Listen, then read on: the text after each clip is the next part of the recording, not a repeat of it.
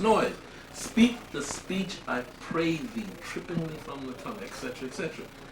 Man has to be conscious of his own spirituality before he will recognize it in somebody else. And that, to me, is why the white man will always fail with his religion.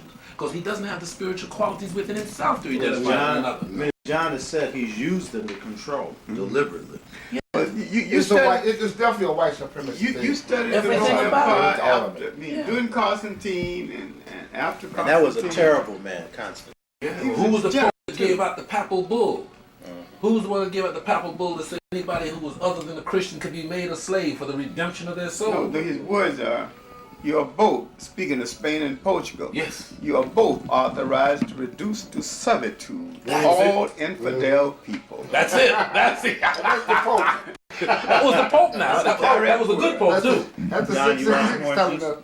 That's the 666 talking that. Orange juice? Just about half a glass. You know, this was a good Pope now. Here we Not live- the Medicis, who's supposed to be so bad with Look what they did. Borgia, who was really a murderess. This being a murderer, she slept around with the popes.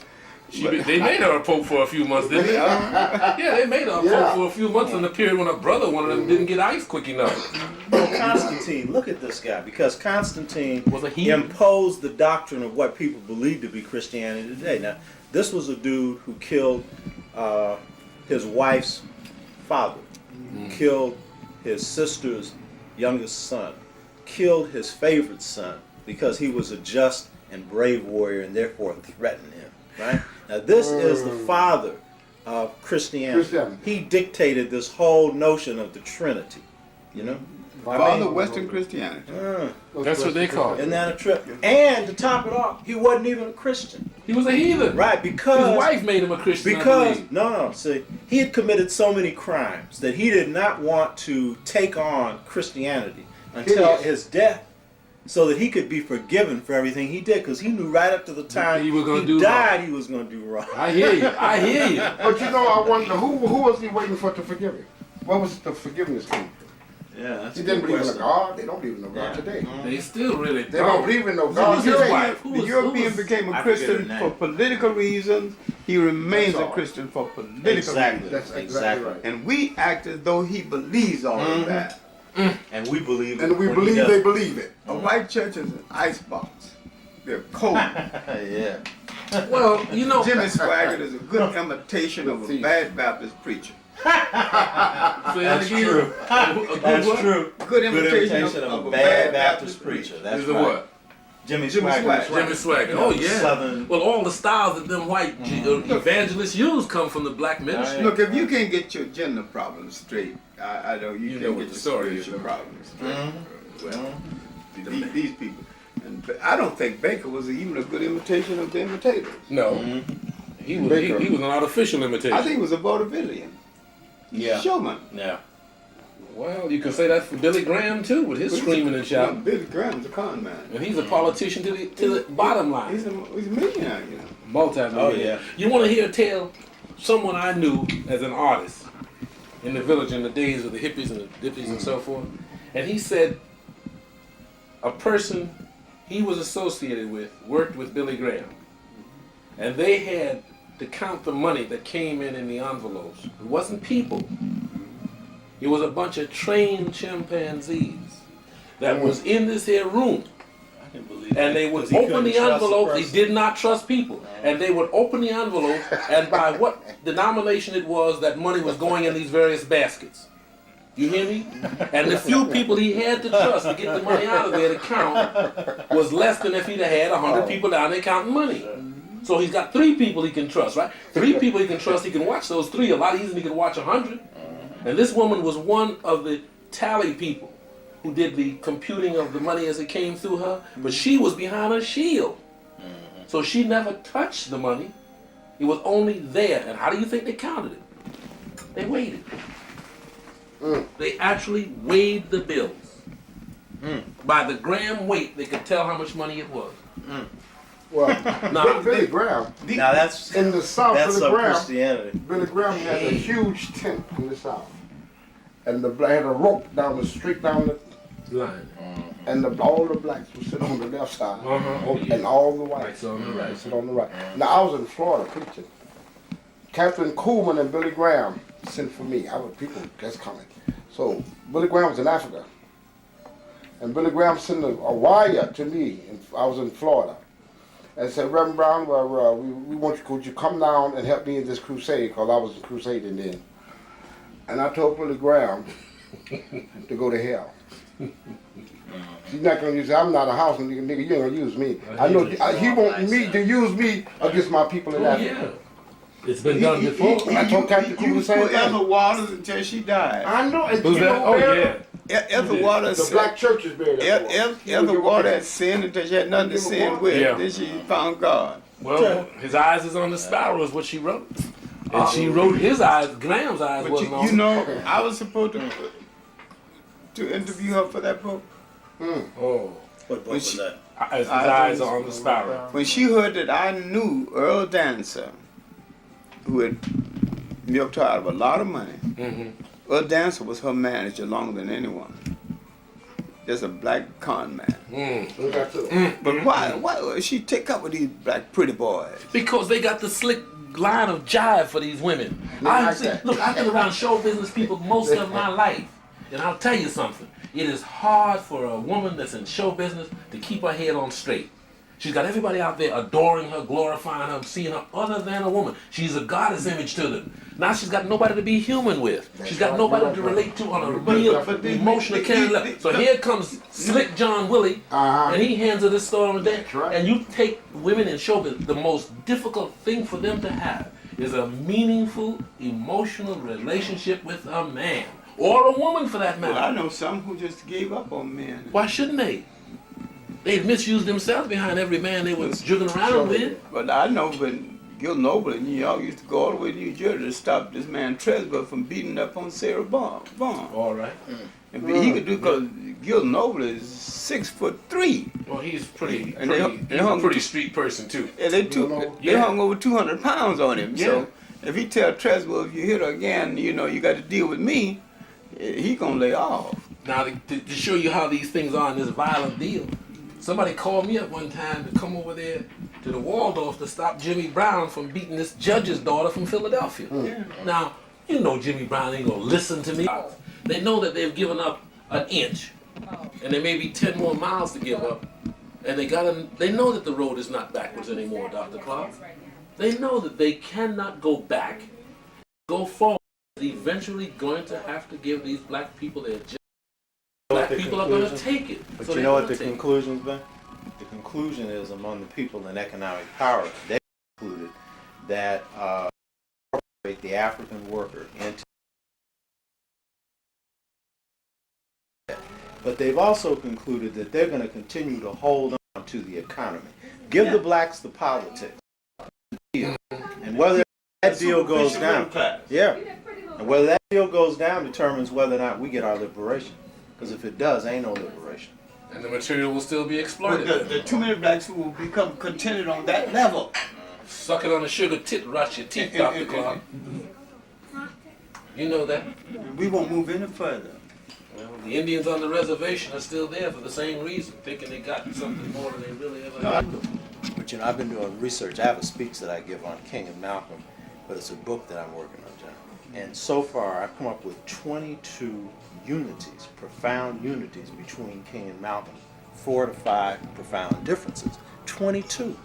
And one of them is over the most profound issue that's plagued black people forever. What's the course of direction for the black liberation movement?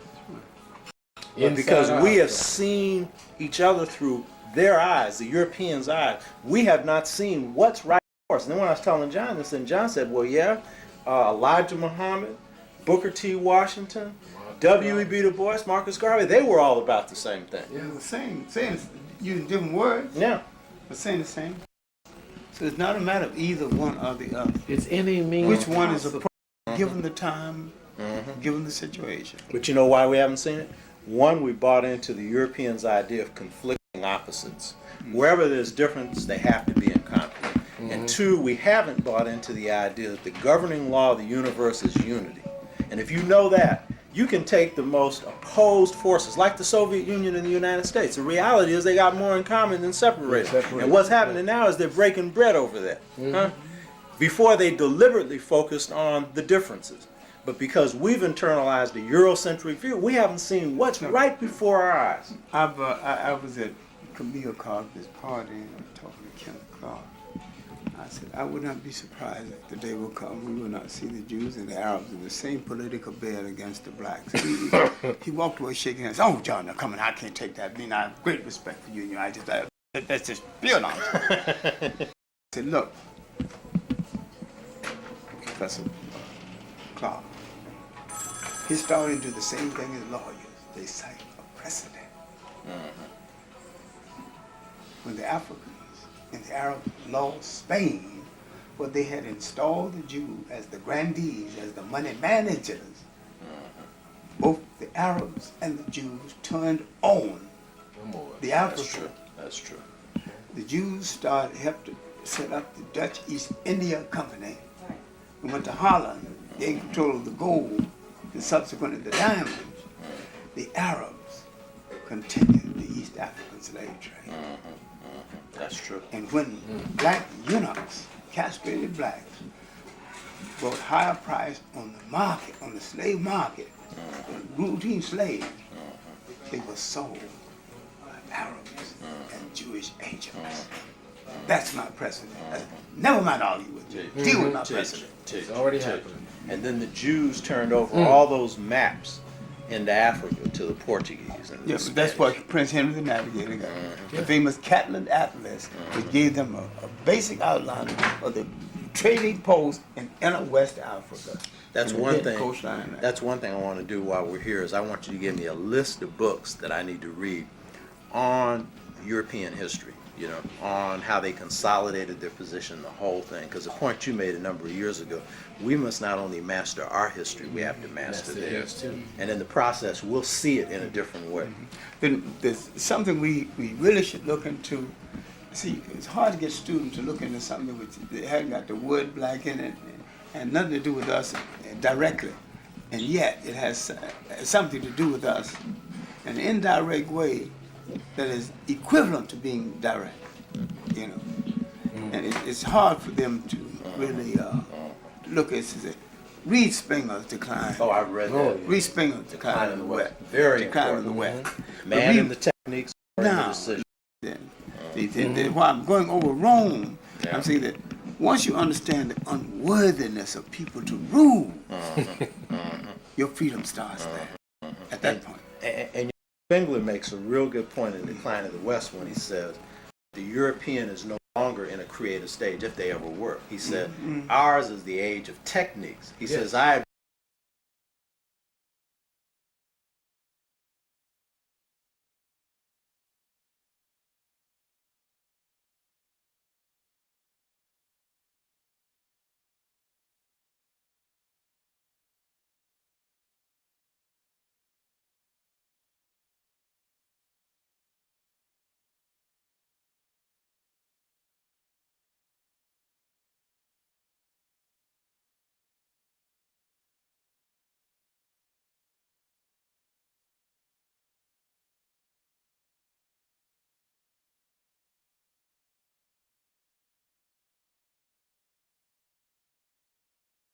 I can't find it now because I stole went.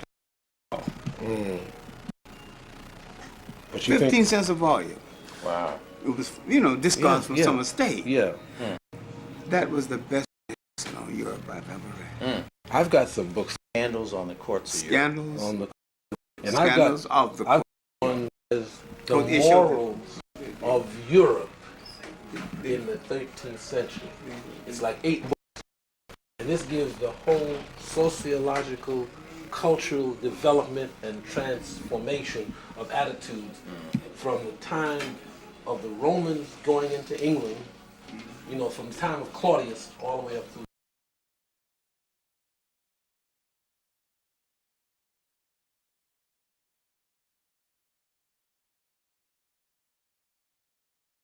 common people.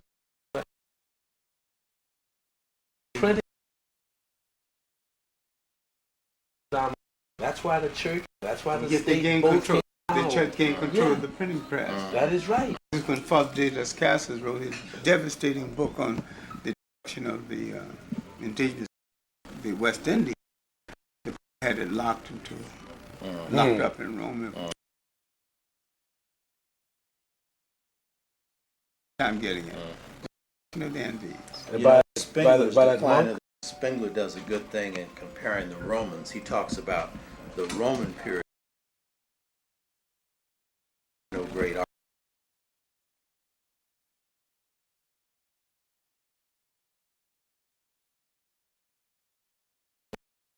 Because he called it the civilization, the creative phase.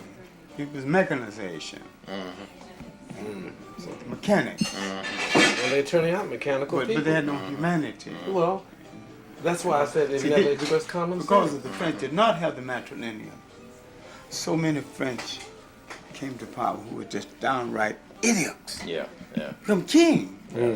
Here's a king playing with a yo-yo. Here's a king. They want him to produce an heir to the throne, and he can't stand women, no kind of way. He hires a buck from to spoil him. Then he becomes embarrassed because his baby looks like a buck. Yeah. He had the man killed. The man did a job. You hired him to do a job. He was a stud. He hired him to do a job. He did the job. There's no reason to kill. You got to kill him.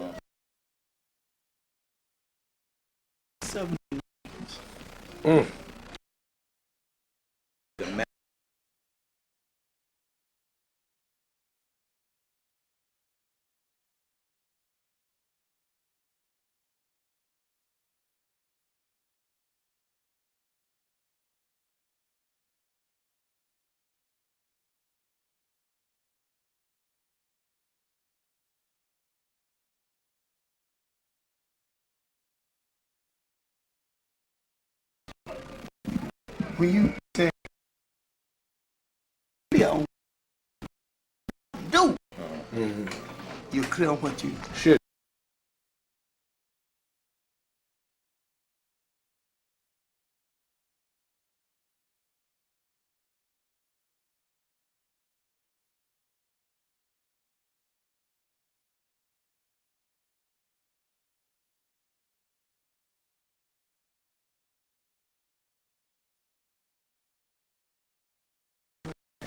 But they have no one looks at philosophy. That's what they've always accused and us. We're thinkers. See, we are thinkers in the sense that think. You know, Clovis insight. He was wrong about the period of time. He said the European, he thought, lost their creativity when they separated reason from emotion. Yeah. Now, it didn't. Because if you look at classical music, it's an intellectual music. There's no emotion in it. No, feelingless. let's get closer to it. Look at Benny Goodman's imitation of Jack.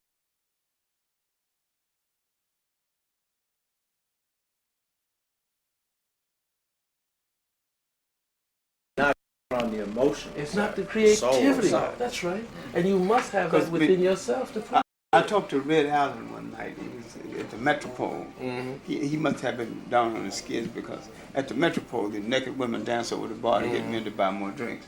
You know, and NBC had a studio upstairs. So I'm coming out my lunch hour, and he's standing there. I said, "Hey, Red, what's the secret of you in the horn?" It ain't no secret, Johnny boy. I always play this horn the same way. I said, "But my gal's sweet, I play one way. And she's evil, I play another way.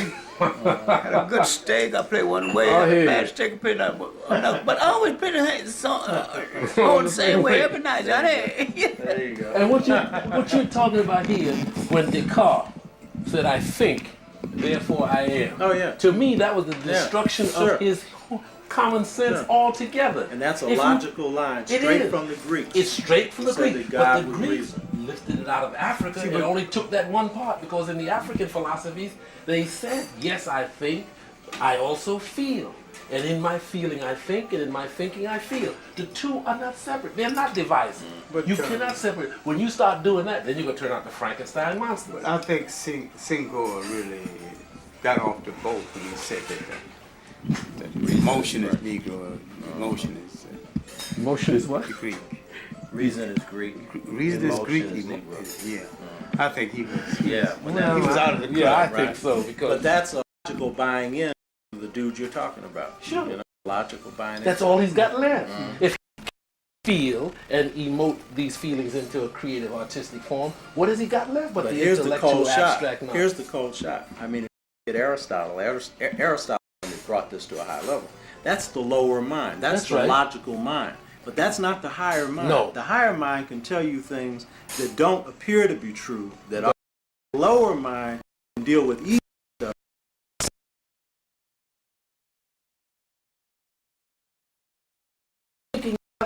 That are intuitive. Which our folks Instinctive. operate on. By the way, Sitting Bull. Sitting Bull was a warrior priest. Do you know he had a dream? And based on that dream, he laid out a strategy. A dream. And based on the dream, he took 5, 10, 15 on that. That's the creativity that we're talking about with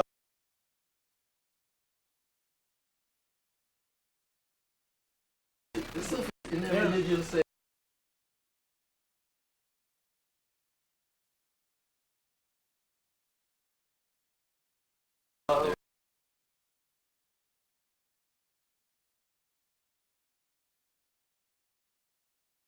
the universe is nothing but music.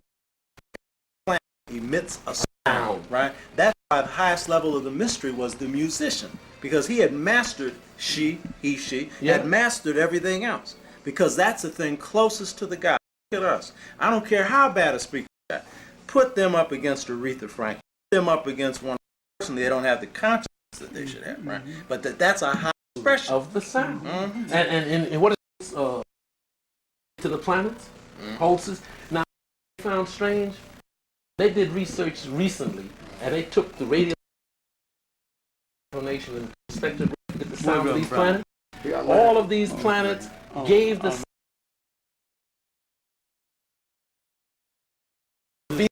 water. Yeah, I'm going. The sound of Mars was deep. You read right now? The sound of Jupiter was like that. There's a book out on this here, and this was on.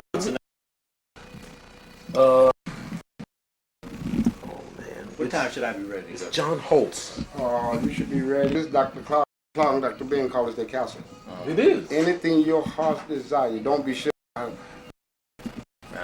See, God is poor. Why shouldn't you be? What did you want me to do? Called Doc. Who you want me to call? Picture of Malcolm. And that's something. You know one person who could be on that thing to talk about Malcolm. He's in jail.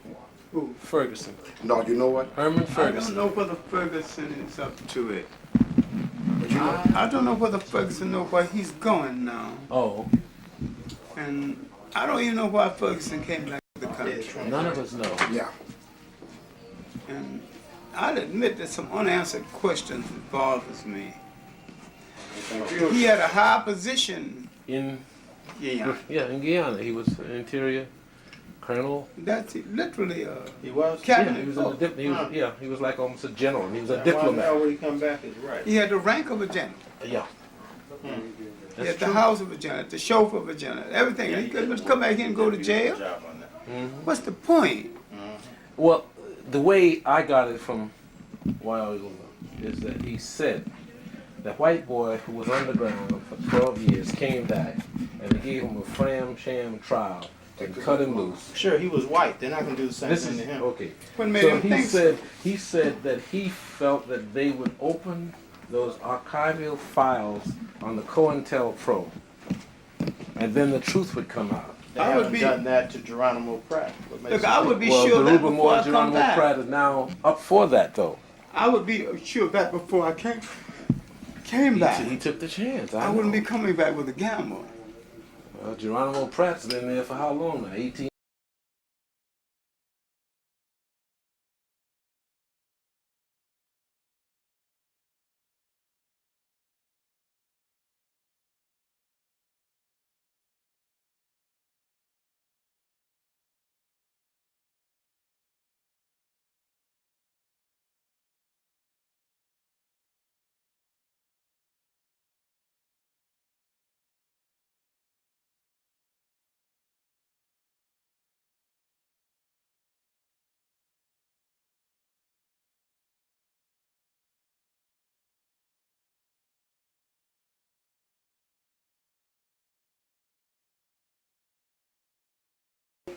issue of the 21st century and the future. Some have said that it is indeed possible to envision now a world in which there are black people, but a black race no longer exists. Would you speak to that? I think that people will. Well, I first place, I don't buy the idea. Mm-hmm. I think the people of Africa will exist as long as any other people exist. What people are inferring that we will be integrated into other people to such an extent that we will no longer be identifiable as a distinct people. Well, in a world that's supposed to be a melting pot, we are the least meltable of the world's people. Right. So we've been in the pot a long time without melting. We can stay in the pot a long time, much longer without melting. I see African people as taking on more distinction and not necessarily losing the distinction. I see some loss of distinction. I see that emergence of a neutral African person who's neither black nor white. But I see certain realities bringing that person back home. Okay. Because there's some food for the soul that he can only get at home, no matter how far he wanders from home.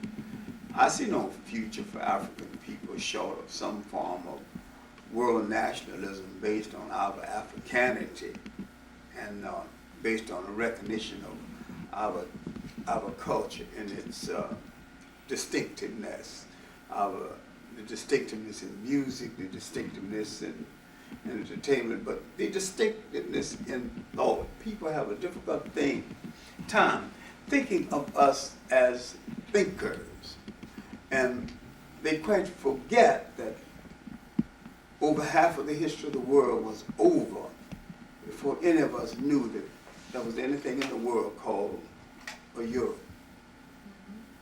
And that we indeed did a lot of good thinking, and that during this period and before any interference with Europe, we had built enduring societies. And there was no word for jail in our language because no one had ever gone to one. No word for orphanage because no one had ever thrown away children. And no word for old people's home because no one had ever discarded mother, father, and grandmother. But we had created a society that was basically humane, and that every element that we now recognize in Christianity existed in that society, but not under that name. And every element now recognizes democracy exists in those societies without the use of that name. But as we move towards the 21st century, you indeed would be the first to argue that we're in a struggle over our minds, over our identity, and over our own self-definition of who we are and where we're going. We are in a fierce struggle, worse than 2 world wars multiplied. Because in the 15th and the 16th century, when the European colonized the world, he colonized information about the world. He colonized image. The most disastrous of this colonization for us and the most beneficial for him was to colonize the image of God. When he convinced us that the image of God looked like him, he convinced us that the image of good also resembles like him. We must free ourselves from the mental enslavement of these images and look at ourselves and see pictures that pleases us. And if we fail in that regard, we will fail as a people. Well, how do these neutral Africans fit into that as you see it? I mean, Where are these neutral Africans? But Who are they? How many are they? There are Africans who so taken with European education, European values, or lack of it, that they don't seem to be wholly on either side. There are Africans who have lived outside of that culture and cannot adjust to the re-entry into that culture.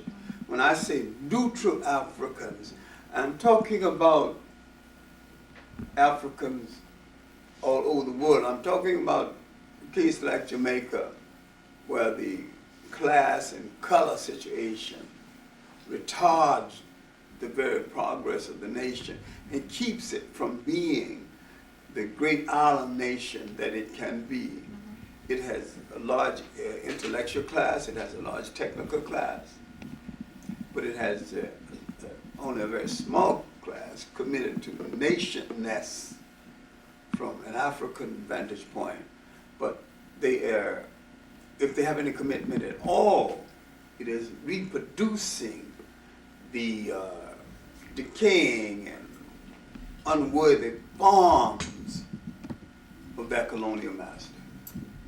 And these forms were never designed for us in the first place, and will not fit us and will not liberate us, but go toward the continuous enslavement of us. You go to Jamaica, you find people talking about their Dutch uncles and their Scottish grandfathers, everything except Africa. And you wonder, say, how did this island produce a Marcus Garvey who looked at Africa internationally and called for the redemption of Africa and the return of some of Africa's finest colonies? Or can this island produce another Marcus Garvey? I doubt it. Then I doubt whether any great idealist will come from them under the present mental condition. If you elect a con man from Boston who passes himself off, a Lebanese con man who passes himself off as one of you who literally studied Jamaican folklore, Jamaican East, Jamaican music, and wormed his way into your society, raped your treasure, and became rich because you were hung up with some illusion that out of many comes one, but you're not too clear about who that one should be. Right. If you're going to make a nation of predominantly African people, and you say out of many comes one, you must be clear what that one should think about, how that one should look, and the direction that one should be pointed to. And Jamaica is not too clear about that. What we're talking about now is a dangerous and delicate thing, because in a lecture on the Caribbean mind away from home, I said that the Jamaicans have been physically bastardized, and the Barbadians have been mentally bastardized. So what we're dealing with is the bastardized mind, which is just as dangerous as the bastardized. The bastardized human being can have all kinds of manifestations. Right. And we know from our own experience that there are many blacks who were almost white whose commitment was just the same as the blackest of the blacks. And we also know from experience that some of the blackest of the blacks have been traitors to our cause. So we cannot measure our people based on color gradations or hair gradations when we look at the performance of them as against the color. We can find loyalty and treachery on both sides. But when we deal with the bastardized mentality, which runs through both of them, then here is where the great danger is. You got 1 foot in Africa and 1 foot in Europe. You are not going to go successfully toward Europe or Africa. If you're going to be a successful European, you have to come, your foot have to be solidly in Europe's direction. you're going to be a successful African, your foot must be solidly in Africa's direction. And what you have to understand with your split loyalty between the two is the European has designed no society with a hiding place for anyone to be socially comfortable except another European. And that none of us will ever be socially comfortable, politically comfortable, and culturally comfortable outside of the orbit of African people. And what I want to push you on is the question of what gives you the hope that African people of the world today understand that. When I look at a country or like Brazil, where you have 60 million blacks who will argue with you that their oppression is a function of color and color has nothing to do with race. Well, you have the largest African nation outside of Africa, numerically, in Brazil. And politically, you can, as of now, write them off as an arm of African world liberation. Correct. But how do you convert them Exactly. or move the liberation bandwagon without them? Can That's you the question. afford to move it without them? And if you dissipate so much energy trying to convert them, I'm afraid the wagon will move without you. Right. And so the idea is, let us take forward the people willing to go forward right now. Okay. And we have to deal honestly with what happened in the Caribbean islands after the concept of federation failed. What happened in the United States after the concept of the civil rights movement failed. And what happened in Africa after the independence explosion, because there is not one nation in Africa with a government modeled on African values and African procedure of governance. Right. Not one. Ghana could have been that nation had Nkrumah listened to his teacher, Joseph B. Danquah, who wanted a traditional state and saw no contradiction between affecting a wedding between a traditional African state and a modern state. And his idea was that with a traditional African state, the CIA and the British intelligence and the FBI would not have been able to overthrow such a government because they would not know where the bolts and screws are. Right. And we have to go back. We might have to step back in order to step forward, because somewhere in the journey toward liberation, we reached a fork in the road and took the wrong turn. And I believe the wrong turn in the United States was a misinterpretation of what integration was or should be. In the West Indies Island, a misinterpretation of the nature of partnership with your former colonial master. And in Africa, a misinterpretation and a misconception of parliamentary procedure as envisioned by your colonial master, and the assumption that you can take some of the framework of your oppressor and use it in your new drive toward independence and liberation, when you needed to do almost a complete house cleaning to throw out everything. You needed to have enough nerve to throw out his textbooks, throw out his Bible, even throw out his food taste. You need to throw out his potatoes, go back to your yams, you know. You need to. Well, let's talk about this point about alliance, because you have all too often spoke about the failure of us to understand the nature of an alliance. And when you talk about the global world and the African identity in the global world of the 21st century, what is it we need to understand about alliances that allows us not to make those same mistakes about partnerships? Only two equals can make a successful alliance. If I make an alliance with you and you break the rules of that alliance, I must be strong enough to exact some punishment on you, from you, for having done so. Okay. And if that is not the case, I have no alliance, I have an agreement. An agreement made is an agreement that can be broken. An alliance makes, a true alliance, makes both of us dependent on each other to the point where both would think twice before betraying the alliance. All right, now let's say, suppose we did have an alliance with a European nation. And they're getting so much gold from Africa.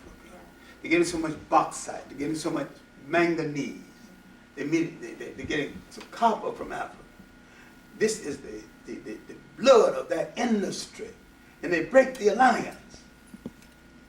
You close the door, say you get nothing from me until you give an account for breaking that alliance. And first we have to claim control over those resources. Once we gain make us control over those resources, and once we develop a successful agriculture, we can turn to the ally and say that without you, my people will still eat, they will still go to school, they will still wear shoes, and that. Let's see who can suffer the most now that the alliance is broken. Okay, and I think I hear you say that consciousness and identity and the idea about who you are will precipitate those physical resources in terms of who claims it. I mean, you have to In fact, first have a mission about who you are in order to claim something for yourself. once you have that mission, who you are, you will not let foreigners manage your wealth. Resources, right, Because that wealth is the birthright of your children. right. And you must preserve that so that they can in turn preserve it for their children. But we get confused over internationalizing. I mean, we're so confused over it belongs to all of us and we must share it with everyone. Well, we And- must not share. Look, when I say all of us, I mean all of us within this nation. I don't mean understand what you mean. the whole world. You know, I understand what you we mean. we are really internationalists, and we're humane people. Mhm.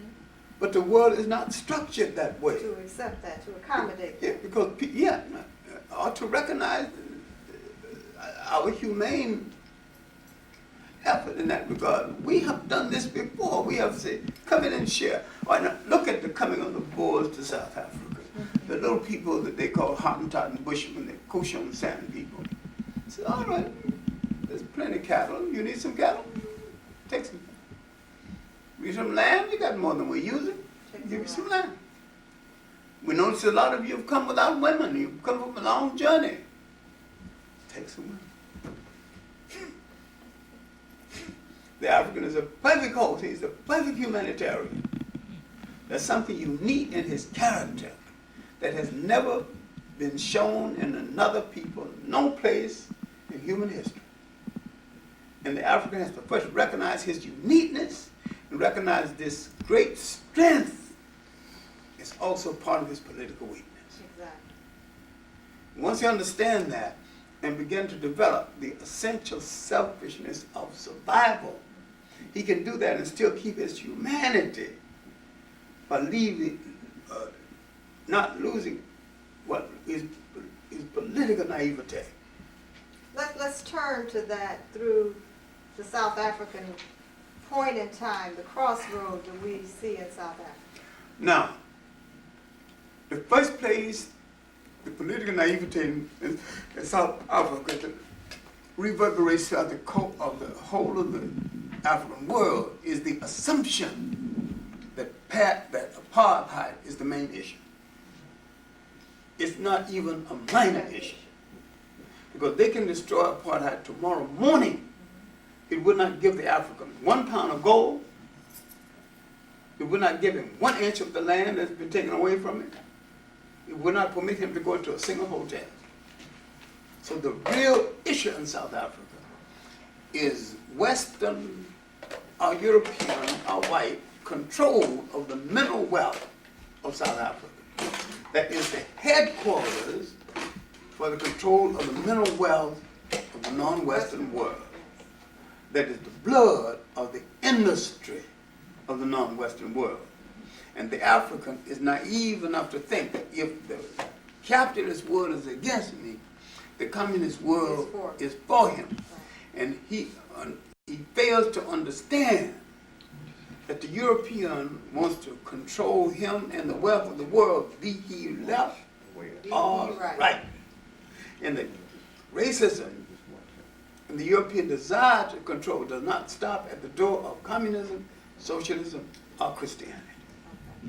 And this is why he's naive. Now, I hope Nelson Mandela is strategizing and begging for time when he said, I'm against black dominance and white dominance. I hope he's begging for time. Now, if he if he's telling the truth, and if he convinces a whole lot of people that this is the true case, we're in trouble. Because what is needed and what must be ultimately called for is a South Africa as African ruled, as France is French ruled, and as English is English ruled. So that no matter who stays in South Africa, they stay under African rule or they go out. And so if they stay under African rule and the Africans want them there, all right. Otherwise, they go out. There are no terms. Now, his praise of ANC and relationship to the Communist Party, I hope, is a form of charity, a form of strategy. Because the Communist Party in South Africa is the most racist Communist Party in the world that has worked against the South African black laborers for all these many years, that has betrayed them on cue, in terms to their benefit to do so, that destroyed the great trade union movement built by Clement Kadele, and that the destruction of Clement Kadele's union is the cause, and the weakness that set in then is the cause of the extensive past laws being passed in South Africa, because they grew fearful of the African, organized. The same as the massive slave revolts in the first half of the 19th century caused new codes, black codes, all kinds of codes against blacks to safeguard against uprising. Kadele's union of 500,000 Africans unionized, demanding decent wage in their own country, frightened the rulers to the point where they put additional restrictions on the African to keep him from ever again emerging as a power force in Africa. And for a South African communist, for any kind of communist, to forget this, and for Nelson Mandela to forget that he left the home of a communist family and was turned in, or was called an hour later, when he had been eluding the police for years. So now, I have no proof that they turned him in, but there's a possibility that they did. Because the communists are traditionally anti-nationalists. When it comes to Russia, they seem to make a few exceptions, but the communists are traditionally anti-nationalists. Because the communists are saying politically what the Christians have said: there are no other God before me. There's no other ideology that you need to consider, not even the ideology of the maintenance of your own culture. What is it about our people that prevents them from claiming their Africanity and always choosing between one of the European some foreigner's toys, right. I put it, some foreigner's toys, Right. is the assumption that there is a universality, and that he's part of a universality and need not practice the essential parochialism that I call the essential selfishness of survival, which every people on the face of the earth who are intelligent practice. I mean, Marcus Garvey said it crudely, but maybe correctly, raise funds. And this is the point that eludes us. The minute we become internationalists. And when we get to a position of permanence, we got to wear the conqueror's clothes. We have the conqueror's ideology. And we think the conqueror means what he says when he said democracy and Christianity. It's like with integration, we thought that to integrate and to go to schools, and to be able to go into hotels, we had to dismantle all the small, very clean, inadequate, but very functional hotels in the black community. We also had to stop eating in nice little restaurants for those sisters could put a dish before you that will make a king envy. Now, all these were useful things built because Jim Crow had made it a necessity for us to institutionalize something among ourselves or have nothing.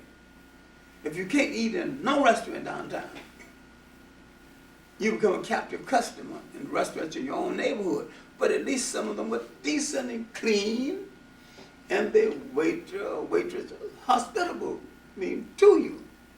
I'm saying that having justice and having integration, having the right to go elsewhere and maintaining these restaurants was not a contradiction in terms, because Italians maintain Italian restaurants, Jews maintain Jewish restaurants, Chinese maintain Chinese restaurants.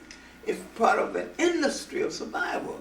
The Chinese, his restaurant and his laundry, who are running them, not his big intellects who are running bigger. More importantly, they maintain a sense of community and a definition of kinship around which they organize. And also an apprenticeship where not of the untrained workers and newly arrivals can get their job skills together before they move to higher things. So we have no place where conscious of design for our young people to sharpen their skills before they move to higher things. But how do we claim our young people who do not even know that they are not free? Well, we've got a generation of children. But more than a generation. At least two. At least two. Two that we know about. Someone asked me this question, and I wasn't too cool or too cautious at the time. And I spoke hastily, but yet I spoke honestly. I said, burn the Bibles and break all the televisions. I meant what I said, but I think I should have qualified and said it in a better manner. Qualify that for us. I should have qualified it, because the Bible has given us an image of whiteness as good, with all those white angels, white Jesus, white Moses. And it literally told us that by projecting white with a cloak of holiness, they've told us that black is not good. Well, I don't know if the Bible has done that, but those who have been in control over the Bible for the last few centuries, those who have been controlling the Bible, and those who have used Christianity politically, have done this. Exactly. They have de-Africanized the biblical truth, the historical truth. They've de-Africanized humanity. Exactly. But then we don't seem to understand this is what is done. Now, the picture of Christ, Michelangelo's picture, the picture of the Last Supper, is Michelangelo's painting. Now, who knows whether Joseph was sitting on that side or Peter was sitting on that side? Who knows one way or the other? They said what Michelangelo told them to say. That's it. Mm-hmm. Okay. And Christ, and Michelangelo's cousin posed for the picture of Christ. Now, who knows whether Christ looked like Michelangelo's picture? Well, he came from that area of the world that is predominantly populated by non-European people. Of course. So I never get into any argument about whether he was black or Because first, but they don't give a damn. And then I asked the question, was he Greek? No. Was he Roman? No. Then he was one of those other people. And all these other people was part of the world's first international melting pot. If he didn't belong to the two people who came from Europe, he belonged to one of the mixture of people in that area. None of them were white. Well, what, of course. And even today, those same people are not considered white. Exactly. So a white face don't necessarily get you into the white race. That's the relation. That's the dilemma of some Jews. That's the dilemma of some Arabs. It's the dilemma of some Latinos. But that's not our dilemma, because we have never defined any people based on race, because race is a European invention, 15th and the 16th century. And we are the victims of the invention and not a creator of the invention. So what we have to tell people, you turn to the people who define the concept. I'm a victim of the concept, so therefore I'm not defending the concept. And if you're a victim and hurt by the concept, then turn to its inventors and not to one of its victims. But we have not faced down people in the marginal area between black and white who make prostitutes of them out of themselves, trying to belong to the white club, who don't want to impress the members of the white club by downgrading us. So let's come back to this issue of maybe perhaps distinguishing between religion and spirituality, because part of the African humanity is certainly the dimension of spirituality. Now And this, that cannot be separated. and I have been dealing with this for a number of years, and a few people are beginning to hear what I was saying, that the Africans did not create any religions in the form that we know it. Foreigners created religions for political purposes and turned one against the other. And finally, a smart political foreigner came along and created a branch of religion and said that this is the true faith, which means that the other faiths must be false.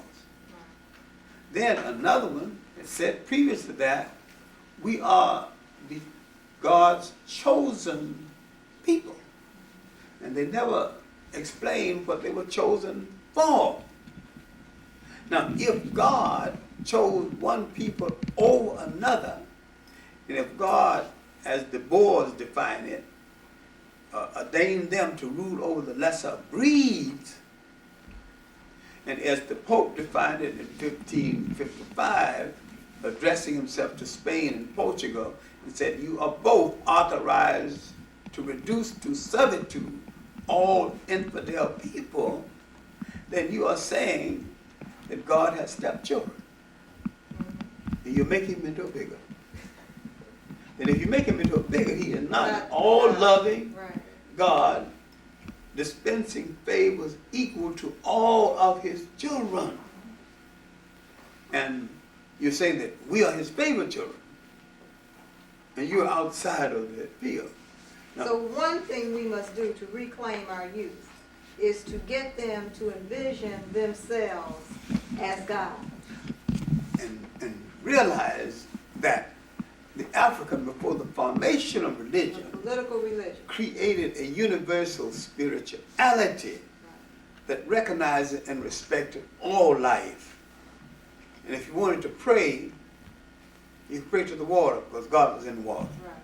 Pray to the tree because God was in the tree. And you can pray anywhere at any time. But most important, because God was in you. That's right. God was in you. That's right. Now, some people come along and say, God is in me, But not in you. not in you because you have no soul. Right.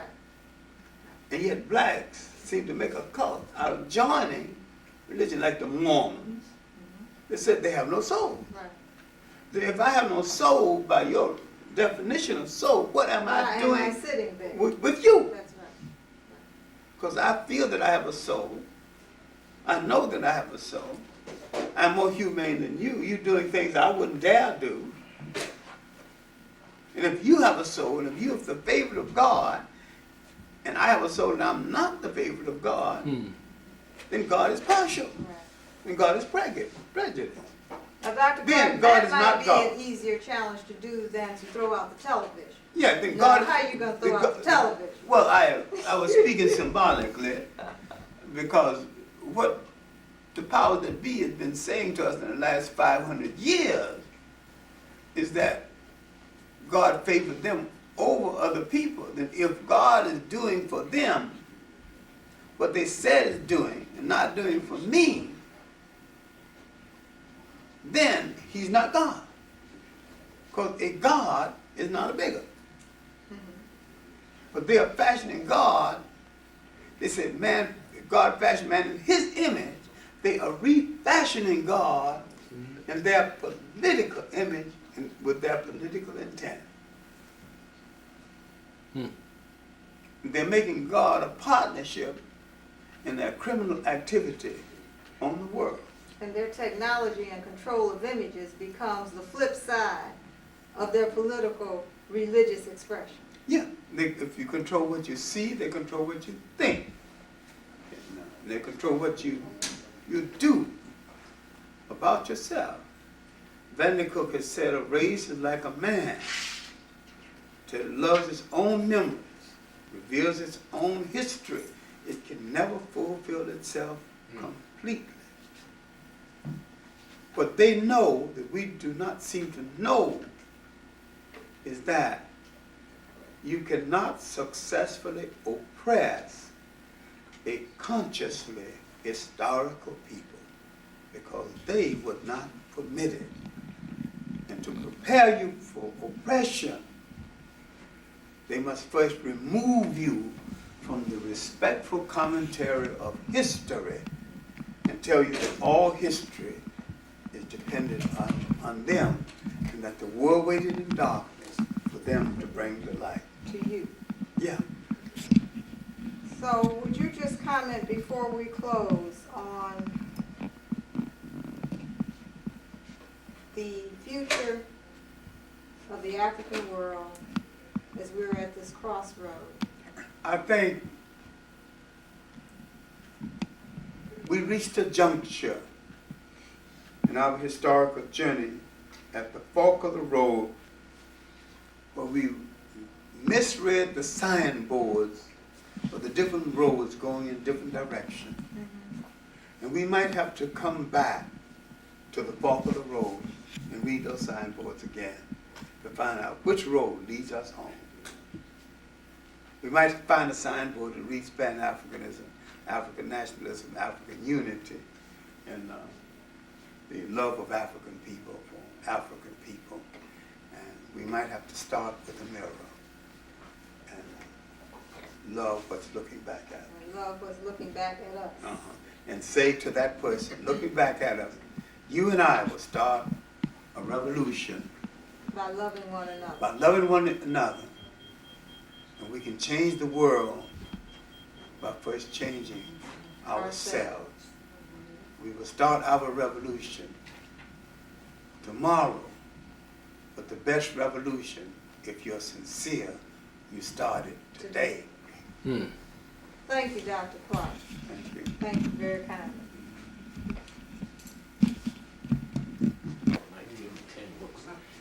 He just Laid it out. he laid it out for what it was, the reasons it was caused this way. Yeah.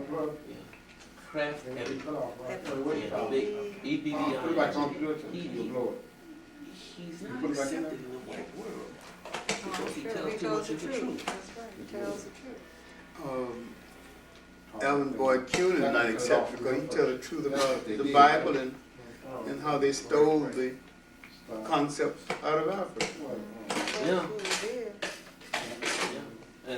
And the thing that's so peculiar, in the books that they have the 7 commandments, the other books say that there was like 300 commandments. And these were the books from But Moses extracted the 10, Yeah. admitted that Moses extracted 10 good ones. Yeah. But there were others, man. I learned. What time is your engagement? Oh, 7:30? 7:30. 7:30, isn't it, for him to Get speak? back to this. What time is it? 7? I don't think 7 o'clock? No, not yet. Quarter Oh, to Charles speak. It's It's, quarter to 5:30. Yeah. Oh, Just 5 need o'clock. to rest. You all gotta go home? Yeah. Oh, I got to go. Bring OP Shaka to the Is it? I can't come. I gotta go. Yeah, This is the third time this has happened. she be lecturing here. Third time she lectured in my college and I wasn't there. She lectured another time in New York. I wasn't there. Now this time I'm here in Chicago. And that's All this was set up before I knew about it. Now I'm doing the reclamation. I'll get the tape and get back to you. Oh, yeah. Get back to you. Because he has your phone number. Yeah. And address and stuff here. Yeah. And we'll make the audio for you. Clark. Yeah. We'll make the audio. Of this And, one yeah, here. we'll do it 2 ways for you because some of your friends and other associates might want to see it. Video. So, yeah. Have a video as well. And you can just pull the audio off of the video we have for it. You just plug in your tape recorder into your VCR, once the sound out. Just put it in there and put it right into your tape recorder. And you can run right into it. So a cassette if I want just the Yeah, audio. you want the Right. audio. Yeah. Get a good sound level off of that. This is not a bad room to do this No. kind of thing. No. But next time, gentlemen, I'll tell you all something about doing this room and doing it right. What you call wash the walls with the lights. Face these lights against these walls, and you'll have a reflective light factor on the subjects, and it will not have any of the glare that you're getting this way. It's called light wash, wall wash. Right, Just see, that's what this light's supposed to be for. yeah, just Wash face it to the wall, and then you'll wash the light and Before diffuse back. people start their work, I'll get back to you. Huh? Before what, dear? When the poor people Oh, start their work. absolutely. And I may be able to help get some students to, some serious students who can commit some time. That's gonna be a lot of work, Yeah. a lot of work. What time you gonna leave New York? Or when are you leaving? I think it's 8 o'clock. Nothing is on. Oh, they fight there? Yes, sir. Look at that. Well, thank you, sir. I thought I was thinking my chest What out. was it for? Who took it? What was it I for? Right. may have. Do you know what it was for? Huh? My office ain't too far from the street. I don't know. Do you know what this was for, Minister Brown? Well, it's, I don't know what it's for, but it's studying the Herodotus. No, it was a spoof on the mummy's hand. It was a spoof on the mummy's hand. I just come to the college. You know, don't you remember the movie with Abbott and Costello and those people in the mummy's hand? You remember, don't you, Dr. Clarke? Yeah. We're not black folk in that. That's right. That's why I said it was a satirical spoof on it. But it's a good You know what? It's a good film. So bad. Yeah, I mean, they got a handsome brother there. They got a sister with her Jerry curls. Like you all done. You know, it's all Hollywood glamour. You know what I mean? He got on his clock boots, you see? His ever-ready flashlight. Yeah, I know you learned it. What, I know you have learned it. Hard work. You know, I mean, to me, I just don't like things about us satirically depicted, that's all. awful. And the church. That's supposed to be the inner tombs of the pyramids, the inner tombs where they're searching, and he's dusting off to get the sand out of the glyphs to read them. That's where. It's hard to see. This here is the snake of life, which is the eternity. Yeah, this is the balance of scales. This is the Ra, sun god. And this I is went over to one of the local school council meetings last night, and they haven't spoken a word yet about children. They arguing over king. the Bennett, over who gave the political authority to do this. I mean, it's built-in failure, to destroy these kids. That's all it is. And then, you know, they turn to school. But it's easy to learn to read. That's right. Because it's only Instead of turning to open professor. That's right. 18 sounds, They don't, that's 17 right. sounds to it. Well, you know what thing I had to Speak. speak, I hate it. You know, You had to do that for him? Yeah. I didn't You like have it, a but few. you gotta have a few. That's right. You know, if you study geopolity, And you might got 2 sons starting on, it's another thing to do. ain't You're no- young enough to do it. This is one. Oh, where, no, He's starting, I think, no, in this, you're not in this. I teach over there too. Yeah, they're gonna start the they'll college start going there. back, yeah, man. They're going to college, and they can do college. Lost the faith, huh? Yeah, get your grip. That's right. Then you go on his line, I'm saying. That's the only truth they these kids don't believe that. See, they think they can get in them streets and get with these girls and they're gonna make it. But I think that it's not like that.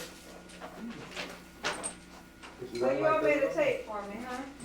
No, I mean, we did, we're going to. Oh, you got, okay. That's why I was saying if they had a VCR. Oh, What I'm okay. gonna do is run it off at, while we're here, that you can use one of his VCR and make a copy, and then I'm gonna have to leave it with Reverend Brown. Oh, you gonna be back here? I live here. Oh. Yeah, I'm just going to New York to speak at First World. Is that what I'm going for? Oh, Wherever he's sending me. We got a whole series with all women. ah, And I said, let the sisters have a range from this side. Barbara Sizemore is in the series. Somewhere in April.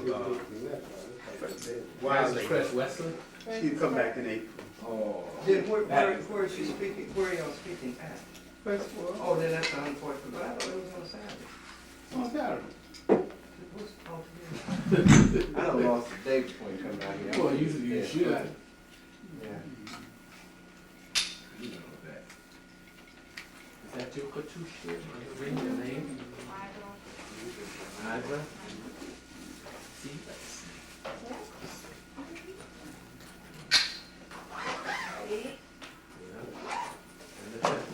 Can you say it? Can you say it the way they sound?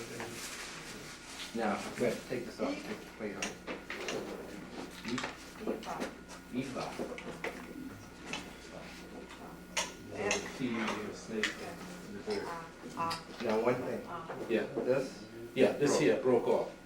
I didn't break it. No, this broke when you touched it. That's your name's good. So you still, in other words, you're using it now, you're storing it. You don't have it on for our You don't leave this on when you're transporting, do you? Yeah. Yeah. It's a good unit. See, you got your bubbles balancing too. Oh, yeah. That's what that's for. I forgot I hadn't used it so long. That balances. You're in New York, right? Uh-huh. Yeah, I've got a couple of students who usually do this for me. It's a good track. What is this particular complex? You mean the office complex? Oh, this is office. Yeah, it's just about, the second floor is a black architectural firm. And, the first floor is my company and 2 other businesses. You know, the Chamber of Commerce is here, the oldest black chamber of commerce in the country. Oh, yeah. How long? Yeah, it's about 100 years old. 100 years old. Yeah, I saw the name out there. They got 2 buildings. It's the oldest in the country, I understand. And who did they start it with? Under an insurance line or? With 1901, they. No, I mean the businesses that they started with, more or less. Oh, well, you know, there was always a black community. In fact, Always, I just did some history on Black Chicago, and you had proportionally more black businesses 100 years ago than you do now. That's right. They had a black business directory in There's a book called The Guarantee. 1913. They had far more proportionally than we have now. We have given up on being controllers of our communities. Well, that's not exactly fair. Oh, I know. It's not exactly sensible. Self-destruct. It wouldn't- Yep. It's against. It began yesterday, and the lectures are at 7:30 each night. Yesterday, Dr. Brown spoke on the man, the mind, the spirit.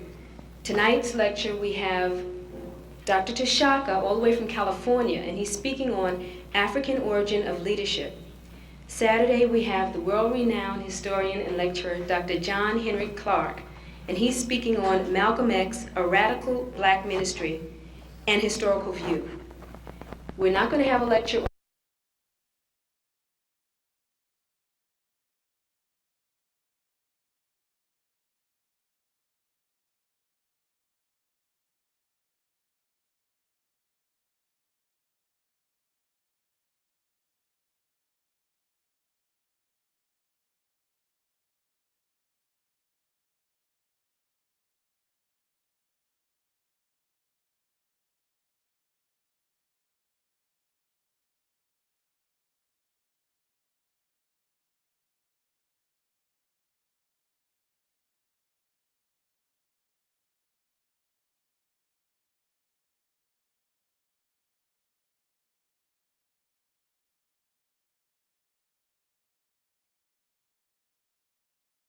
Open up telephone lines and also basically give those of you a chance in the live audience to pose any questions or comments to Dr. Clarke about his discussion today. That discussion again from the last chapter or forthcoming book, which is now in pamphlet form, called Can African People Save Themselves? Let us welcome back Dr. John Henrik Clarke in the talking room. WLID, New York. Dr. Clarke, when you were talking a few moments ago, I guess when you touched on the issue of knowing our history, being in this particular month of Black History Month, which of course was initiated by Dr. Carter G. Woodson, I've heard some people from time to time have a criticism about this being one of the shortest months of the year and winding up being that month, but I don't think that Dr. Carter G. Woodson had in mind that we were only going to study our history in 1 month of the year when he initiated Negro History Week some years ago. Your thoughts about this issue of our history being studied all year round as a part of our natural way of life? Well, I've been an advocate of all the year round, all along. Dr. Woodson, because Abraham Lincoln's birthday comes in February, and so is Frederick Douglass's, he wanted to have a week, really, embracing those two birthdays. He wasn't precise about when Lincoln was born or Douglas, because they wasn't too precise about it themselves. But I think the idea was good, and the idea of the week set the month in motion. I think history is a consistent thing like living, and we should have history at our breakfast tables and have it at home in our churches. I would replace history with the Sunday school lessons, and instead of having Sunday school lessons, I'd have little printed lessons on history. All these social organizations and fraternities and sororities, instead of all this stupid initiation and sororities and fraternities go through, you get in based on how much you know about history. And if you want to get into, tell me about Queen Nzinga and her battles with the Portuguese. Tell me about a king named Shamba Balongongo in the Congo, who, after they drove out the Portuguese, he took the Congo to its golden age. Tell me, what is a golden age? Name 5 books about Shamba Balongongo. The rumor is that, and the assumption that Chaka, the greatest of the Zulu warriors, fought white people. Do you know that most people got the information wrong? Chaka fought no white people at all. He fought other blacks in order to consolidate South Africa to save it from the whites. We get so many things wrong so easily because we don't read. Now, don't read the book, we don't read a book on the subject. We call this cocktail history.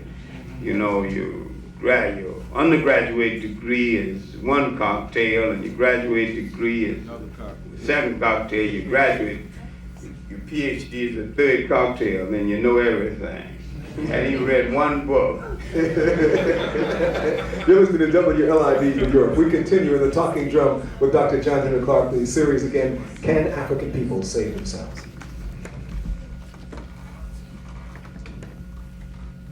I think we're going to save ourselves. We got to first understand ourselves.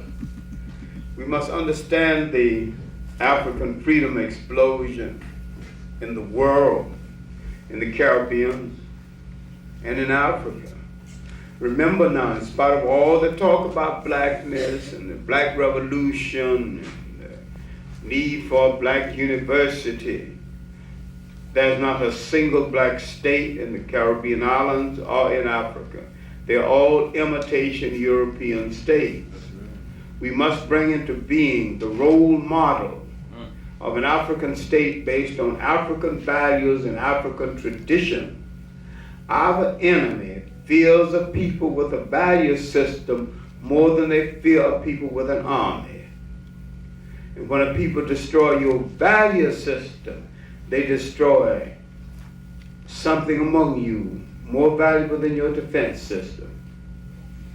We have to regain our value system. People must say, I don't do that because we're just not that kind of people. And mean it. We have to restore some of the things we had in this country, in Africa, and in the Caribbean islands. The fact that everybody looked after everybody. If you understand that, it was kind of a community enterprise. He was a little child, he hadn't got his clothes fastened. Everybody is concerned about it. Until he gets to get himself straightened out and somebody wipes his nose and, and they tell his mother's kid was out here unkept. Who was responsible? Whole community zeroing in on a single little item by a little child who didn't have the clothes button. That was humanity. Now we say, touch my child, I'll kill you. I mean, he should be touched. We have to get back to the point where everybody's concerned with everybody. Now you're coming. And we might have to have a block by block organization. We see a stranger in the block, say, hey, what you doing here? He might bother somebody he ain't got no business bothering. If he's seeing a lady in the block, ask the lady, is he straight or not? No. Who is he? It seems like interference with your privacy, but we got along a little better when people cared enough to interfere sometime, because sometimes your privacy needs to be interfered with to your benefit. So to save ourselves, we must get back some of the old community values we used to have. I came from a family of 9 children. I was never at home when a child was born, because on the eve of a birth, one of the neighbors took the children and kept them until the birth was over. Nobody asked them to do it. They just did it. In the neighborhood, if there's a feud between 2 ladies, if there's a serious illness, the feud is off. And the lady she's been feuding with starts bringing her soup. Now once she's well again and on her feet, then the feud starts back again.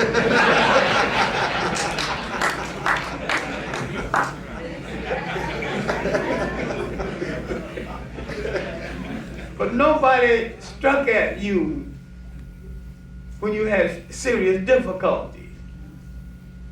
And when the community reprobate, the biggest drunk, liar, womanizing the community died, he got a decent funeral. We say, it's out of our hands now. Let God take care of it. That was part of our humanity. I noticed this when my stepmother died. As children, we said, she's not going to die anyway, she's going to evil away. Finally, she eviled away. Went down to the funeral, everybody singing her favorite song, that she cannot be replaced. Her seat in the female amen corner should never be occupied because she's irreplaceable. I wish somebody would replace her. The biggest witch in town.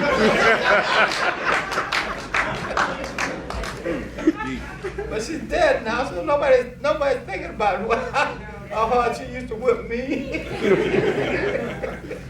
It's all over now. It's forgiven. Then having studied African culture on the spot, and having studied the culture in New Orleans, the backwoods of Alabama, I know that we are beautiful people. We've got a lot that we can use to save ourselves, but we've thrown so much away. We need to regain. There was no such thing as an invitation to a wedding. it was assumed that the community is invited.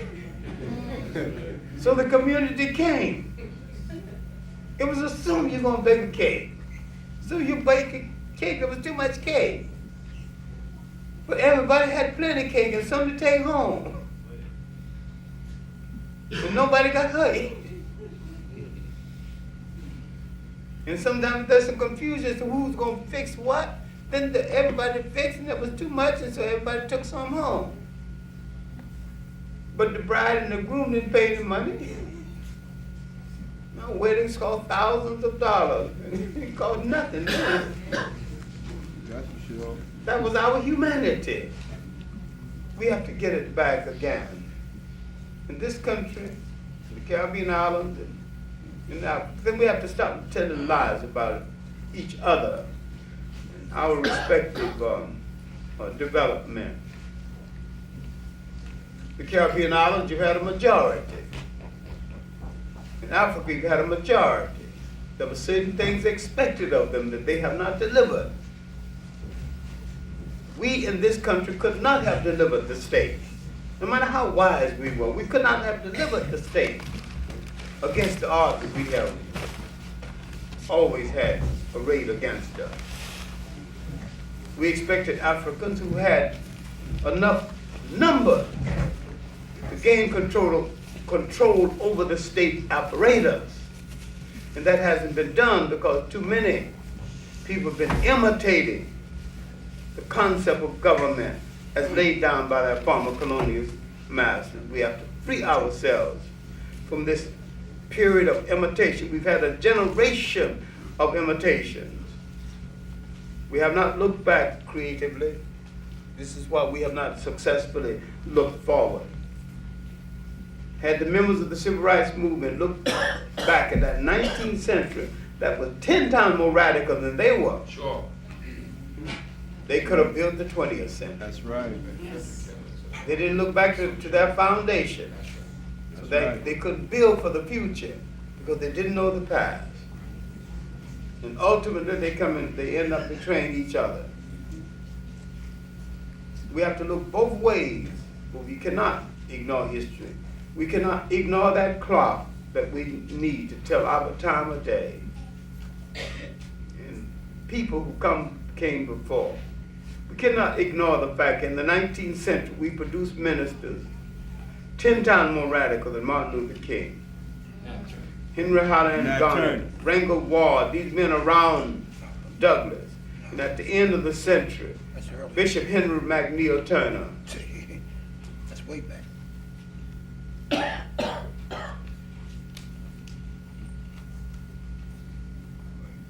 Because we have a revolutionary heritage among the ministry, as well as a revolutionary heritage among the people. Slave revolt, 250 slave revolts on record. We had the most successful slave revolts in the Caribbean islands, because in the Caribbean islands they could maintain a cultural continuity, an African cultural continuity. They wasn't broken up so often. Slaves were bought in large lots and they generally kept the lots together. The slave master thought they could work them better that way.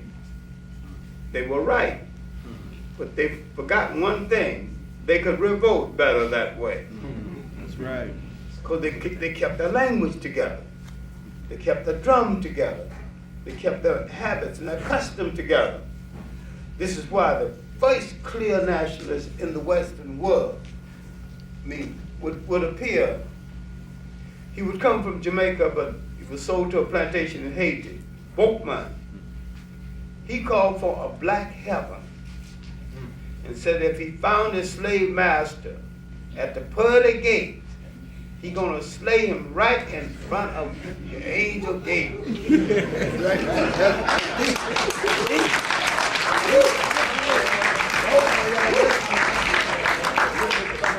So we talk about the Haitian Revolution. We give credit to Toussaint, Dessalines, and Christophe, as we should. But that revolution was set in motion by two slaves formerly from Jamaica, Macandel and Bookman. Right. And Jamaica fought longer and harder than Haiti and did not become free because the British could destabilize the revolt in between. And it takes 10, sometimes 20 years to mount the momentum for a revolt. Haiti's revolt unfolded over a 20-year period. And each time one leader fell, another one was right there to take his place. Beautiful. And it worked out that way. It had nothing to do with who was braver. Haiti was fighting that old silly, neurotic, fascist Napoleon. England had freed some of her soldiers from fighting the Spanish, plus the fact England had an internal army in Jamaica, and the descendants of that internal army is still in Jamaica and still causing some trouble that a whole lot of people won't talk about because they're a little bit ashamed of it. That is the Jamaican mulatto who had made up his mind where he belongs. He can't be English. He don't want to be Jamaican. He's contemptuous of being African. And he stands in between. But these are some things we whisper about and dare not discuss openly. But in a true fight for our existence, we have to tell all the fractions and the halves and the almost whites, come in the house and stay, or go out and stay. We haven't got that nerve yet. We cannot fight a true revolution with people with split loyalty. You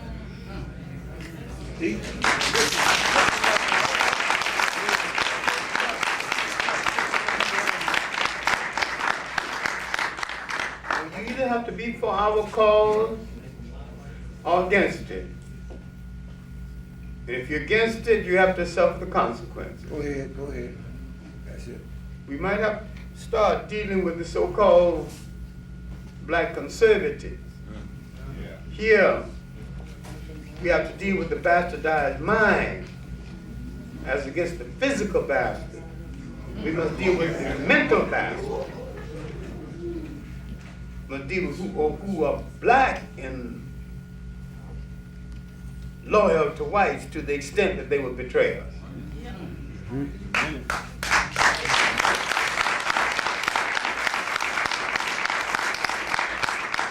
Dr. Clarke, could you, for a moment, take us into Brazil? It is an area in terms of South America that not many people really are clear about in terms of Palmares and Quilombo and that whole situation. No, Brazil was the great human laboratory during the period of slavery and after it, because, see, when the Pope said to Spain and Portugal, you take the East and you take the West, and you two Catholic nations stop fighting among yourselves, Spain got more than its share. Then when Portugal approached the Pope, the Treaty of Tordesillas, 1493, gave Portugal, Brazil. Brazil was so big the Portuguese couldn't manage it. Then there were two Portuguese slave trades, one supplying Brazil, and one supplying the general Portuguese slave trade. Brazil was so big, many Africans in Brazil bypassed the auction block and went straight to the forest and the hills. Were never slaves. See, and here they found two distinct African cities, Palmares and Bahia. Palmares lasted about 110 years. And another thing, the Portuguese scraped the human barrel. Took the poor Portuguese, the wretched of Portugal, the wretched of the whites. And when they got there and announced to these wretched people who hadn't been treated too well in Portugal, all of this is for the mother country. They said, the hell with the mother country, this is for me.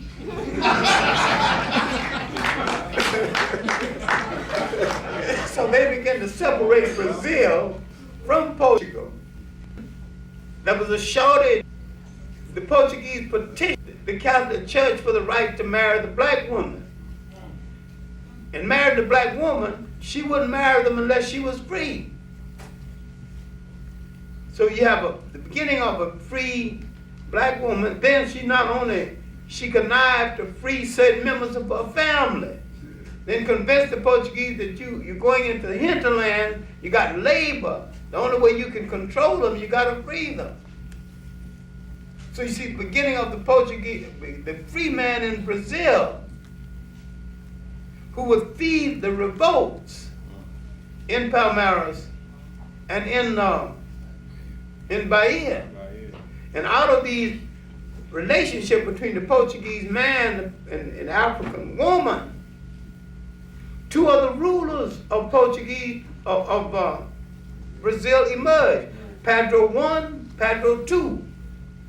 There's a book by a man named Ramos called The Negroes in Brazil. Worth reading. The best known work on Brazil is by their greatest living writer. He must be 90 now, but he's still alive, Gilberto Freire. The masters and the slaves and the shanties and the mentions. He's really the greatest documenter on Portuguese history. There's a work by Price, Richard Price, called Maroon Societies in the Americas, dealing with runaway slaves who formed secret armies, including in the United States. It's assumed that maroon societies existed only in Jamaica. They existed all over the Americas. They're best known for their existence in Jamaica. But Brazil, one of the largest countries, a country with a majority black population, but they managed to convince the black population that they have no problem. And that is their problem. Being convinced that they have no problem. No one has explained why they're on the bottom. If they have no problem, why everybody else got more than they've got. But they're stirring now. They've got people in the Senate now, and one of them is a friend of mine, a great artist, Abdus do Nascimento. And I think he's doing some great things. He's a good writer.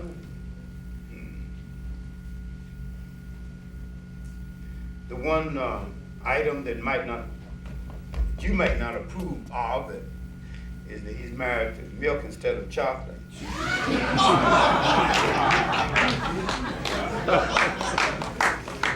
We'll let that one go for a moment. Dr. Henrik Clarke is in this live at the world famous Apollo Theater. We will break for a moment and we'll come back with the conclusion of Dr. Clarke's talk and also the chance for you to talk with him directly at our center stage microphone and of course on our telephone line too. More when we come up at the GVE at the Apollo on Talk Radio 1190 WRI.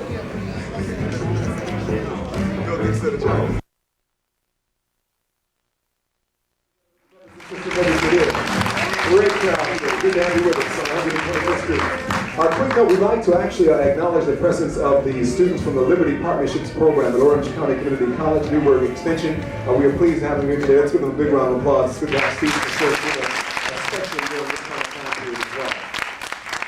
Also, an announcement, the Grand Council of Guardians is presenting a Gift of Life blood drive. This is going to be happening on March 9th between 10 and 4 p.m. in the press room at 1 Police Plaza on the second floor.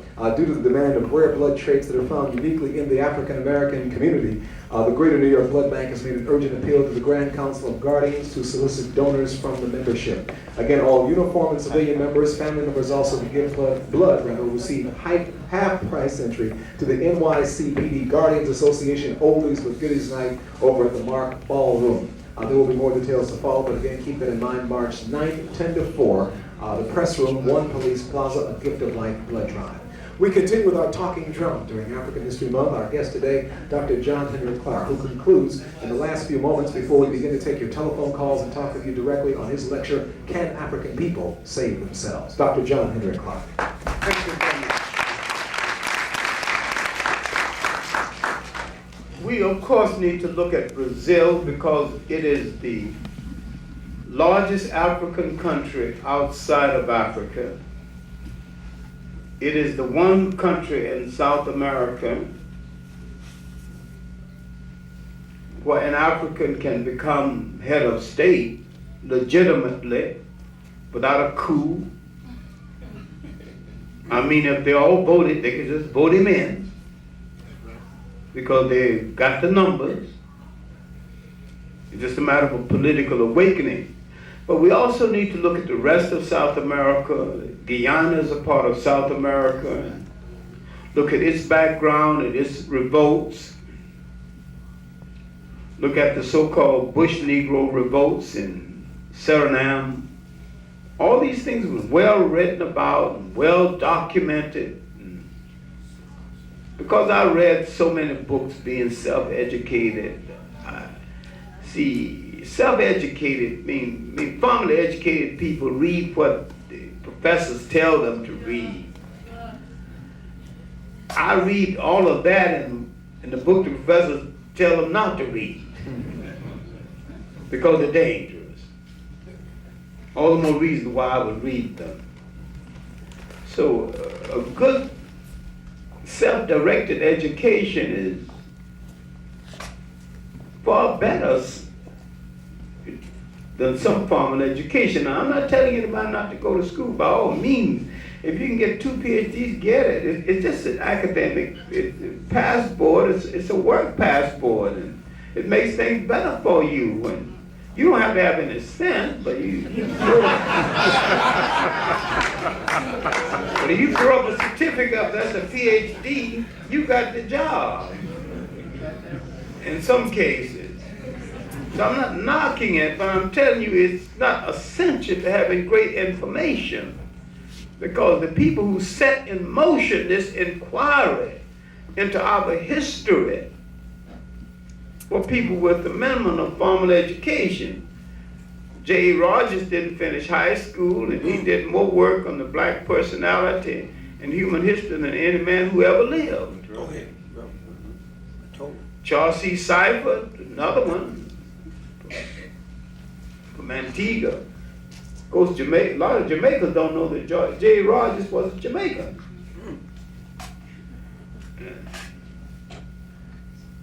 Seifert, who did a lot of work that didn't get published, including extensive work on the African contribution to the brotherhood of man.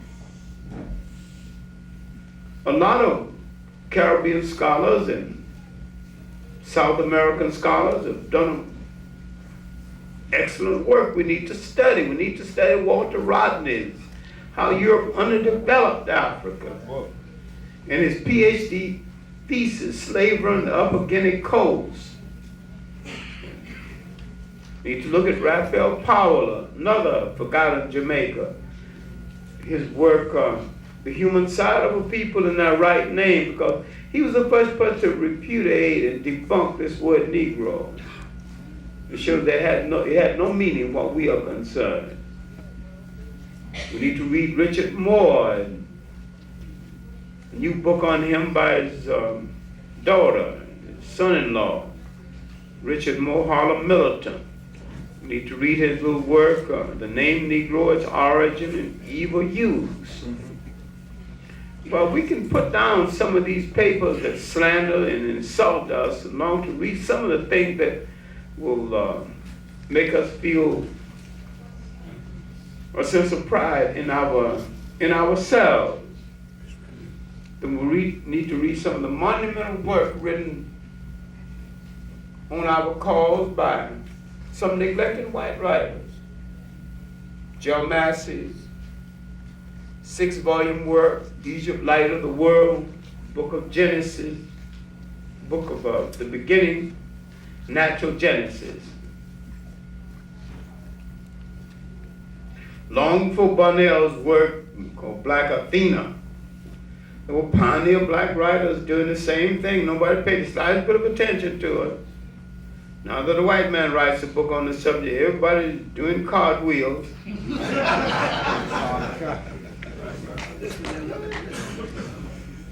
He takes a lot of his information from Dr. Ben. You read his work, but you don't read Dr. Ben, who he took the work from. If you think I'm scolding you, you're right. That's good, you need to be scolded. You really need to read our writers, read all good writers. But you start with our writers. They have to eat too, they pay rent. Tom Edison don't make no exceptions. He's a writer. I'm gonna let him use his rights free of charge. No such thing. But take a little time and pay a little attention to what I'm doing. And all this talk about Malcolm X, and if you forgive the modesty, I did a halfway decent anthology 20 years ago that now been reissued. The situation has been changed. I didn't feel called on to change a word of it, because what I said then is still true. Would appreciate it if you read that. You know, I got old beat up brownstone, but I still pay mortgages and water. Would appreciate your patronage. Dr. Clarke, what's the schedule for the book that you mentioned, which is coming out again? Well, he said May or June. It's the African World Press. He's also bringing out a book of the lectures of Dr. Ben and I delivered in London, New Dimensions of African World History. We've added material to it over and above the lectures, and that's supposed to be ready in February. Now he said March.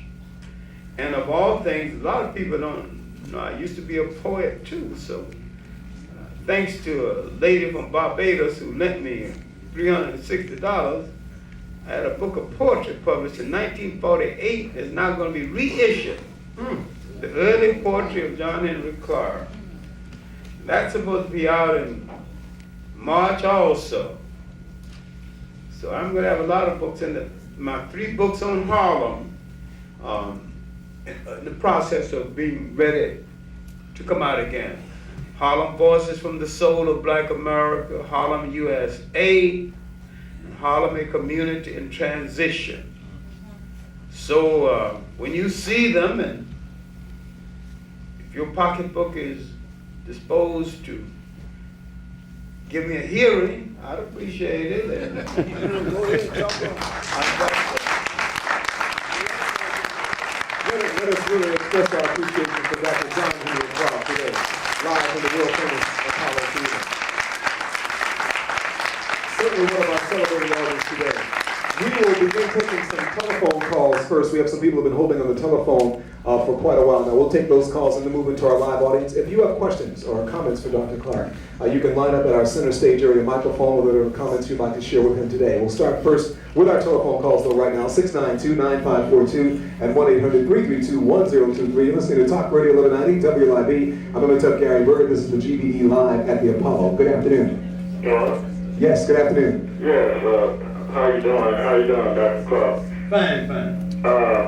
I appreciate you naming those books about what to get, what to read, and if you keep it up. And also, I'd like to ask,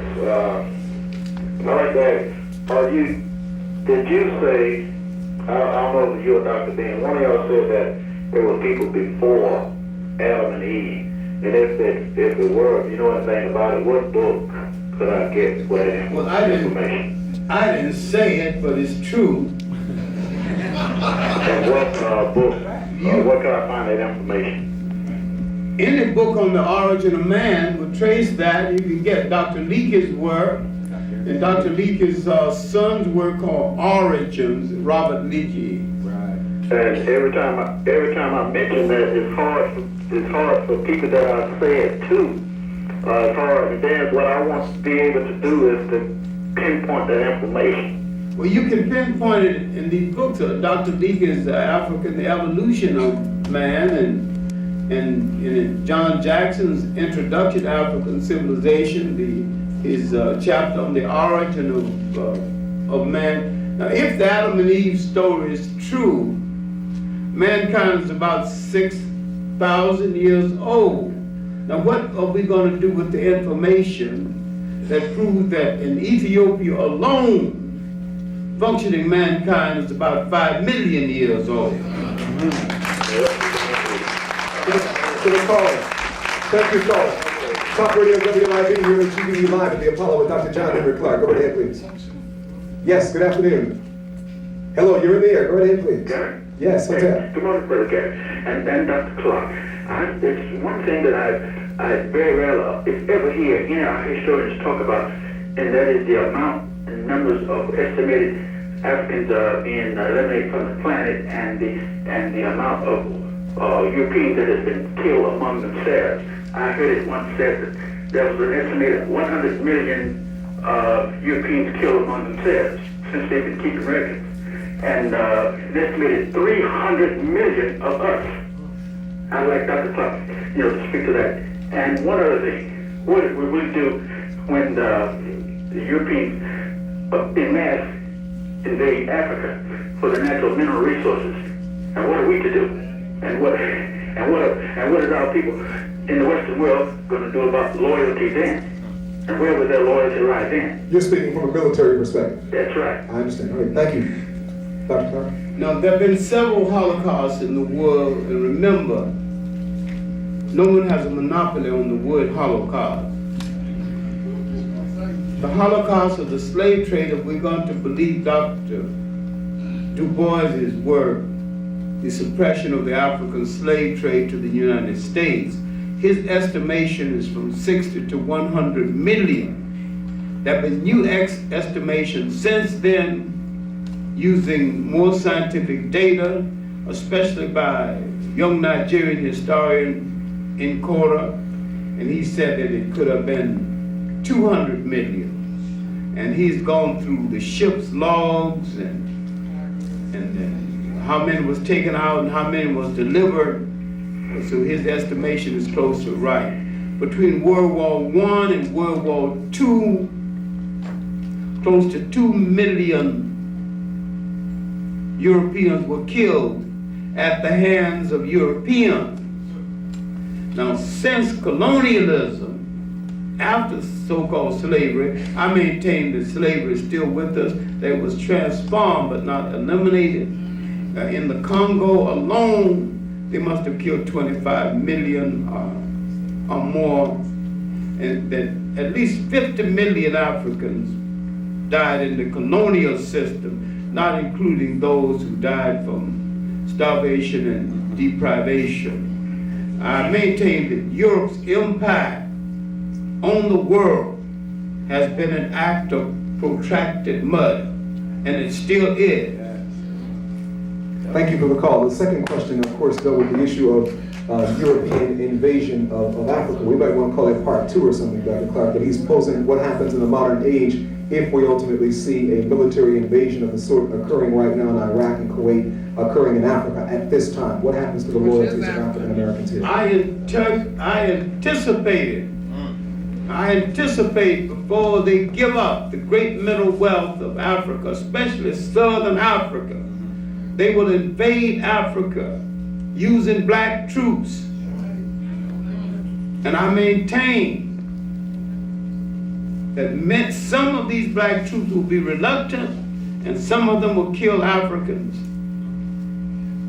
And I say that this is an internal tragedy within our community. We better start dealing with it. We better start dealing with soon. Who is loyal to who? Because if this country turns on an African in Africa, we should not let him ever walk the earth in peace. Amen to that. Dr. Clarke, just maybe put an exclamation point on that in relationship to the initial conference that occurred, I think around 1884, where the colonial forces actually got together, had a meeting, and decided on how to carve up Africa. It's not a well-acknowledged piece of history within the educational system, but can you just briefly... That's what Garrett's talking about is the partition of Africa. the so-called Scramble for Africa, when a degenerate king, Leopold, needed some money to support the various houses of prostitution that he frequented, and his insatiable taste for women and finery, needed more money than the state could furnish him. Called a conference to see what part of Africa he could get.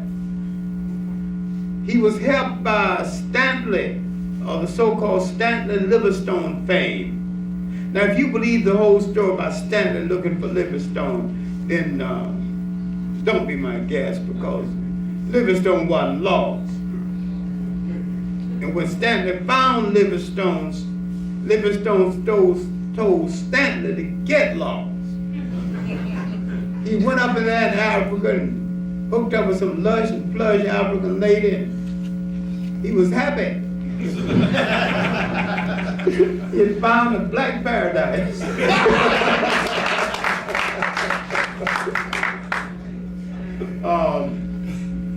The main thing is that all those nations in Europe with enough muscle, who didn't have enough of Africa, decided to make a claim.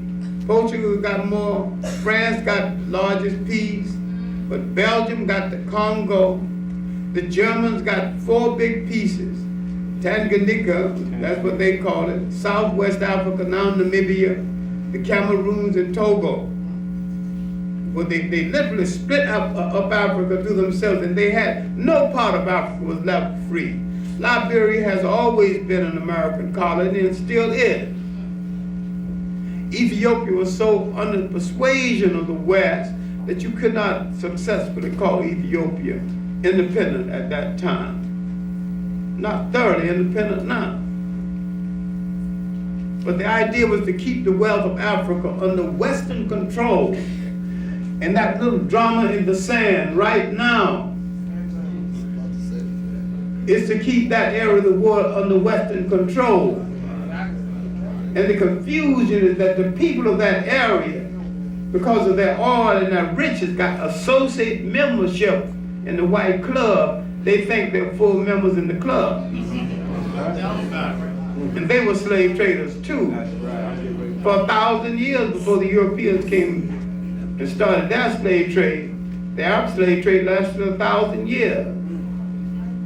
But the brothers who are Muslim don't study Islam, they study Arabism. And they're not Muslim, they're Arabists. But they won't deal with this. We're live, the world famous Apollo Theater with Dr. Jonathan Clarke. We'll take a break, and then we'll come back with you inside the live audience and your questions and comments right after this in the GBE from Talk Radio WLIV.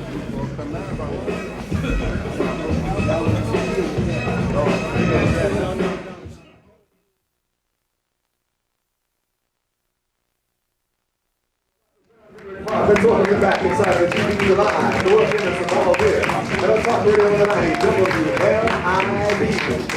And moving into your telephone calls just a few moments away, and of course leaving some final opportunities for our guests in the live audience to talk directly with Dr. Clarke today as well. Greetings, brother. Your question or comment for Dr. Clarke? I have a question. I'd like just a clarification. Now, from what I've heard, I'm trying to understand the best way for us to move forward as a people is to adopt some of the habits and the traditional interactions as a people. And based on that answer, I just have one other question. So am I understanding you correctly, Dr. Clarke? We go back to some of the traditional things that held us together before our life was interfered with by foreigners. I'm not necessarily saying get another religion, because we had very good spirituality before the coming of foreigners. Okay, now based on that answer, now obviously the state that we are in today, something at some point along our history had to have gone, drastically wrong. So we obviously can't adopt that whole concept and bring it back today, but what will we have to change so we will not see ourselves in the situation that we are internationally? What major thing you think we have to adjust? We have to face the world as a unified African people and stop breaking ourselves up in little segments, Black Americans, North Carolinians, Trinidadians, Jamaicans, all of that. We are not responsible for those slave ships put us down. Because the slave ships didn't bring any Jamaicans, didn't bring any Trinidadians, didn't bring any Black Americans, didn't bring any high yellows or low yellows. It brought African people. We have to learn how to be an African people again. We have to learn how to communicate with the people in Africa again. And the Africans have to, especially the European educated Africans or the missionary educated Africans, have to start being African again and not an imitation of Europe created by missionaries. And that would bring us to the greatness that we once held. That will introduce again the possibility we cannot reconstitute any society in total, but we can reclaim the spirit of it. Now, just one move from that point. One other brief question. Now, do we have enough time? Because I mean, the bombs that we have in existence, will man destroy himself before we regain that? And that's my last question. Take the time. Stop making excuses. Thank you, brother. WYB, we're live in Apollo. Yeah, Brother John Henrik Clarke. I respect your work and respect your mind, you know. I just want to say a few questions. You know, I feel that black people shouldn't be afraid of death because they syndicated death all over the world. Everybody can die. They syndicated funeral parlors, graveyards. Anybody can die. But our point is that we don't want to fail to realize that we don't want to tell the truth about the crook. The crook is the truth about the crook. The European was the crook. I mean, you know, I told them before the other day, the crook do not wear sneakers. Remember that, the crook don't wear sneakers. He smoke a fat cigar, he got a PhD, and he got a big office building with a pretty car, and a chauffeur, and somebody doing his work for him. So once we realize that the crook is what he is, and we get our mind together, see, I found out one thing about us. When a person starts lecturing to people, first thing got to be done. You got to ask people that want to be free in the mind to stand up, that want to be free in the mind. Forget the body. First you got to free that mind, and everything comes through that mind. Once you free that mind, and then there's no problem about the brothers in Barbados, the brothers in New York, the brothers in South Carolina. The word won't spread because everybody want to free that mind. Let me jump in. Dr. Clarke, a response to that one? Well, I have no problem with looking at people who use power to take more than their share as crooks. But I have some difficulty with people who make heroes out of crooks and will not use their own strength to remove the effectiveness of the crook, and will not do the best by themselves and their children. I think we waste too much time with sheer nonsense. Time that could be more productive. We waste enough energy on the dance floor to build 10 cities. Let's go right to our live audience. Let's move on. Right ahead. Your question or comment for Dr. Clarke. Very quickly, please. Time is running. I have said that a Chinese can have a PhD, but if you know anything about Chinese history or culture or language, he would not be considered educated. An Englishman can have a PhD, but if you know anything about England or English culture, he would not be considered educated. But an American black man can have a PhD, know nothing about his history, language, law, culture, not even about Charlie Parker. What do you think about that? Well, that's true, because we're the only people who can be educated with no knowledge about ourselves. In fact, many times we are educated in order to escape from ourselves. We have to reverse the picture. I don't think you're truly educated unless you know your people's philosophy, people's folklore, know their history before slavery, and know their history as a consequence of slavery. And if you got that kind of education, the PhD is not essential to your education. We have a young man with a question. What can we do now? We can unite right now, and we can stop telling lies on each other, we can stop fighting each other, and we can realize that we're up against the most evil monster the world has ever known.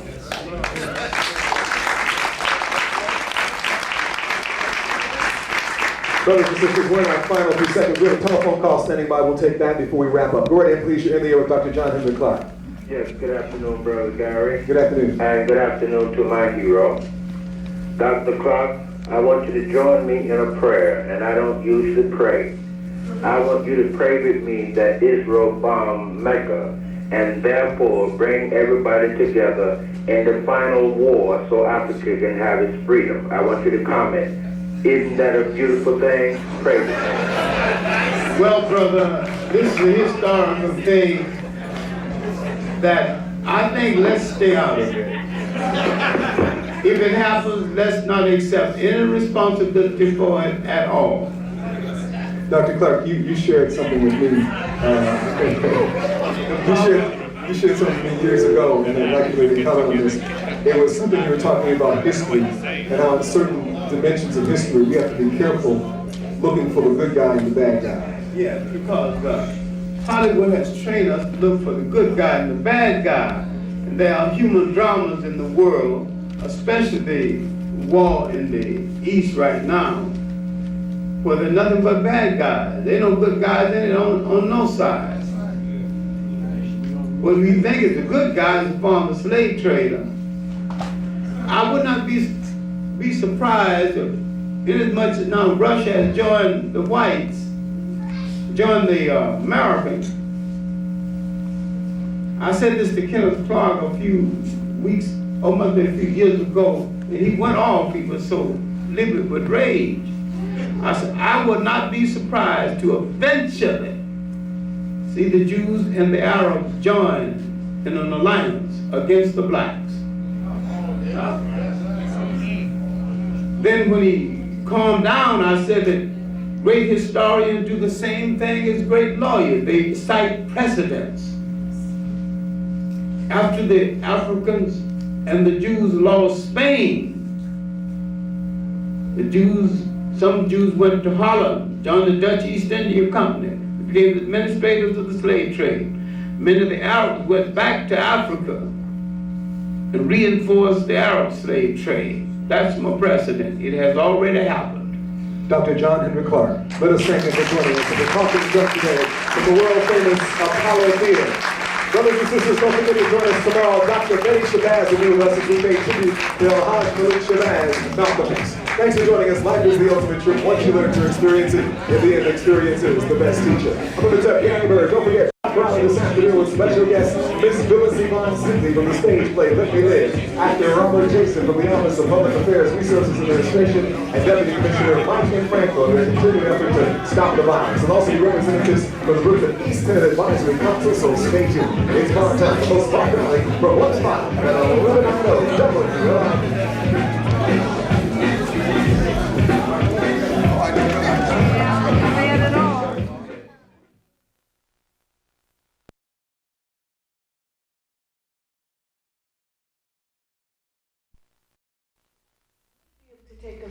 I don't know how much time we have until our interview begins with, I think the Purnell family is in the back, and Reverend Sharpton will be with us on the telephone.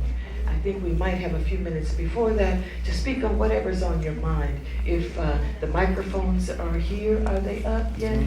Not. Yes. Is there one? Yes? Yes. All right. This is the day of Malcolm's anniversary of Malcolm's murder. It is also the first day of the rest of our lives. Anything you would like to speak on, my African family, please come right up. Good morning, Sister Ray. Good morning. I'd like to say to Malcolm a poem that I wrote. He was so beautiful and so much more than just black. The sun was not reflected in his blackness. His skin was somewhat fair. White ancestry whispered through his features and fought for recognition in his hair. And yet, he was so beautiful and so much more than just black.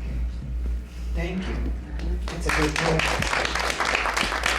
Our blackness is a difficult part of us. I mean, it has to do with our spirit, but we are more than just that. We are much more than that. And that is, I'm glad, that's a bit of creativity, and she put it onto someone who has brought us guidance and inspiration. I remember not the first time, but when I first heard of Malcolm, I was kind of scared what he was saying. I really was. I said, I was in show business. I said, But in that fear, there was something else, because he caught me. You know, he made me stop and think. And the more I listened, the more I said, the more he made me slow down and listen and begin to think. And whenever I'd see him on television, it was a passion, you know. At that time, we had our people speaking so much truth. We pushed lies out. You know, we upset the system just by speaking truth. Can you imagine? And then when they wanted us to change, they sort of seduced us into giving us jobs, giving us things, now you have it, now cool out, relax. And as I said, we started to relax. Relaxed our minds, we relaxed our hair, we relaxed everything, okay? We relaxed so much we just went backwards. You know? Then suddenly in the 80s, we would say, what happened? What happened? You cannot relax. Justice and truth does not just come easily. It's something you have to constantly work at, because it is something that a lot of people grow fat when there is no justice. A lot of people grow rich when there is no justice, on injustice. And we, as the oldest people who created value systems, have to hold those value systems, because that is what will keep us alive. You see what's happening with all these great folk around the world, destroying the world. Good morning, Brother Man. Good morning, Emil. How are you? Fine. Good morning, fine. This morning I was walking down the street, and I looked at the headlines of the Post, which I don't read, and it was very disturbing. They had that the GIs, they were in fear of dying. They asked one over there, and that's really disturbing me very much, you know. And I have a cousin over there, and really, it's very sad. And I think that we should come out today at 3 o'clock and support the GIs at the state office from today at 3 o'clock in a rally. Support the GIs. Yes, not the war. Not the war. No. And that's a paradox in a way. Yes. We support their coming home. Right, that's correct. We support their stopping this war. Right. Thank you and for that. And I understand that feeling, that sorrow that you have. Because the best of our men will be dead over there, the best of the men, you know, like the educated ones. Yeah. And it's a shame, really. It is. But we have to create an alternate. See, those brothers ran into the service because they had thought that they had no place else to go. Right. And where are our institutions which give them guidance? It hurts me walking down the street, see all the young brothers, standing on the street. It does. If we were organized, we would have some place where they could go. They would want to go. They're being trained and giving something to the community. That should inspire us to creativity. Well, I think the churches should get more involved. The churches should get more involved in helping, our young brothers and sisters out there, you know. Yes. It should. Right. What can you do today to help? I've been around it today and informing people to come out, the young people to come out today, yes. That's good. But we have to start some kind of organization. Structure is what we need. Structure. Thank you very much for that, brother. Thank you. Any other comments? I know things are on your mind sitting here, sitting back.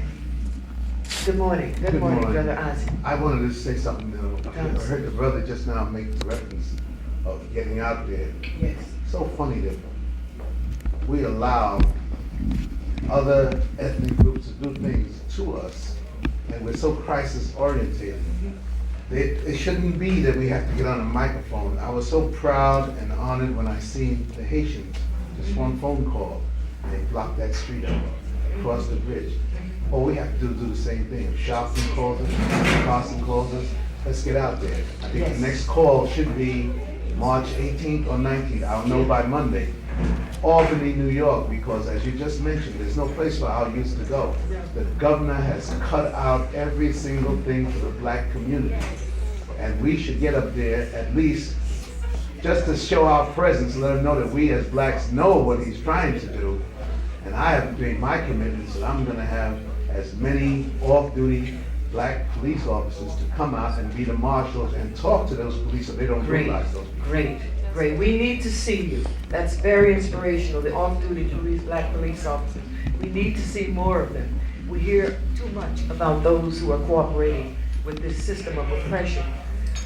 You know, this is the time for us to put on our marching boots, you know that, and keep them on. Go to bed with your boots on. You understand?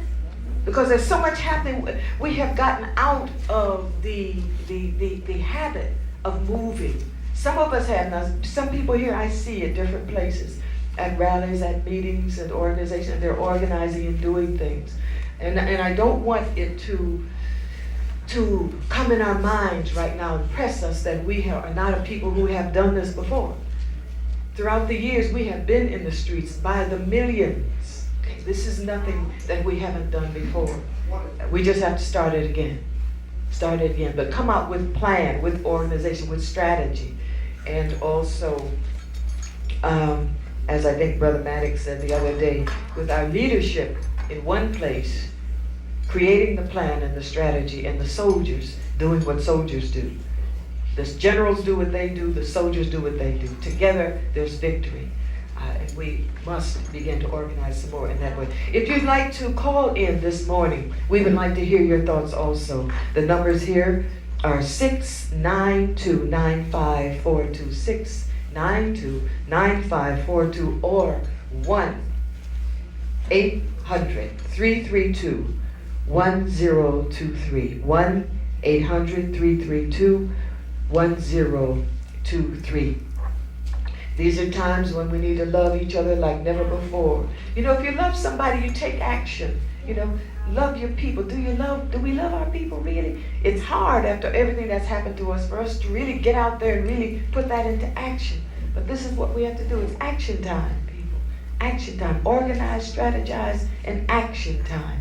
Correct action, just as they had in the old virtues.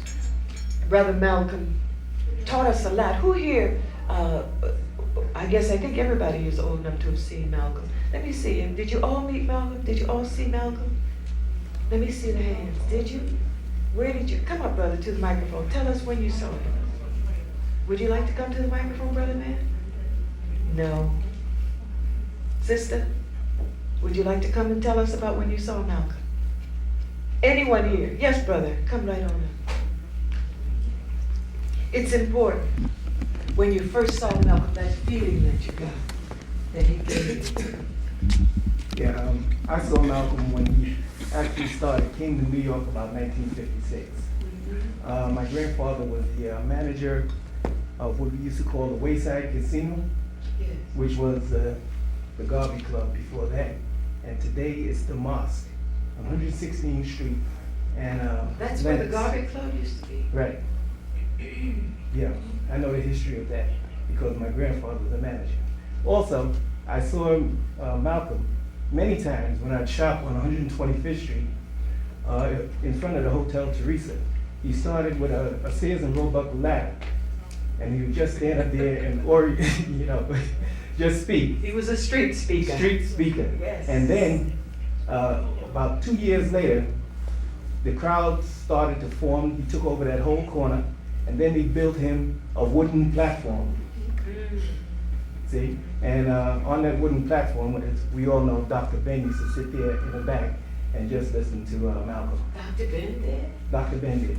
You can see that on some old films of Malcolm speaking. You can see. I know, I see Farrakhan sitting back there. And Dr. Ben also. Right.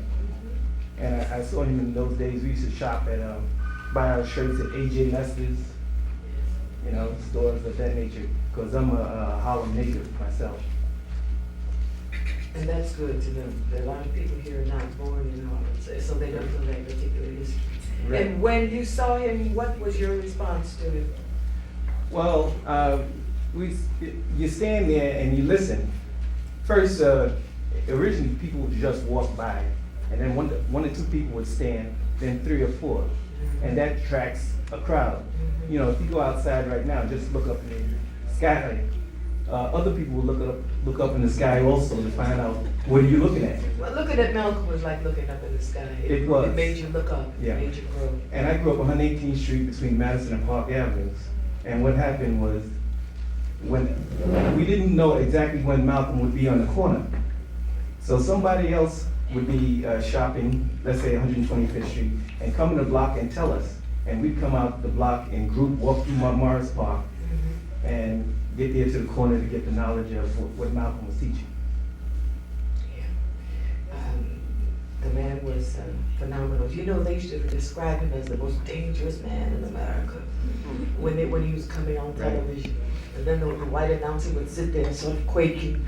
Malcolm would sit there very composed and just destroy all of the lies, all of the myths. He was a tremendous man. I never met him in person. I never saw him in person. I only saw him on television. Right. But I felt him, and I was moved by what he said and taught by what his spirit. It's nothing like having a strong man. Thank you very much for saying that. Right. He came, one other thing. He came to New York City in 1956, and he needed some office space, and it was rented to him at the Wayside Casino. And then now the rest is history because the Muslims took over that building as of today. And that building is a historical building in Harlem. Check it out. Thank you. Thank you very much for that Harlem history. There is nothing, and I'm saying this as a woman, there's nothing like being in the presence of a man who knows who he is, and you get to feel that if something happened, I'm not one of those people, one of the women who falls out, oh, say, take care of me. Really, I'm not. But that feeling that you know that this man is there, he would stand up for you.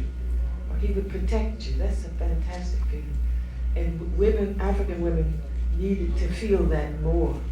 So brother men out there, think about that. When they're in trouble, if they call, be there. That will change this world. That will give the women much more power, much more strength. And you too. So have that in your mind. We're going to take a break in a minute, and when we come back, we're going to, Reverend Al Sharpton will join us by telephone, along with the Philip Purnell family, live here at the Apollo Theater. They will come and be seated here, and the brother will be on telephone. Reverend Sharpton, I think, is on the line right now, so we're going to go directly to him. Good morning, Hotep, Reverend Sharpton. Hotep. Hello? Yes, Brother Sharpton, we're here. Good morning. Good morning. African man. Yes, ma'am. How are you, African woman? I'm fine. It's good to talk with you as usual. Good to talk to you. Uh-huh. The Purnell family, I believe, is here in the back of the theater. They're going to be joining us in a minute? Okay. Reverend Sharpton, please tell us what's on your mind. What is happening? Well, I'm here in San Francisco, California, because today at Berkeley, both of the Omegas and the Alphas, both black sororities, have brought us in to deal with the Persian Gulf situation. And for the first time, they're going to march together through the streets to deal with this question of how our people are being used as gunfodder in the Persian Gulf.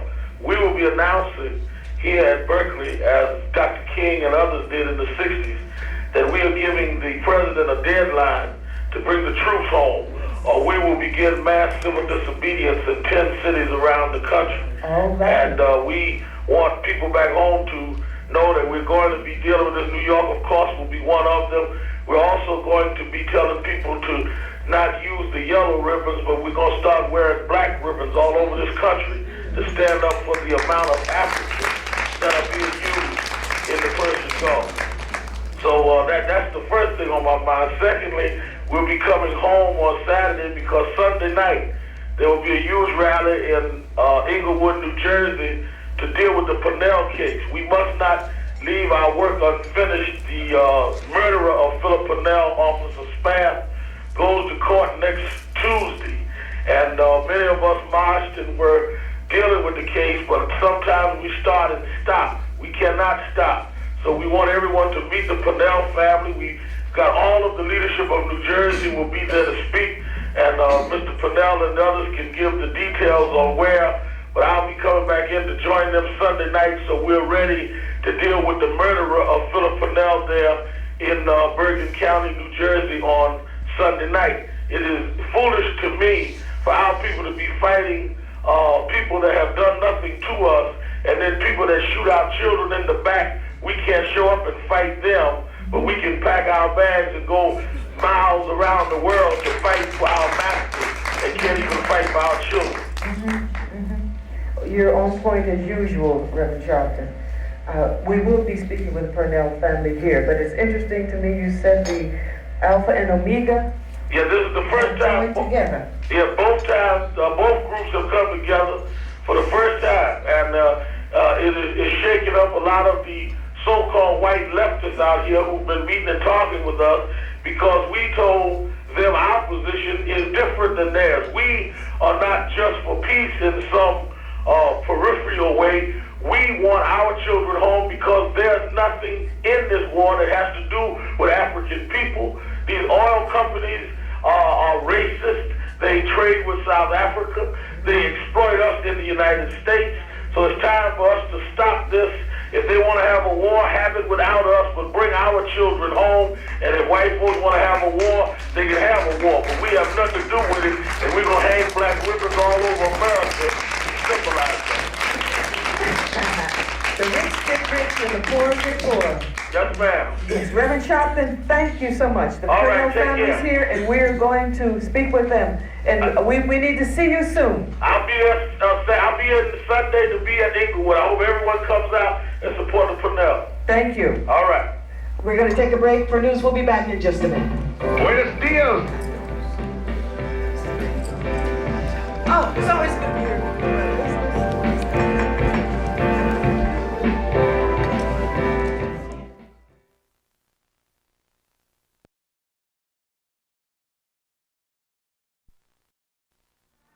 And I see we have been joined by the third graders from PS 92, the Safety City program. Let us welcome them to the soundstage. Welcome, young people. Good to see you. Good to see you here. Come to hear part of our story. Let me read you some words from Langston Hughes. What happened to a dream deferred? What happens? Does it dry up like a raisin in the sun, or fester like a sore and then run? Does it stink like rotten meat, or crust and sugar over like a syrupy sweet? Maybe it just sags like a heavy load. Or does it explode? Does the justice dream explode? We have here the Purnell family. They have been victims of this injustice, the deferred dream. Let us please, family, welcome them to the stage.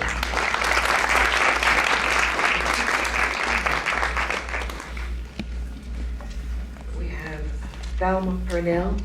Good morning, sister. The father, Philip Purnell Sr. Good morning. Morning. And we have the daughter, Natasha Purnell. Good morning, sister. And with them is Mr. William Alston David L. of the African Council. Good morning, all of you. Welcome here. Reverend Sharpton spoke of an event that's going to be taking place in New Jersey. And if you could tell us about that, and tell us also, how are you doing? We know this has to be a terrible strain on you over this long period of time. What has been happening in your lives? Well, like April 10th of last year, that my son was like brutally murdered by the people that we paid to protect us. He was chased out of the park. He was ran up against the fence. The officer chased him out of the park, ran him up against the fence. He had his hands in the air. And that's surely a sign of surrender when you have your hands in the air. He was calling for his mother and telling the officers, please don't shoot. The officer turned around, planted himself, and blew his back apart. 16 years old, didn't have a chance to live. And from April 10th until now, it's been hard times for my wife, my daughter, a lot of sleepless nights, and there's no reason for it. I mean, if the kids can't go to the park and play, where can they go? And this is a terrible thing. And this rain is on our people of color. And I just walk a lot. I just cry because I see on the highways that our brothers and sisters being spread eagle on the highways for no reason at all. And you ask the officer, like, why did you stop me? He says, you crossed the line, or your lights was out, or like, and then he'll bluntly tell you, like, you know, where you going? You're going the wrong way. You know, it's what it is a harassment on our people of color. And this has got to stop. 400 years ago, they brought us over here in the hull of a slave ship with yokes and chains. And I hurt for that. But we feel say we free. We're still not free. Our people of color, we still in just as much slavery when they brought us over in the hull of the slave ship. It's up to our people that we gotta unite, we gotta get together, and we gotta put an end to this nonsense. Speak with one voice. That was very, very, very moving what you said, brother. Mrs. Parnell, being the mother of the dead youth. Well, being the mother, I go over and over the day before this happened. If I could have did something, or if I could have went down Teaneck Road, or if I could just turn back some of that time. But it's impossible. I know God don't make mistakes, so it's a reason for this. And it's not that because my son was slain, it's to put no inflection on the black young youth. It's because the way that this cop killed him, I'm sure that God put him in a line to stop these police from hurting and harassing our young teenager. And it's up to these parents to listen to the young teenager, because the way this world is now, they don't know which way to go, and if they can't turn to their parents, who are they going to turn to? Because many, many times, I was open for my son to talk to, but all the time, you can't get next to the heart. You don't know sometimes where the mind and heart is, but you have to take time to listen to these young kids out here, because believe me, they have a lot to say, and I understand that. I really do. And they might be gone to the next moment. I suppose these deaths, these murders, we have to be jarred into action. And so his life was not taken in vain. We must make it right. We must use that to give us courage and direction to get up and move and stand up and speak as a people. When people hear you respect yourself, then they begin to respect you. And this is what we must do. And we thank this young brother for being that, if you will, sacrifice. Now, Natasha, you're his younger sister. How did this affect you? And you and your friends, how do they respond to this? What, my friends? You and your friends. Would you come just a little closer to the microphone? I think back on all of the times when I used to talk to him and like play around with him, and the memories is with me, and I can't, and then I think to myself that I can't play with him or talk to him anymore or hang with him or anything like that, and it's a hurting feeling. And we have a room at home that we put all my brother's stuff in, and sometimes, and all his pictures, and sometimes I just go in the room and just close the door and just look at his pictures and just cry. Yeah. I can understand that.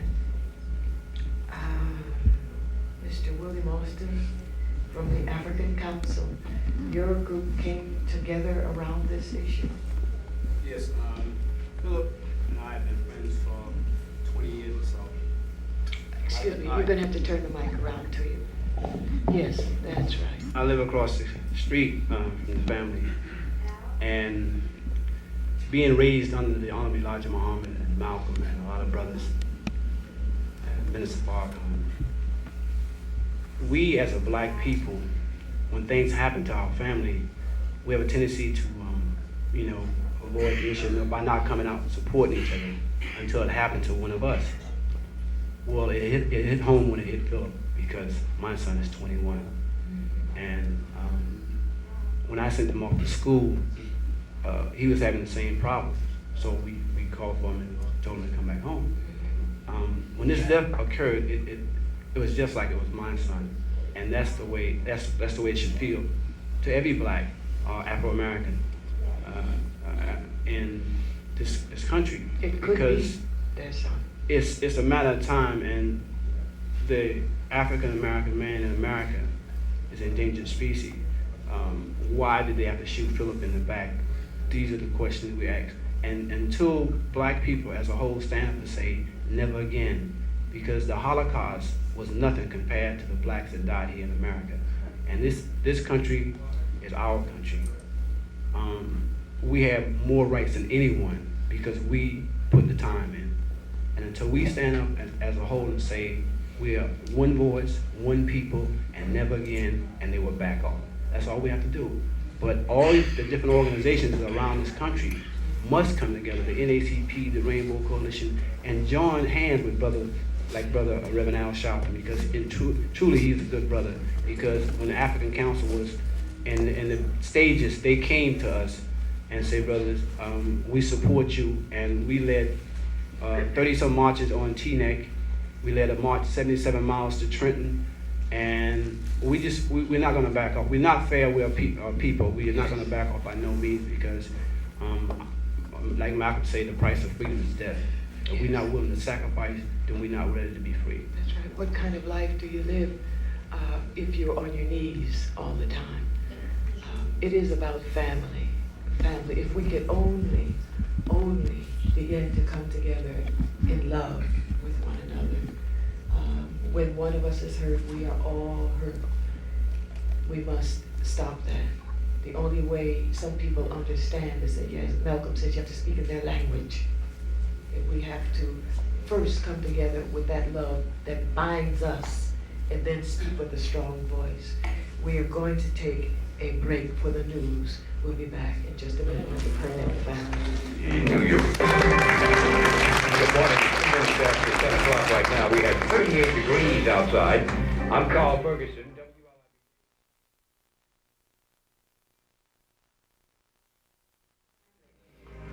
Here, talking family business, sharing with one another some of our strengths and our pain. We've come to, you've been invited to join in prayer for justice. The Philip Parnell family need your support in prayer. Now we are here, we have with us the guest of Parnell family, the family of Philip, 16-year-old youth, I believe, who last year was shot in the back by a policeman as he had his hands raised, asking not to be shot. Again, asking for his mother. He knew the danger that he was in. And so what shall we as a people do about this? He was our son. He was our brother, our older brother, our younger brother. What are we going to do? It's about taking action. And we have the family here with us. They have shared some of their pain, and some of their views and the history with us. What are we going to do? That's the question. We cannot not do anything. We cannot not support them.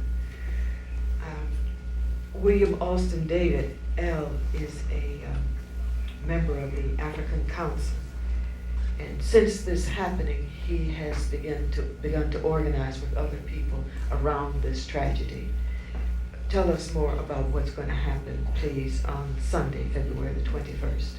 Sunday, February 24th at Shiloh AME Church in Inglewood on 129 William Street. We're going to have a prayer rally, prayer for justice for Mr. and Mrs. Vanilla and Natasha, and to bring the family out and say, you know, we need you. We need your support, because we know that this trial is going to be about a year. And right now, Gary Spaff, the PVA, and other associations are taking care of this officer Mr. and Mrs. Fennell, the family are going through a tremendous burden when it comes to taking care of themselves. Financial burden. Financial, yes. And we don't look and say, look, brother, it's not necessary for him to ask for something. Yes. We should be willing to give, to take care of our family, whether it's in New York, New Jersey, Connecticut, South Carolina, Mississippi, or wherever. We have been abused all over this earth. And I think it's time that we take a stand and go about business as usual and do what we're supposed to do. Shiloh Church, the clergymen in Inglewood are supporting us. Urban Lead, NACP, the Reverend Sharpton, his movement, and some local officials. But at first, they thought we was a bunch of crazy radicals. That's what they call us. And who called you that? Well, a lot of the people in the community call us radicals, but we say, okay, now we see that they join force, so we sometimes have to forgive and say, okay, brother, sure, we're radicals. Somebody has to be a radical. There were statements going around that we don't like Reverend Al Sharpton. I said, well, if you don't like Reverend Sharpton, then if you would stand up and be a man, then we would need brothers like Reverend Sharpton. And those are the things that we went through as an African council in Teaneck, because it was very difficult. Reverend Sharpton was considered to be an outsider. Well, we didn't actually come to America. You know what I mean? We're outside. We're not outside. We were drugged here against our will. And now that we're here, we must make the best out of a bad situation. And I think that with Philip's death, it shows us that when a family is divided, God sometimes come and take one from you to teach you a lesson. Molly said, how long shall we let them kill our prophet, or the book must be fulfilled? Well, we have written a mighty large book, and I think it's time in 1991 to do what we have to do. People don't know how hard it is on the Fennell family, and I sometimes, can't even imagine, the things that they're going through, but it's rough, and it's not going to get any better, because going into this trial, this guy is going to try to get off. He said he's not guilty. They came back with an indictment of reckless manslaughter. If you can give us reckless manslaughter, why didn't you convict him on murder? The Mary Mitchell, the Eleanor Bumpers, the Michael Stewart, there's cases. And not only that, there's a lot of things that we are doing to ourselves that we first must respect ourselves. We know that the man is the devil. We know it's nature. And now that we know that, let's get about take care of our business. I look into all different types of fields. We're working with a lot of college students at Valley Dickinson and King College and Rutgers and stuff like that. And we're going to take care of our business in the state of New Jersey and throughout the Northeast, with the help of Reverend Sharpton and other brothers of that sort. We have to, as a people, if we respect ourselves, we have to do this. Nobody else is going to take care of us. Why should they? We have to take care of ourselves. That's our responsibility. That's our job. And we have to, because of our experience here, many of us walk with fear. Fear of white people. Fear of their disfavor. Fear of what they might think. Fear that they might not smile at us. Fear that they might take our jobs. We create our own jobs. We won't have that fear. And we have to get past that fear of white folk. There's nothing to be feared there if we are together. And if it's known, really, that they are afraid of us. That's one reason why they behave the way they behave. But they behave that way because they're afraid of people of color. They're afraid of the lies that they've been telling about us for all these years. So we have to overcome that fear, our fear. They have to overcome their fear, but we have to overcome our fear, so that we come, as soon as we hear something happens, we're right there. Just as now we wait until somebody dies, and then we come and we bring some cake for the wake, and we come and we sit. That's not it. These people, we all need to give support to one another. When we eat, they should eat. When we pay our rent, they should pay their rent and their bills. That's the way family works. And we have to get together to do that again. That's why at the beginning I said turn to the one next to you and hug, and some of us couldn't do it. You understand? We have to throw open our arms and hug one another. Who cares? There was a statement some years ago, I think that Ossie Davis wrote it in one of his plays, that it's fun being black when nobody's watching, or something of that sort. It has to be fun, don't care who's watching, you know? More fun when they watch. So this family needs our support.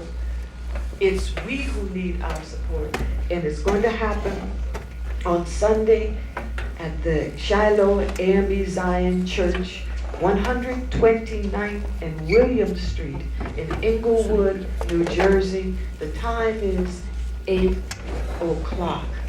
Let us go. Let us put something aside, whatever we're going to do, and be there to be with our family on Sunday. And there's a thing that we have now, sometimes we hear about praying. People say we got to pray. And people say, we've done enough praying. Let us get away. We need some action. Prayer is action. See, we don't understand what prayer really is because it's been made something else over here. During the Middle Ages and other times, as soon as Europeans found out what was happening in Africa, they formed things called monasteries. You've heard of those monasteries? Where these supposedly religious people go and they pray all day. And there are many of them all throughout Europe and South America. What do you think they're praying? They didn't pray until they learned it from us. Why do you think they're doing it? Because they know the power of the word. They know the power that it inspires you to action. And that there are other things that happen when you pray. And when we pray in song, go back to the Civil Rights Movement. You see, people, what are they singing about? Singing in word is power. Those people faced down the devil when they were singing. You understand? Look at his eyes on the prize. Remember those times? That wasn't long ago. When we faced down those people who were beating us with sticks, and we got a measure of success out of it. Now we have to continue with that success, but we cannot put down that power. When you get together and you begin to pray, you create movement, and you inspire one another to go out, and you can go through anything. And so when the brother said, come and pray with us, go and pray, because you're creating power when you do that, and singing together, and saying words and saying your thoughts together. That's why I'm always saying we must tell our story, because there's power in telling your story. So be there on Sunday with our family here to help give them that power and help give you power, and then to move, help you to think of new ideas, new approaches, because we can't go along the way we've been going along all this time, doing the same thing, because they learned it. From the 60s, they learned what we could do a little bit, and they checkmated us. Being African spirit, we have to go back into our creativity and come up with something else. We've always done it.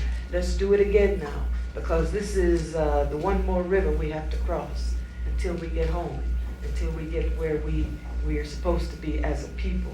And we do it through family, through values, through principles. And this tragedy is giving us an opportunity to grow to where we're supposed to be, to stand up. Look at yourself in the mirror when you go home, brothers and sisters. I want you to see a new face when you get there. I want you to see power when you get there, and love in your people. And I want you to see that African manhood and that African womanhood that is there, and family.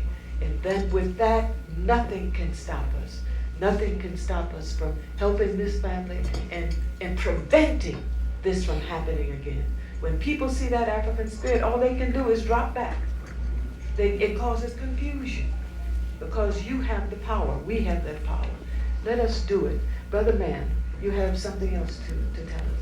What I like to say, the place is, again, 129 William Street is at the Shiloh AME Zion Church in Englewood, New Jersey. The telephone number is area code 201-568-5560 or area code 201-569-6905. If you need information or direction to get there, I think there might be a bus. We talked to Rev about having a bus here at the Power coming over to Jersey if you need transportation. But it's very simple. If you want to go to the GW Bridge, you can take the 178 bus and get right up on William Street and walk right down the block. It runs right there from the GW Bridge. Find it, people, find it. Okay, it's necessary that we we do that and support this family, because like I say, we know that this is not the end. The police department in this city, throughout New York, they feel like Mary Mitchell was going to do them some harm, and we can't see that. You know, we're not going to let that happen. And black men, I say to you, we know why we are put in a situation with no jobs, unemployment, and no choice but to go to a war that's not ours. Like Reverend Sharpton said before, we're not going to benefit. We can't burn oil in the summer. We're not going to burn oil. We don't own oil companies, but yet and still we can control football, baseball, and basketball, but we do not have black management who control the athletes that play for white establishment. We can close America down tomorrow if we decided to. But are we going to stand up and do that? That's Mr. Purnell. Also like to tell the people like what happened, that my son was no doubted murdered. The bullet ricocheted off his fifth rib. His lungs exploded. It went up off the fifth rib and cut the main artery in his heart. So he was no doubt dead on the spot. And this man said he didn't do nothing wrong. This was cold-blooded murder.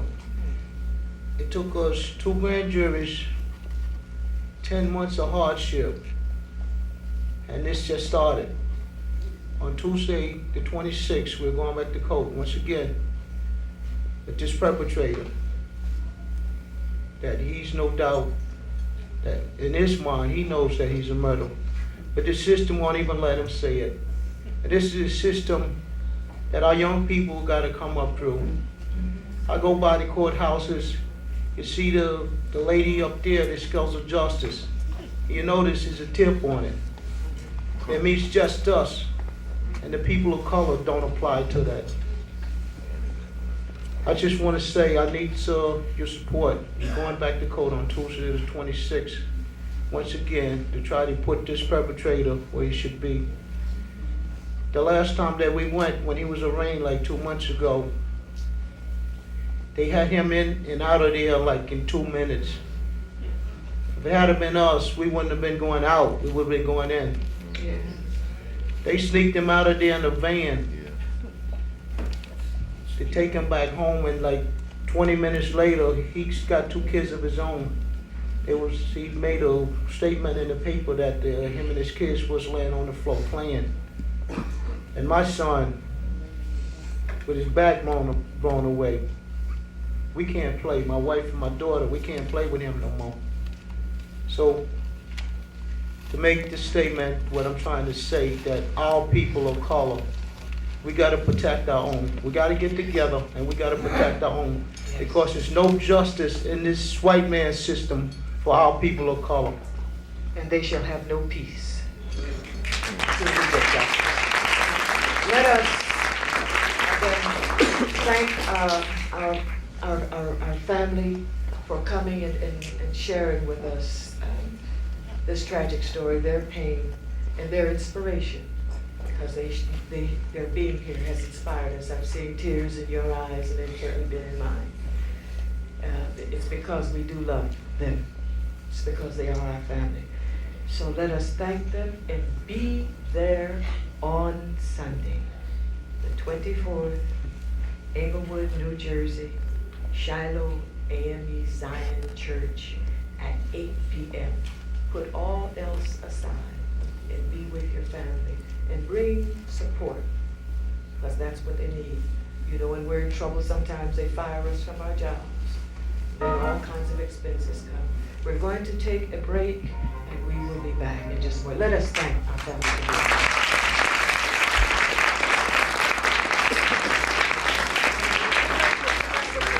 Good morning, 10:31 right now. I'm Carl Ferguson, WLIB News. While Iraqi President Saddam Hussein has been addressing his nation for just about 30 minutes now. He started at 10 o'clock our time. It is billed as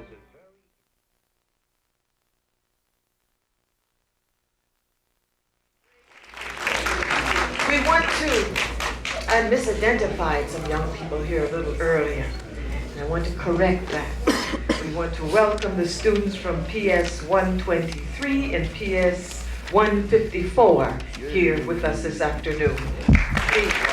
They're part of the Community District 5 and Apollo program. We cooperate every Thursday. Our young people come here and perform or talk and explain what is going on. And I want to recognize their teachers, Mrs. Harwell, Mrs. Bernard, and Miss Marks. Please, thank you for bringing them. Thank you for coming with them. Good to see you. And we have as our guests on the stage here those who are implementing a program that has to do with safety in the schools. They're kind of dangerous places sometimes, or getting to them or coming from them are dangerous. So I'd like to introduce you to our guest, Teresa Tompkins, Assistant Director of the Injury Prevention Program at Harlem Hospital. Let us welcome her. And I'm not sure if I have these right, but Sheriff R. Whitaker, A. Thompson, that's the brother, that's you? Ronald Whitaker.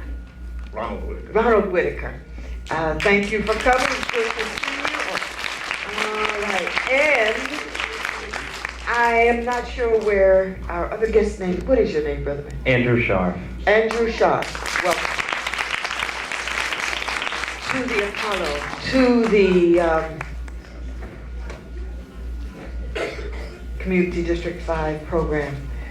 Safety in the schools, what is that about? Why are our schools unsafe, or getting there, coming from?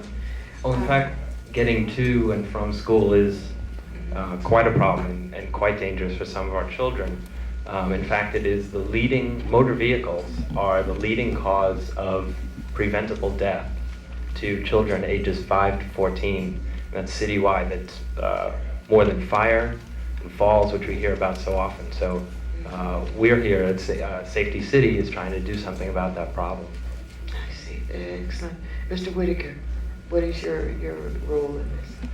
Well, I work with the Safety City program through the Department of Transportation and Board of Education. We have set up this program at PS 92, and I instruct the children on a day-to-day basis on ways they can make it to and from school in a safe fashion. Right. You work in the schools then? I work in the school system, yes, throughout District 5. And you travel from one school to another? Well, we have a program set up at PS 92, which Mr. Scharf can give a little more information about. Safety City is a comprehensive traffic safety program for the third grade children of District 5. It's located at PS 92, but we serve all 14 elementary schools in the district. And our mission is to get children to be responsible for their own safety, to make choices which protect their own safety.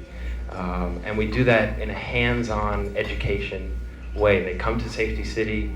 We have an indoor learning center where they participate in activities with Mr. Whitaker, and then they go outside where we've set up a simulated street. It's protected. It's been built on the play yard of PS 92, and it's a simulated street where a team of instructors, local police officers, traffic agents from the Department of Transportation, and crossing guards who volunteer their time teach the children and instruct them how they can make safer choices when they're getting around the city, riding in cars, driving their bicycles, or to protect their own safety if they're faced with an adult who has been drinking and then decides to drive. So it's all about taking responsibility for your own safety. What kind of safety prevention things what do you teach them to do, Mr. Whitaker, in your program? Okay, at Safety City, children learn about decision-making processes. Children do not memorize absolute rules, so we teach them concepts and try to help them identify tools that they can use when they're in the streets, tools that will help them to cross the street, tools that will help them to move around in the street. I would like to touch on that a little later when I bring some of my students up, because they're our best example and best symbol of what actually goes on at Safety City. So I'll hold that information for a little while if you don't mind. All right. Now, after something has happened, I imagine then we come to Teresa Tompkins at the hospital. Yes, well, the injury prevention program comes out of the pediatric trauma unit. And what happened, we saw how many of our children were coming in from motor vehicle accidents. Our program was designed to help improve the parks, but we found that the children were being hit because the parks wasn't good. We started fixing up the parks, but then you had to reteach children to come into the parks and not into playing into the streets. So we got together with the DOT because they were looking for a site to put Safety City, and we worked with them with our injury data and with theirs to develop this, and then we will now do evaluations. Each time a child is hit by a car, we have a questionnaire. We ask them if they've been to Safety City, you know, so that we can see whether children going to Safety City are still getting hit by cars. And so far, we have not had a child who's been to Safety City come in that was hit by a car. So the program is working. We see it to be working. Okay. Who participates in the Safety City program? And it's just young people, just elementary school? Correct. The students are third graders because they fall into the highest risk category, and yet they're developmentally most ready to learn about decision making, and they're also out there in the streets. They are crossing and at times moving around the streets by themselves.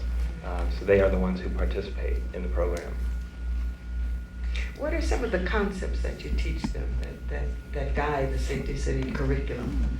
Well, as I mentioned before, our main concept is taking responsibility for yourself, that every child has decisions to make which impact his or her safety, so that when children come to Safety City, we ask them, is that the safer choice? You have a decision to make. I know the children here have heard those phrases over and over again.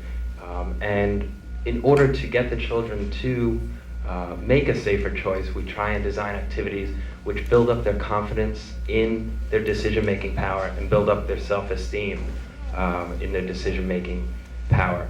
And that self-esteem building and confidence building has impact in other health areas as well. Nutrition, for example, choosing healthier foods, choosing a safer way to school is all about protecting yourself and loving yourself enough to want to live a long and healthy life.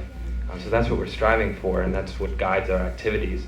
In addition, we urge children to take responsibility and help others, to share their safety information with parents, with their schoolmates, and we have some audio tape that we'll play a little later of follow-up activities that the children have done with their schools.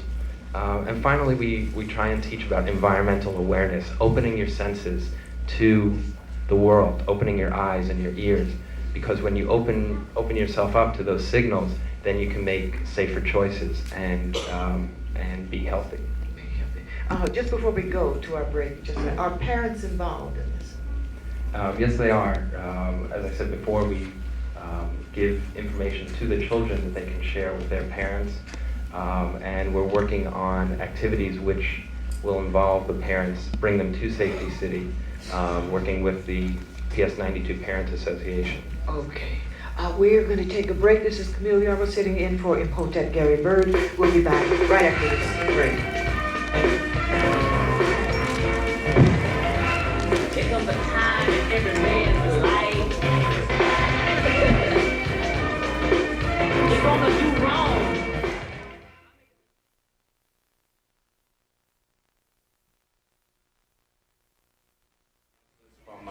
District 5 concerning safety school program. And I want to turn everything over to Brother Ronald Whitaker right at this point, who's the community coordinator. Ronald. At Safety City, students learn about safety as decision-making processes. Children do not memorize absolute rules. Rather, they identify tools and gain knowledge and skills which help them to be safer if they choose to use them. They learn to evaluate situations and choose a course of action, ideally the safer course of action. Every behavior has its consequence. The more accurate the children's information is, the more power they have to adapt their behavior and to achieve the results they want. At Safety City, the philosophy is think before you act. Students will develop their ability to make safer decisions and avoid undesirable consequences by gaining knowledge about their environment and about themselves. The sights and sounds of the city provide a wealth of information. When children open their senses, seeing, hearing, touching, and smelling, they become safety sensitive. This is one of our main objectives at Safety City. Today I'm honored to have a few of my past students with us. I have Ms. Carrie Thompson, Karan Nixon, Michael Bumpers, and Crystal Randolph today with me. They're from PS 123 and PS 154. And it's my belief that these children can show us even more valid information about what the program actually does by talking with them about what we've learned and what we've shared at Safety City. First question I'd like to pose it to Mr. Michael Bumpers, and I'd like to say to him, what do you always have to make before you cross the street? What do you always decision. Always make a decision. That's excellent. And Crystal, let me ask you, what type of decision do you want to make before you cross the street? A safer decision. You want to make a safer decision. Okay, that helps us out a lot. We mentioned something about safety tools. Can you tell me something about safety tools, Carrie? Your eyes, your ears, your mouth, and your hand. These are all safety tools that the children use every day to cross the street. Sometimes they don't think about the fact that they use them, but once they've attended Safety City, they become to understand and realize the importance of using these safety tools. Are there other safety tools that we use when we're in the streets, things that are already there in the street that help us? Can you tell me some of those, Karan? Crosswalks, islands, traffic signals, and Okay, thanks a lot, Karan. Those are some of the things that are already in the street, and we have as street furniture at our location at PS 92. We have created a street environment which includes all those wonderful things the children have just mentioned. And it's wonderful for me because it's been 6 months since I've been with these children, and they still seem to remember all the concepts and the ideas that we try to get across to them. One of the most important parts of our program is the follow-up to the activities that we do in the classroom. We have the children for 2 visits, and a very important part of the program is the follow-up. The teachers are asked to do follow-up activities with the children. This morning we have a tape of one of the follow-up activities that was done by a class from PS 123. They created a song in reference to traffic safety, and I'd like you to take a quick second to listen to the song that was created by Ms. Barnard's class at PS 123. Okay, let's hear it. we skip on our way to school. He said we never like to be late. Whenever we reach a traffic light, we know the signal to wait. The green light says go, the red light says stop, the yellow light in between. We look to the left and look to the right, look left and cross at the green. Gary Morgan invented a stoplight to make the traffic flow right. The very first traffic light was made by a black man, Gary Morgan. Gary Morgan invented a traffic light. We take on our way to school each day. We never like to be late. Whenever we reach a traffic light, we know the signal to wait. The green light says go, the red light says stop, a yellow light in between. We look to the left and look to the right, look left and cross at the green. You know, Ronald, children got their own rhythm, don't they?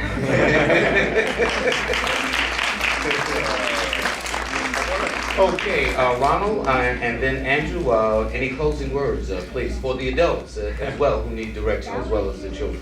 I'd like to extend a quick thank you to PS 200, Ms. Smith's class, who also contributed a follow-up activity, and also to Ms. Harwell's class, who invented a safety rap, which unfortunately time does not allow us to listen to today. Well, but they both participated very much in the follow-up activities. Okay, we'll come back. I think that's very important. Andrew? Sure.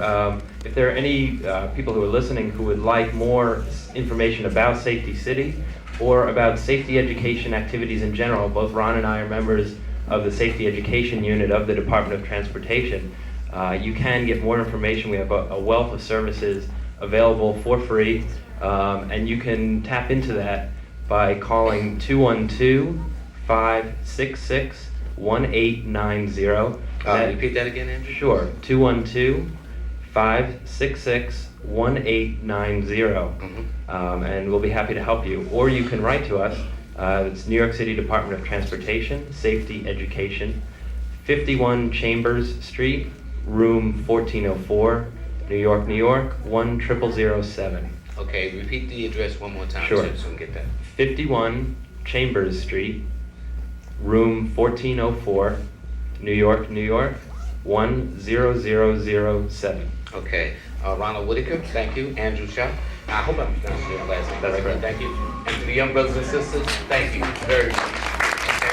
After this break, we'll be back with Numbers and Youth, and I have my very special guest, Brother Stephen Omar.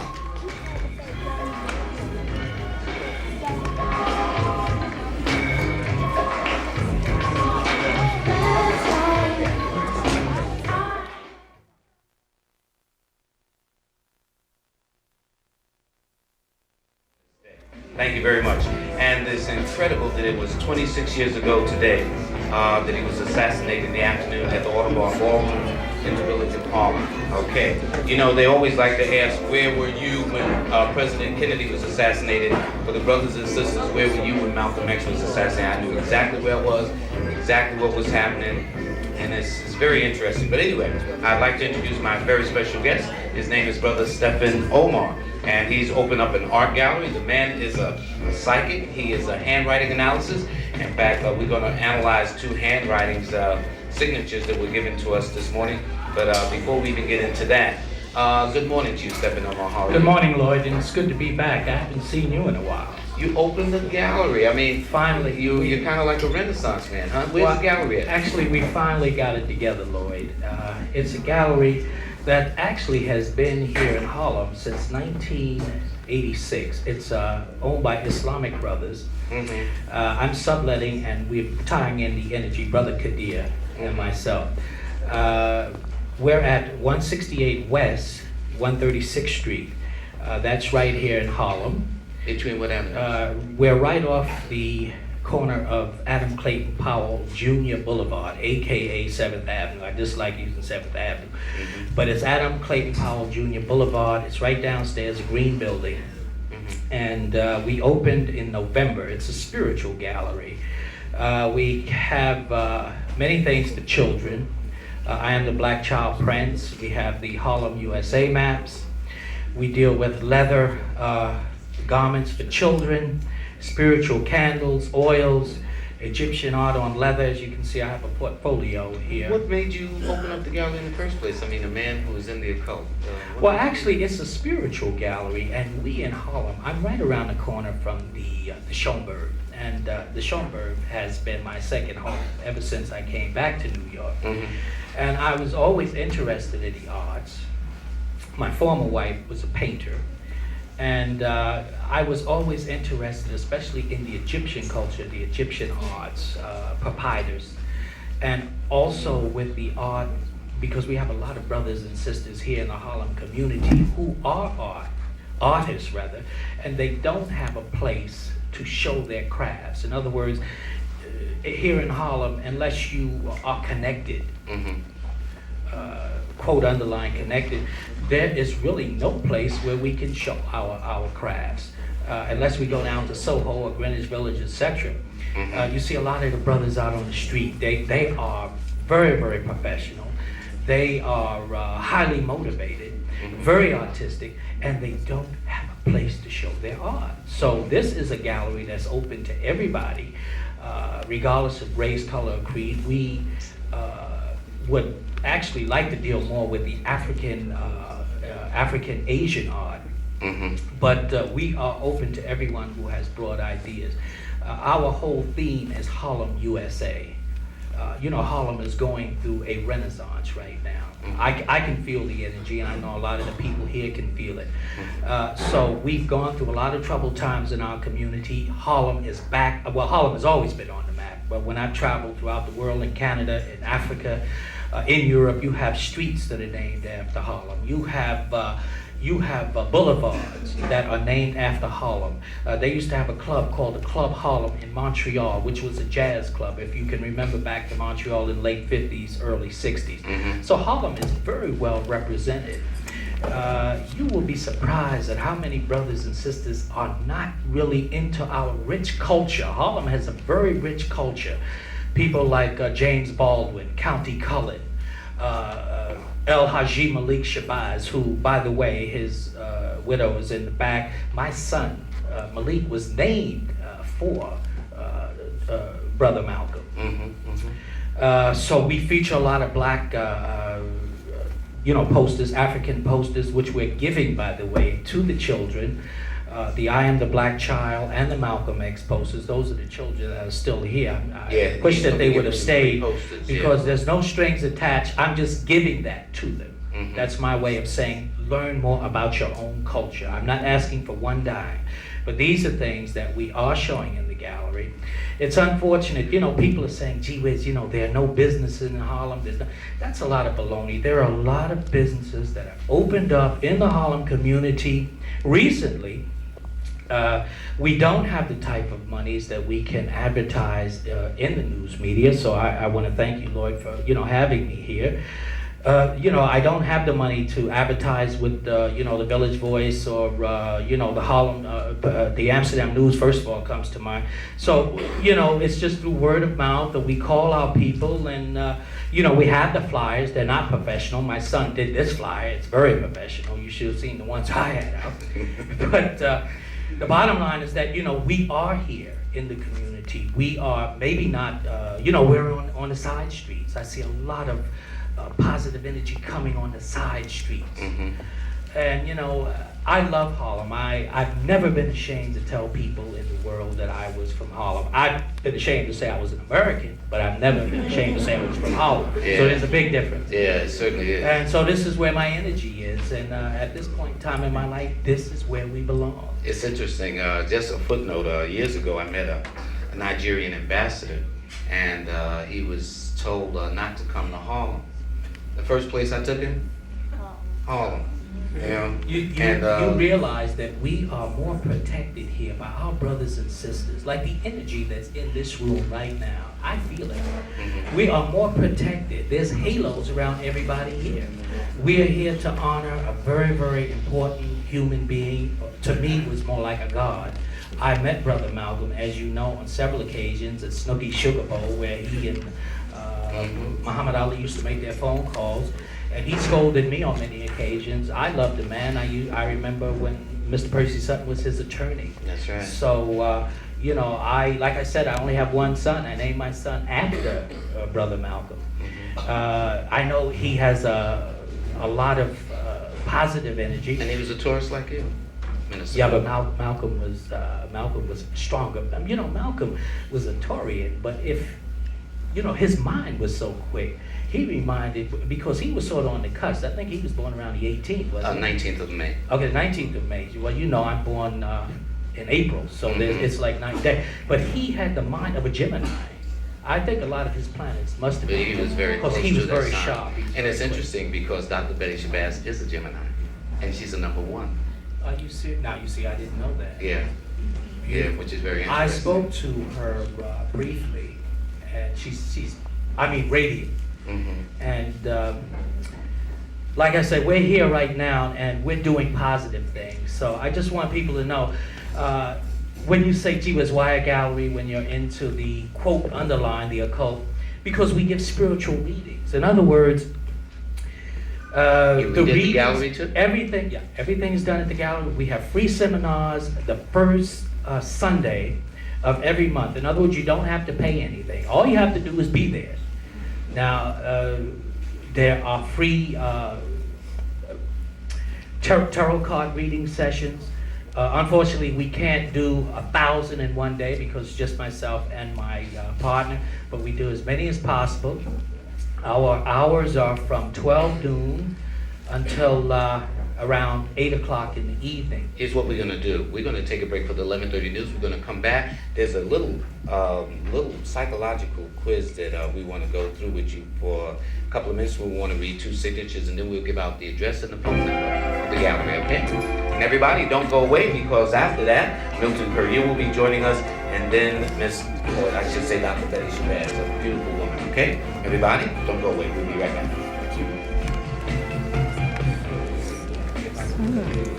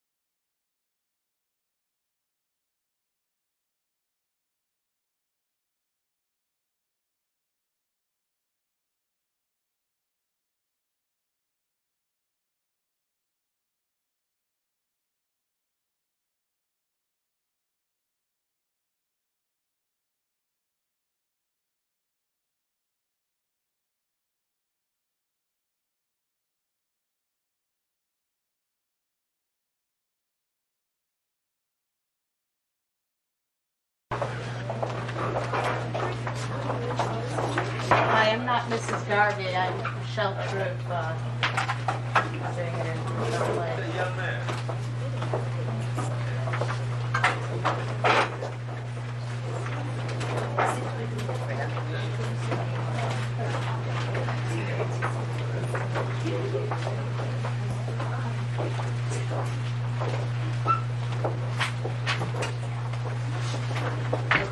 Trying to let it settle down a little. I hope everyone can hear me.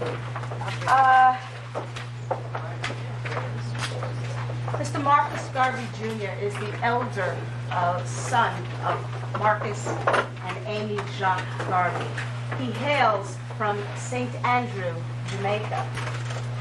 His academic training includes the following: bachelor's degrees in English, economics, and law from the University of London, London, England.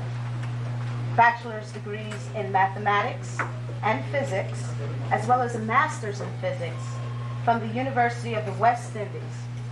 Further academic credentials include a master's in physics, as well as a master's in electrical engineering from City College of the City University of New York. His professional career includes teaching mathematics, physics, and electrical engineering at high schools in Jamaica, the University of the West Indies, City and Hunter Colleges of the City University of New York. And for the past several years, Mr. Garvey has worked as a professional engineer in digital and analog circuit design and the analysis and design of optical fiber transmission systems. He currently is engaged in navigational guidance systems. He is a registered professional engineer in the states of Massachusetts, New Jersey, and is a member of the Institute of Electrical and Electronics Engineers, the Optical Society of America, the American Institute of Physics. Marcus Garvey Jr. is an African nationalist who articulates the philosophy and teachings of his father, Marcus Garvey Jr., the founder of the Universal Negro Improvement Association and African Communities League. Marcus Garvey Jr. was a member of the UNIA in Jamaica and is currently president of the Brooklyn division of the A.L. Crawford division of the UNIA. Mr. Garvey is a student of the history of African peoples in the homeland and in the diaspora. He has been published in both his professional area of expertise, engineering, as well as several important works in the history, again, of Africans at home and here in the diaspora. Although limited with stringent demands by his career and activities at work, Marcus Garvey Jr. lectures extensively on Garveyism and articulates the message of African nationalism as propounded by Edward Blyden, Bishop Henry Turner, and his late father.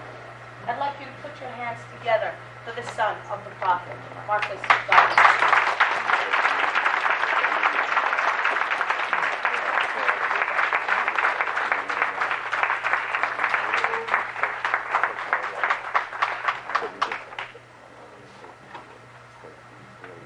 Brothers and sisters, a special welcome to you all this evening. We are very glad to have you here on this occasion as we celebrate and commemorate the birthday of the prophet and teacher Marcus Mosiah Garvey. You are a lovely company of African people, and I'm certain wherever he is now, he's very happy to see you here remembering him. And we have to remember our heroes and our great men who have gone before and have paved the way for the work which we have to finish. And I think you will hear of that this evening. The unfinished work of Marcus Mosiah Garvey, the unfinished work of Edward Wilmot Blyden, the unfinished work of Martin Luther King, the unfinished work of El-Hajj Malik Shabazz Malcolm X, the unfinished work of Kwame Nkrumah, the unfinished work of Sekou Touré, of Patrice Lumumba, and of the giants of the African world, who are so many. We have to remember our ancestors, our mighty ancestors, this evening. We will call their attention to you. And we are very fortunate that we have one of our great historians to bring us from the past into the present. Our organization, the Universal Negro Improvement Association and African Communities League, was formed by Marcus Garvey in 1914. He started with 13 good and true Africans in 1914. By 1919, that organization had become 1.5 million strong. And in 1923, it numbered some 8 million African people in 34 countries throughout the world. The achievement of Marcus Garvey in mobilizing the African race has never been equaled in the past or up to now. And we will wait a long time in the future before we match those figures. But that is not to say that we are not going to work to do that. For we have certain advantages that he did not have. We also have some disadvantages that he did not have. As I spoke in St. Louis yesterday, I reminded us of the problem that we face in this time as compared with our great ancestors in the 1910s and 1920s. The people who in this country created the hospitals and the colleges that have dwindled away today. Their greatness is the fact that we now have but 3 black hospitals in the United States of America when there were 40 flourishing in the times of our great ancestors of Marcus Garvey in the 1910s and the 1920s. Those of us who talk about our academic erudition and how much we have progressed with all the degrees we have not been able to dispose health care for our people.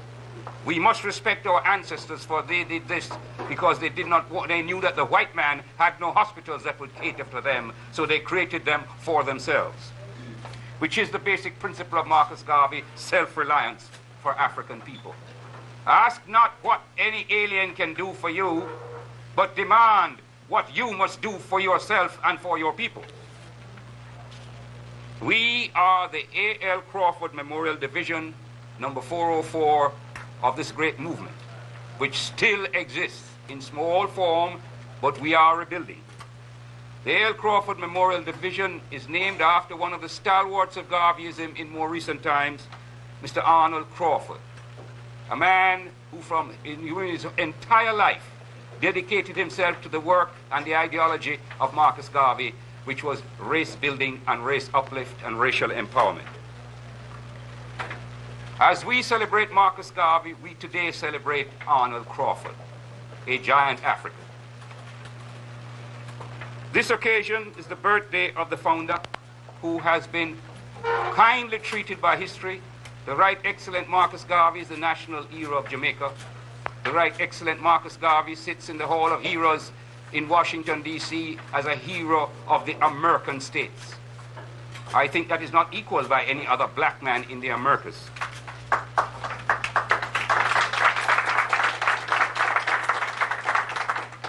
We who follow his teachings dedicate ourselves to the continuation of his work and the eventual realization of his total program. It is my pleasure to bring you our program this evening, which is a multifaceted program. The first person I'm going to call on is Sister Amy Gordon, our griot and veteran, who has prepared a work for you of Marcus Garvey. Sister Amy Gordon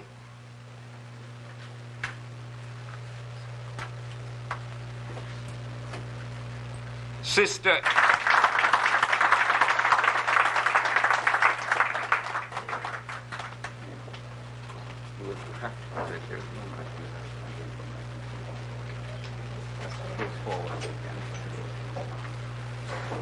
Ladies and gentlemen, changes every day. So, pray, work, be steadfast, and be not dismayed. Then he said, nothing must kill the empire urge. As the Jew is held together by his religion, the white races by the assumption and the unwritten law of superiority, and the man golden by the precious tie of blood. So likewise we, the black men, must be united in one grand racial heresy. Our union must know no clime, boundary, or nationality. Like the great Church of Rome, black men the world over must practice one faith, that of confidence in themselves, with one God, one aim, one destiny. Let no religious scruple, no political imagination divide us, but let us all together under all climes and in every countries, making among ourselves a racial empire upon which the sun shall never set. Alliance to self first. Let no one inculcate you with evil doctrines to suit their own conveniences. There is no humanity beside that will start to yourself. First to thyself be true, and thou cannot be false to any man. Then he said, we are arbiters of our own destiny. God and nature first made us what we are, and then, what of our own creative genius, we made ourselves what we want to be. For always that great law, let the sky and God be our limit, and eternity our measurement.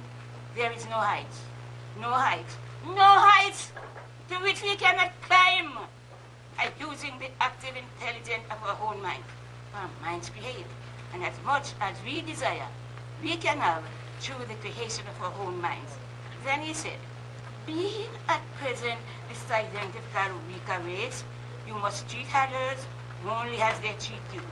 But in your homes and everywhere possible, you must teach the higher development of science to your children, and be sure to develop a race of science, far excellent, for in science and religion lies our only hope to withstand the evil designs of modern materialism. He said, never forget your God. Remember, we live, work, and pray for the establishing of a great and binding racial heresy, the founding of a racial empire, whose only natural, spiritual, and political limits shall be God and Africa, at home and abroad. I thank you.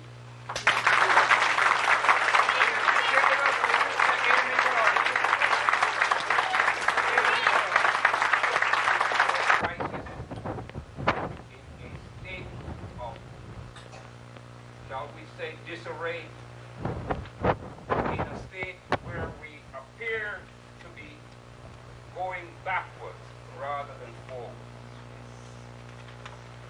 In fact, if you look at the things that afflict us today, the continuing famine in Africa, the civil wars in Africa, the disease that is spreading throughout Africa and wiping out so many of our people, if we look at the atrocities that are being committed by the Aryan peoples, thank you, we have a microphone now, is it working? Or can you hear me? Loud and clear? Good. Well, I'll just bring it over and add a little more power, although you know I have enough power without the mic, but thank you, Professor P. We are at a climacteric time in our history. Either we are going to pull ourselves together and regroup, or we will become, in the 21st century, an extinct species. This is a very serious time. In the world today, every one of the major races is comparatively heavily armed as compared to us.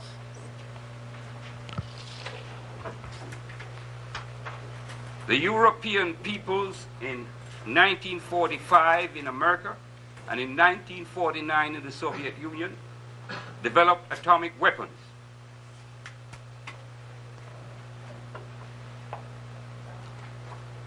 The People's Republic of China, home of well over 1 billion people, in 1964 developed an atomic weapon of their own.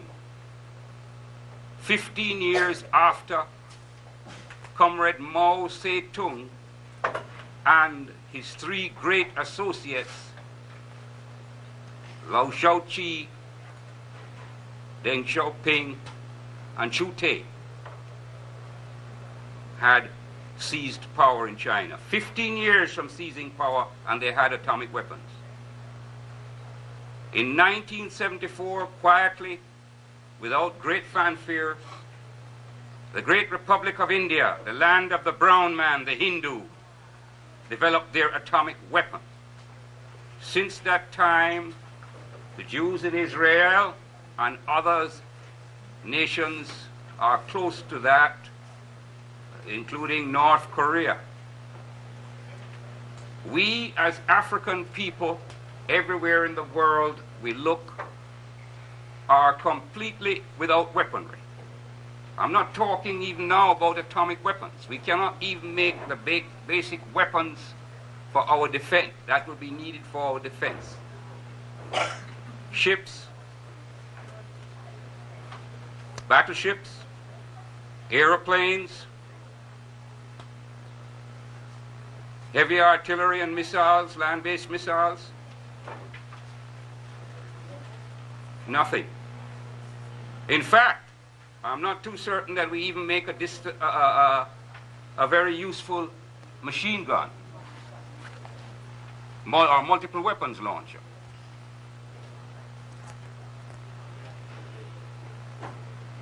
In the history of the world, at every time that we have had a state of weakness among a people, a strong people have moved in to fill that vacuum and have eliminated that weak race. The great evidence in front of us here is this land where we are now sitting down. This place, Brooklyn, was once populated by a people called the Red Man.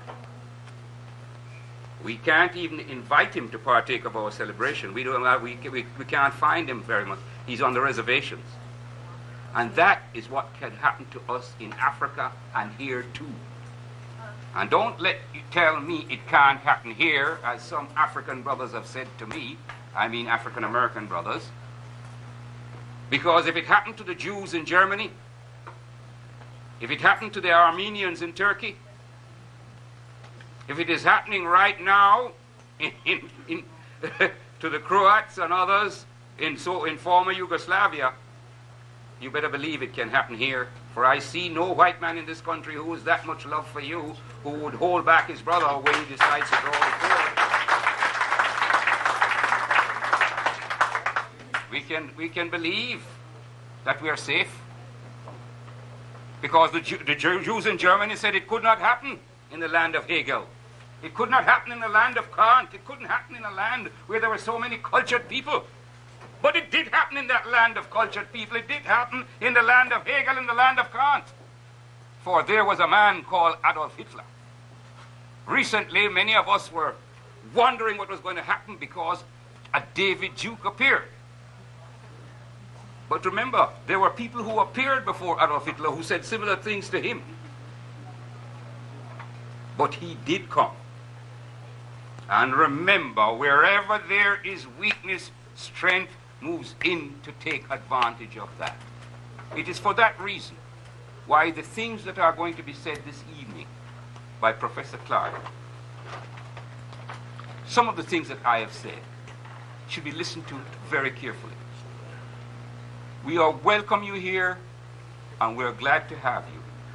But what we want you to do is to leave here with a clear message and understanding of the things that we have to do to turn it around, so that you can go out and say to other people, we do have a problem and there's a way to turn it around. Brothers and sisters, I'm going to ask the sisters to come forward now, and we do a special song for Marcus Garvey.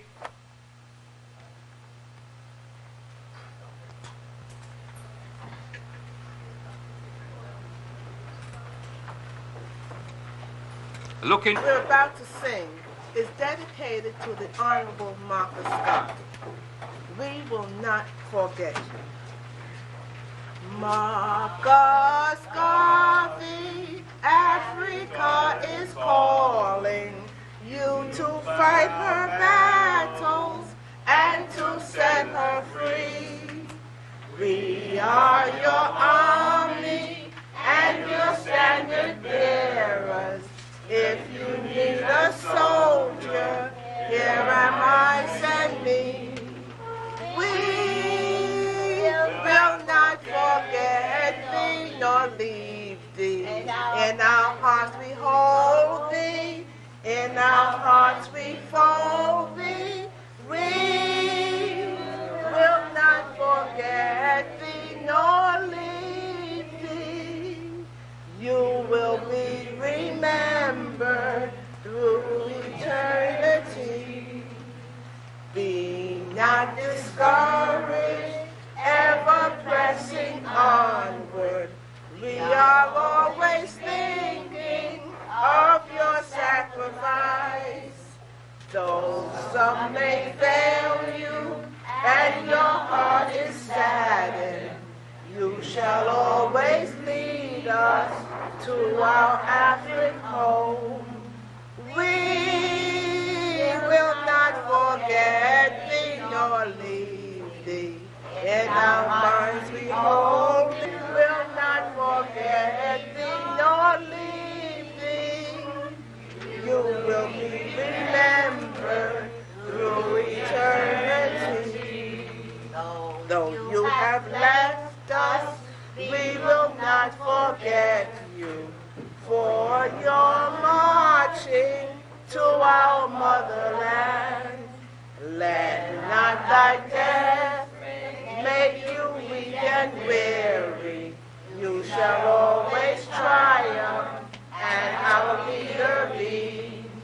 We will not forget thee nor leave thee. In our minds we hold thee. In our hearts we fold thee.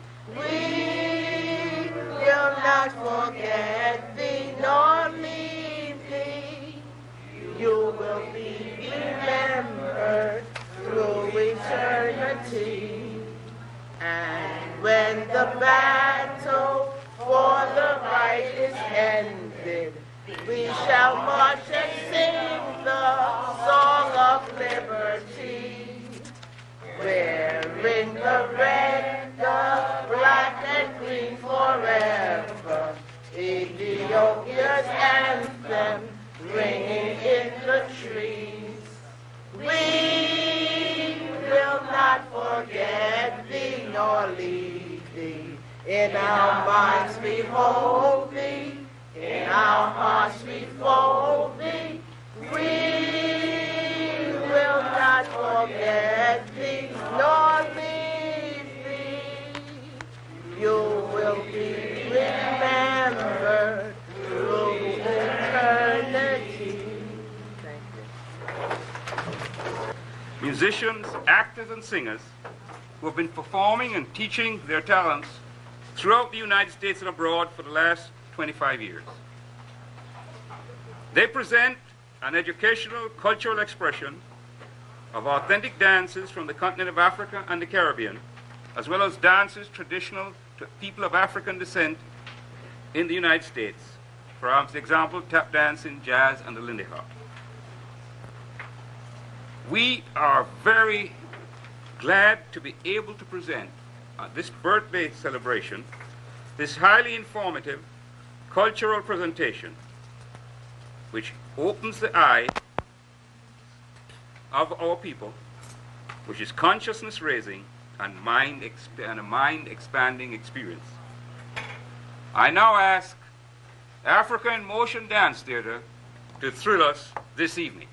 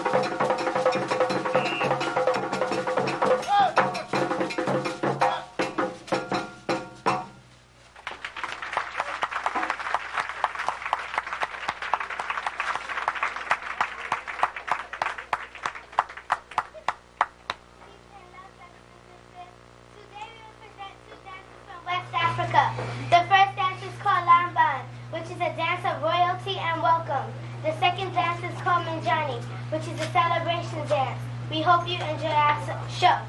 Olaribo mansaya, ninkaribo laila, simbo mansaya, laila. Olaribo mansaya, ninkaribo laila, simbo mansaya.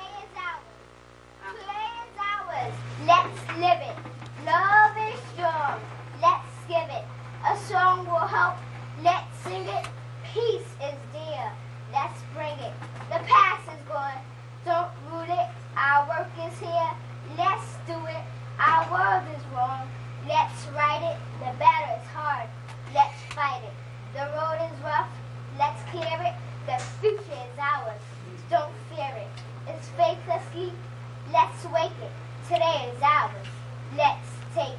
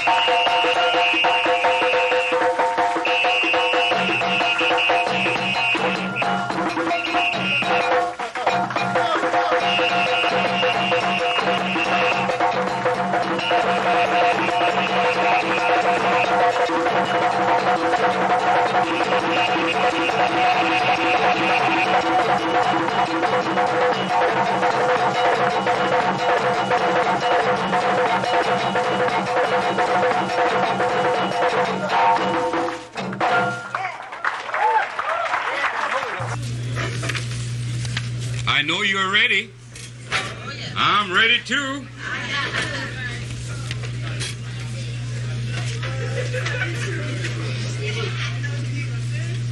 Professor John Henrik Clarke is a unique resource and a special institution in the African world. Beginning with his early years,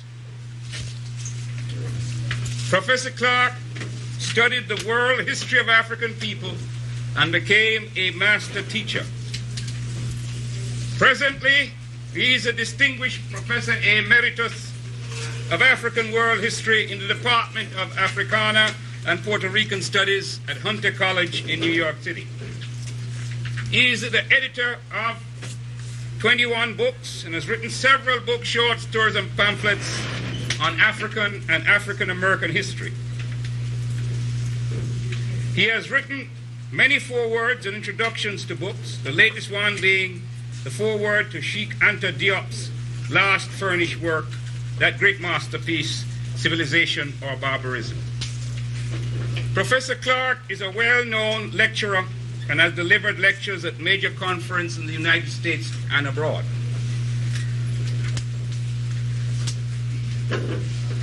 His best-known works are Africans at the Crossroads, Notes for an African World Revolution, Marcus Garvey, The Vision of Africa, New Dimensions in African World History, Malcolm X, The Man and His Times.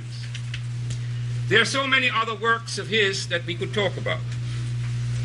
But Professor Clarke has remained, despite his great erudition and knowledge, or rather because of it, and that is the thing, true erudition and knowledge does not move one away from one's people, but brings them closer to one's people. No one has so articulated what we require as a race and a people to step forward to our future. No one better understands the work and ideology of Marcus Garvey, whom he has researched for so long. It is my great pleasure to introduce my personal friend, the friend of my late mother, the great scholar and teacher, Professor John Henrik Clarke. Right?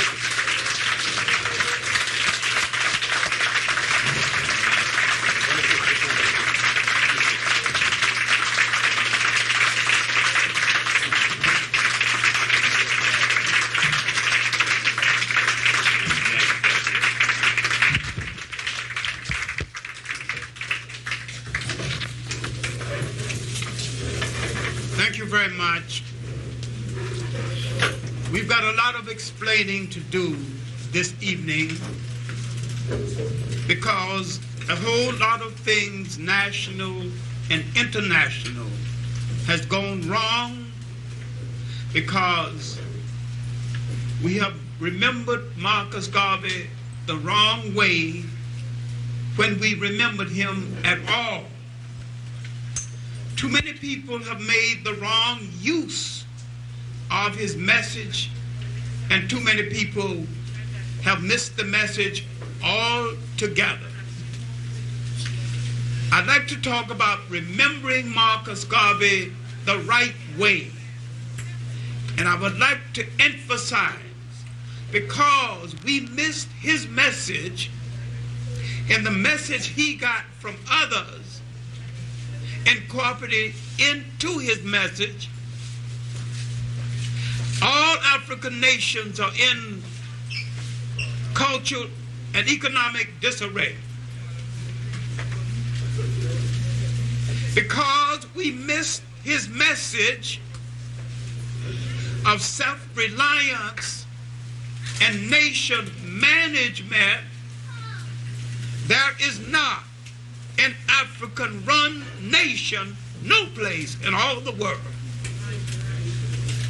Every nation in Africa is an imitation European state.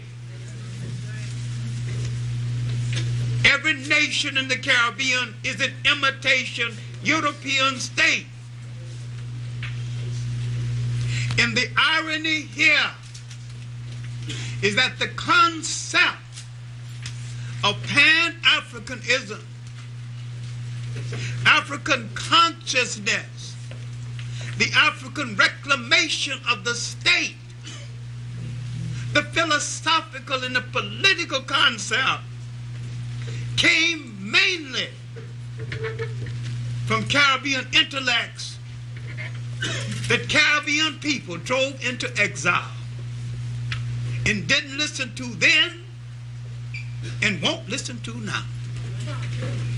You have not heard H. Sylvester Williams' summies calling together the Pan-African Congress of 1900.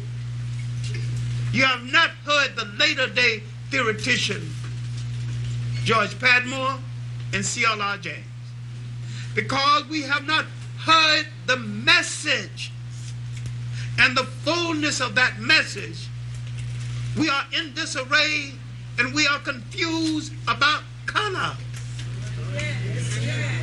because we have not understood the nature of unity, and to unify all these fragments into one, an African people committed to the liberation of Africa, because we have not overcome the color and the economic stratification put down by our slave masters and colonial masters. Jamaica has been deprived of becoming one of the great island nations of the world. But they tied up so much of their energy arguing over color gradation, economic positions, talking about their English grandfather and their Dutch uncle. They couldn't do the nationalist business of Jamaica. A story is told about Marcus Garvey leaving Jamaica for England. And the reporters gathered around him, wishing for a last message before he departed. And finally, after they had gotten on his nerves to the point he wanted to dismiss them, he decided to give them an interview. All right, come on. Get your pencils ready. I'm going, so I'm leaving for England. And when they were all silent, he said, Jamaica is a ridiculous country. Goodbye.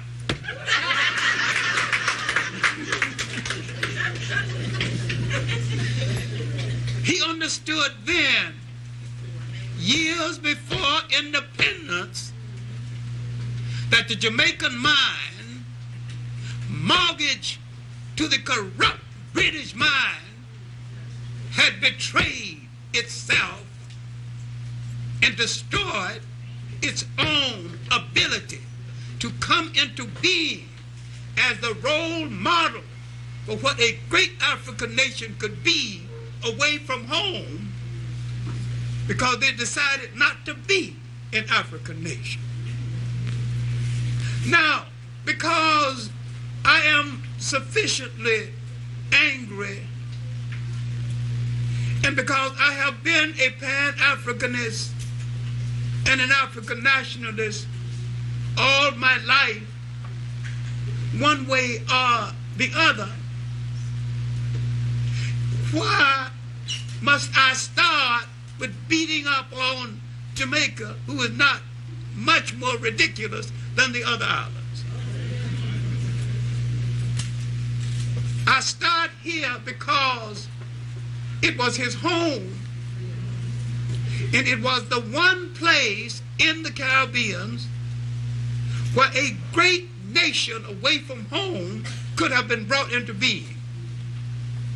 It has a long revolutionary heritage, longer than Haiti. And they fought harder in their slave revolts than the Haitians, who became independent. And they fought harder and did not become independent, because the very people who you mortgage your integrity to, the English, aping him, stratified Jamaica to the point where after each great slave revolt, they would dissipate the energy of the people to the point where at the next slave revolt, you had to mount the incentive all over again. When in Haiti, the whole revolutionary period that brought independence happened over a 20-year period. And each time they knocked down one leader, another was right there. Toussaint gone, Desi Lane there. Desi Lane gone, Christophe there. And because in the difference of opinion between colors,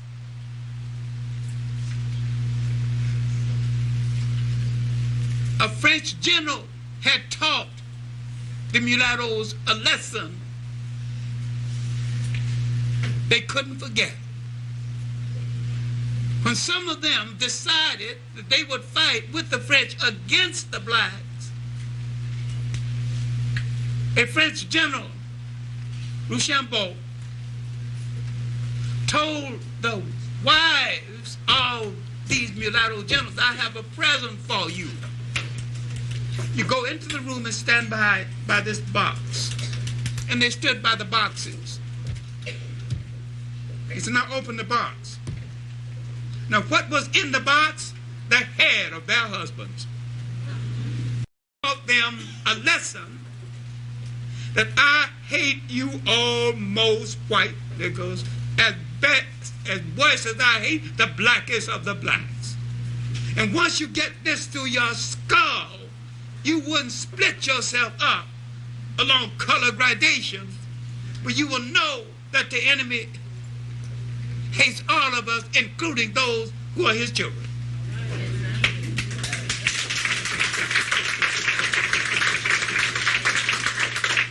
Until you identify your enemy, you cannot utilize your friends. Now, why am I going off on this kick?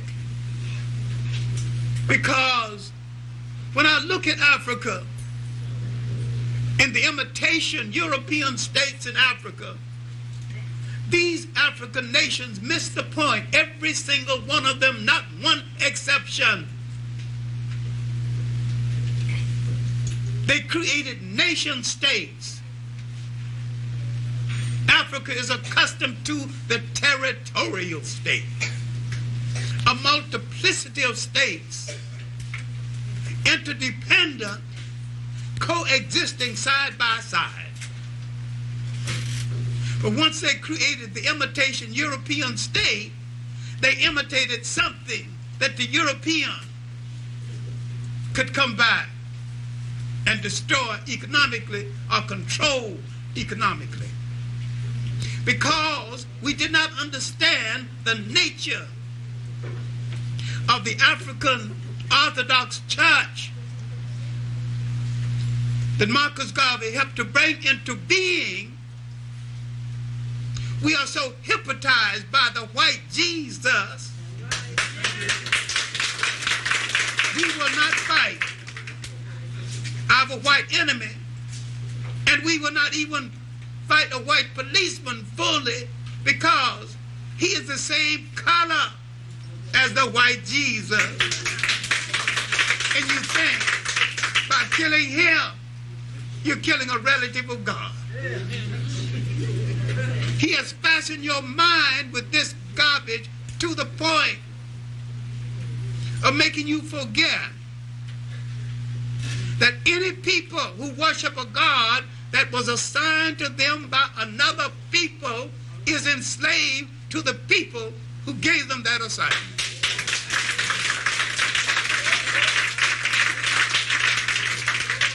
Now, in the light of this, will you look back at Marcus Garvey's dream and plan for an African Orthodox church? He didn't say leave Christianity. He didn't say leave the church. He said look at it your way. Look at it through your eyesight. Look at it through your image. Look at it through your culture. Ask some serious questions. You tell me God is merciful, God is kind. Why all the white angels? You mean not a little brown angel, a little black angel sneaked into heaven? If he's merciful and kind, isn't he kind enough to let one of us in? Because you're so fascinated with whiteness, and a picture painted by Michelangelo, you dare not ask the question. My main point here is that the missing of the Marcus Garvey message is now international in the African world, and the basic cause of most of our problems. We have not looked at ourselves as the embodiment of God.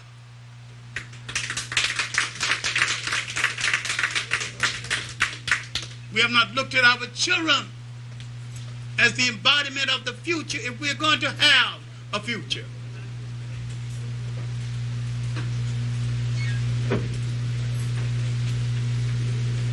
Ghana, it took its impetus at Kwame Nkrumah's admission from the message of Marcus Garvey, creating a Black Star Line, creating a Black Star Square. Now when Marcus Garvey said, where are your men of affairs, where are your sea captains? And Nkrumah, and he couldn't get an answer, and Nkrumah, with knowledge of Marcus Garvey, decided to answer the question, and he did. He put the sea captains out there. He reactivated the concept of a Black Star Line. The message of Marcus Garvey was getting across in one African country. Now will you understand why British imperialism and American imperialism and French intelligence in the combined colonial world had to bring their intelligence systems together to destroy this nation above all the other nations in Africa? Because it was a role model of what a nation in Africa need to be, and it had taken its impetus from Garveyism.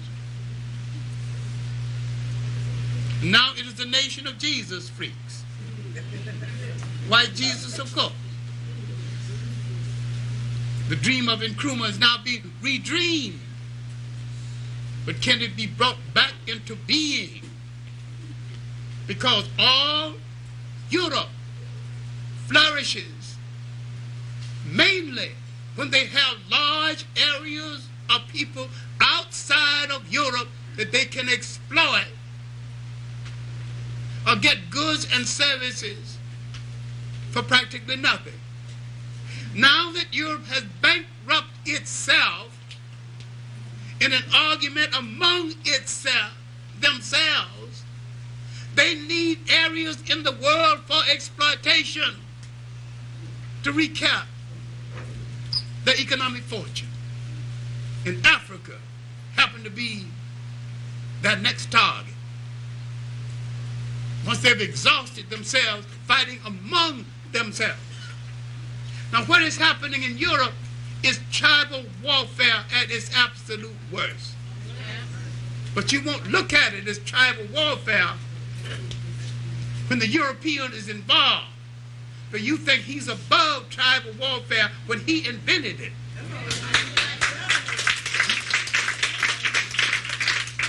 And you had no tribal war until he came and put one against the other in order to conquer both. And he's still successful. When you think you can't run a nation without his politics, you can't have a religion without his image of God, you can't make your own automobiles, you can't make the shoes you wear, you can't even make a safety pin to hold your child's diaper together. You are telling him that I can't manage without him.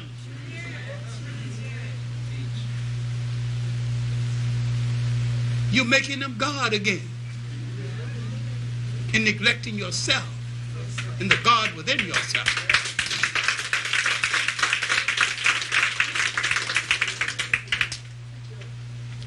I have looked at the present in order to look at the past.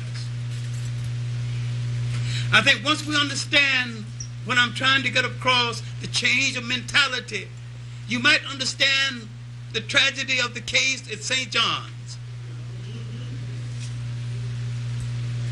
When these degenerate white boys misused a Caribbean girl, and there wasn't one strong Caribbean committee protesting it. And she herself was weak because she still had affection for them but didn't think they would treat her this way. She was mixed up and sick. She did not understand that in their mind, that's the way you're supposed to be treated. But you had the illusion that they could do no right, had the illusion they're doing you a favor by associating with you. So long as you make an endearment out of associating with a degenerate, you will not find your best self.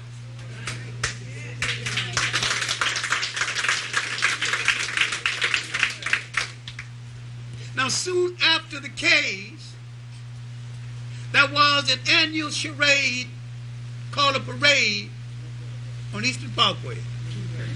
And you dissipated enough energy to build 3 nations.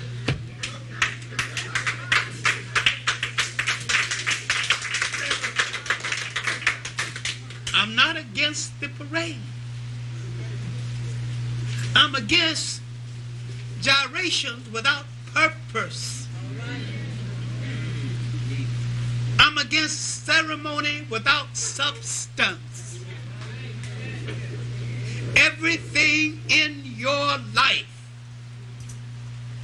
must move you toward ultimate true independence and self-reliance, or it must be thrown out of your life.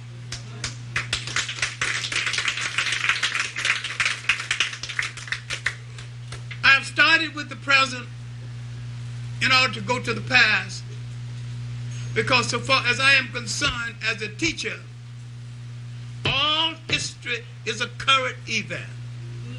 Everything that ever happened continues to happen and will continue until you're creative enough to stop it. The misery that was visited upon you will continue to be visited upon you until you stop it. What I'm calling on you to think about, when I go back and examine the period beginning with the birth of Marcus Garvey, and this is why we need to begin that examination, is that everything interacts with everything, and there is no insignificance, because everything affects everything. Now let us go back and place Marcus Garvey in context with history. Let's look at 1887. What was happening in the African world the year of his birth? What made Marcus Garvey so special, being a Jamaican and black in a color-conscious island that penalized you for being black? How did he avoid this? What was his special kind of attitude that not made him override it, but condemn it? But condemn it. Let's look at 1887 all over the African world. I'm trying to say that he was born into an atmosphere of struggle and revolution on the part of African people. When he was born, the Africans had already had a 100-year fight against colonialism, because once slavery was converted into colonialism, the Africans understood that this was another form of slavery. When he was born, a number of years after the British emancipation in the Caribbean, one of the greatest fakeries ever preyed on the Caribbean mind, the assumption that it was an emancipation, which indeed it was not. And when you boast that emancipation of the slaves in the Caribbean came 30 years before it came in black America, inasmuch as it was a fake in the Caribbean, it was a fake in black America, you said that our fakery came 30 years before your fakery. Because you ain't free yet. In any nation that would elect a Boston con man named Seaga as its prime minister is a long ways from freedom. Mentally, a whole lot of people on that island are still enslaved. Now, what am I trying to say? In dealing with this phenomenon of Marcus Garvey being born after a heritage of over 100 years of revolution in Africa had already occurred in the colonial wars that had started in the latter part of the 17th century. It extended throughout the whole of the 18th century. What then had happened in the Caribbean islands? The consistent slave revolts put a tax on the energy and disrupted the normal flow of commerce to the point where slavery became unwieldy, no longer a profitable enterprise. And if you think the British freed you 30 years before because they love you and because they were benevolent, you are misreading history, and there may not have been water you was drinking this morning. You have to be out of your mind. The British, who are the master thugs of the universe, they are murderers who get away with murder because they have a style. They will not cut your throat with a dirty knife because this is out of style. That's poor form. That's poor etiquette. But they will cut your throat, but not with a dirty knife. This crude white man in America will cut it any kind of way.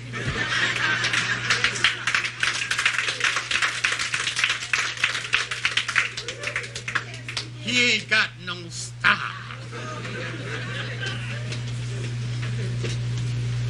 The British would take you out of jail and make you prime minister and control you. That's style. That's procedure.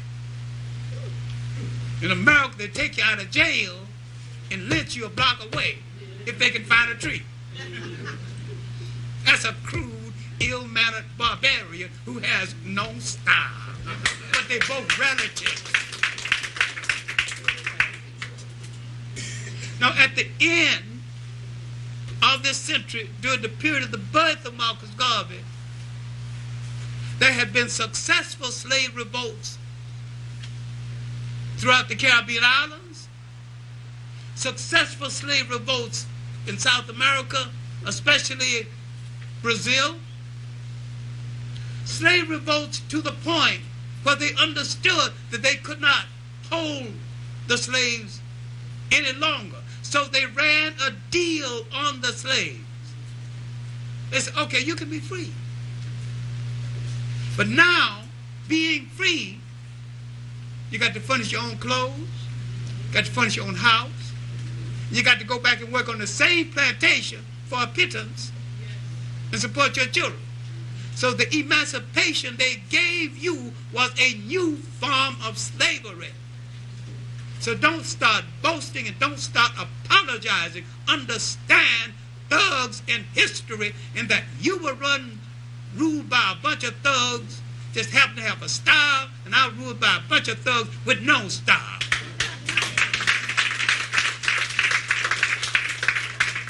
Europe dumped its human garbage can into the Western world. The west of that garbage can, the worst of that garbage can was dumped into the United States. I have no problem in conceding that the white oppressor in America is the lowest, the stupidest, the most vicious of all of the oppressors ever sent out of Europe.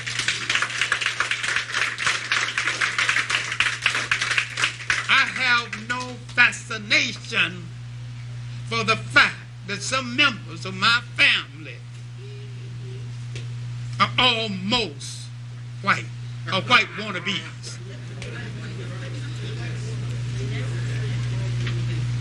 I remember my great aunt Liza, who had a son by forced liaison with a white man. And when we got in difficulties in Alabama, we were sharecroppers, landless peasants, she would call on this son. Fortunately for him, he came out looking almost identical to his father and passed for white. In the day she called on him with another black man shoving his buggy, and he came in to take care of what needed to be taken care of, and his mother, my aunt, fixed them breakfast. She did not even sit down to eat with the son of a bitch. Her blood, and yet so arrogant, he wouldn't sit down and eat with his own black mother. So don't be preaching me no damn problem about it. Question about interracial harmony. Maybe they're just like us. Maybe you too harsh on white folks. My own daughter told me this.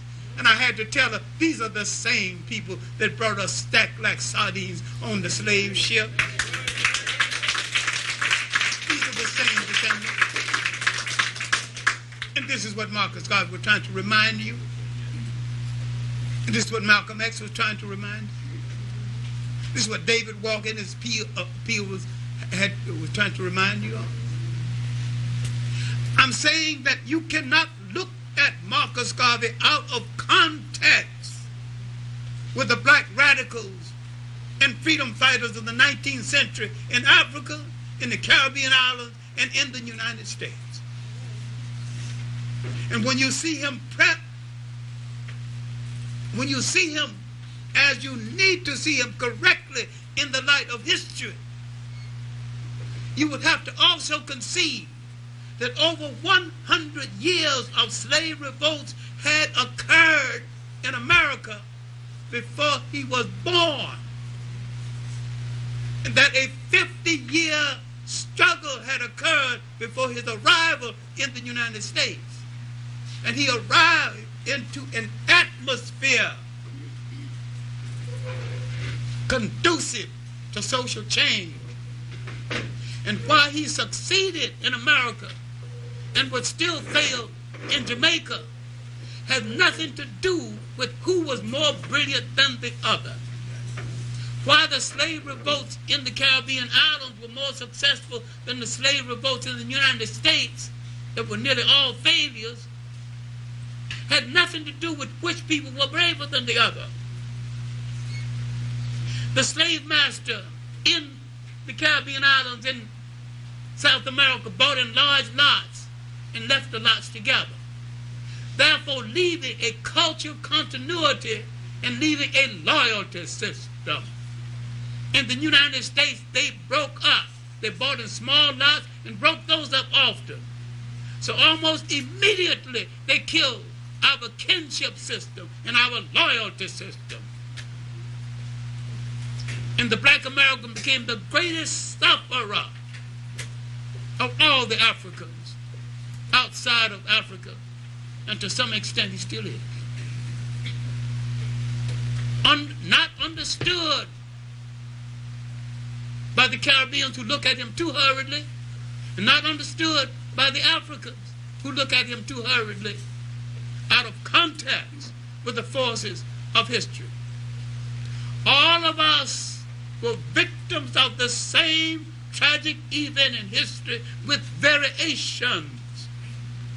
And if you can't pass a taxi cab test downtown, I don't hear no damn lie about where you from when there's a struggle for black people. Get in the damn struggle or get the hell out of the way.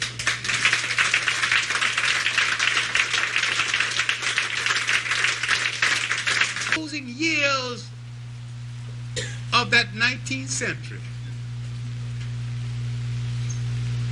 1887. Now look at 1895. The Booker T. Washington Atlanta Cotton Expedition speech. When Booker T. Washington ran one of the most unique con games in history, a lot of people call it Atlanta Compromise. Booker was conning the black folks, the white folks, the southerners, the northerners. And white people opening their pocketbooks and weeping, shaking their head. Oh,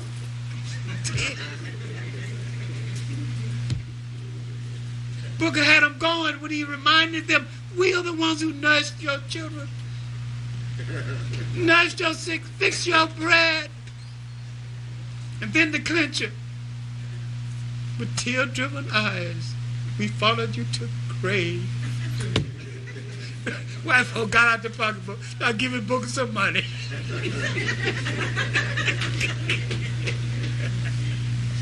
And when he said that we could be as divided as the fingers, and together as the hand, in all things that make for social progress, they assumed he had endorsed segregation, gave him some more money.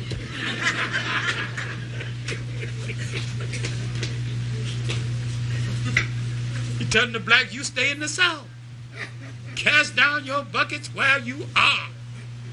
It's better to make $1 a day than to sit next to a white person in an opera. But, oh, good God, that's the Negro I want. Give him some more money. He became virtually the dictator of black America. Well, white people filtered everything through him. And if you wanted a streetcar conductor job in Cincinnati, the white folks wanted to know if it was all right with Booker. And if it wasn't all right with Booker, you didn't get the job. But whites were clearing everything through Booker. Now, you think Booker T. Washington was an Uncle Tom, you're dead wrong. He was a strategist whose strategies sometimes didn't work.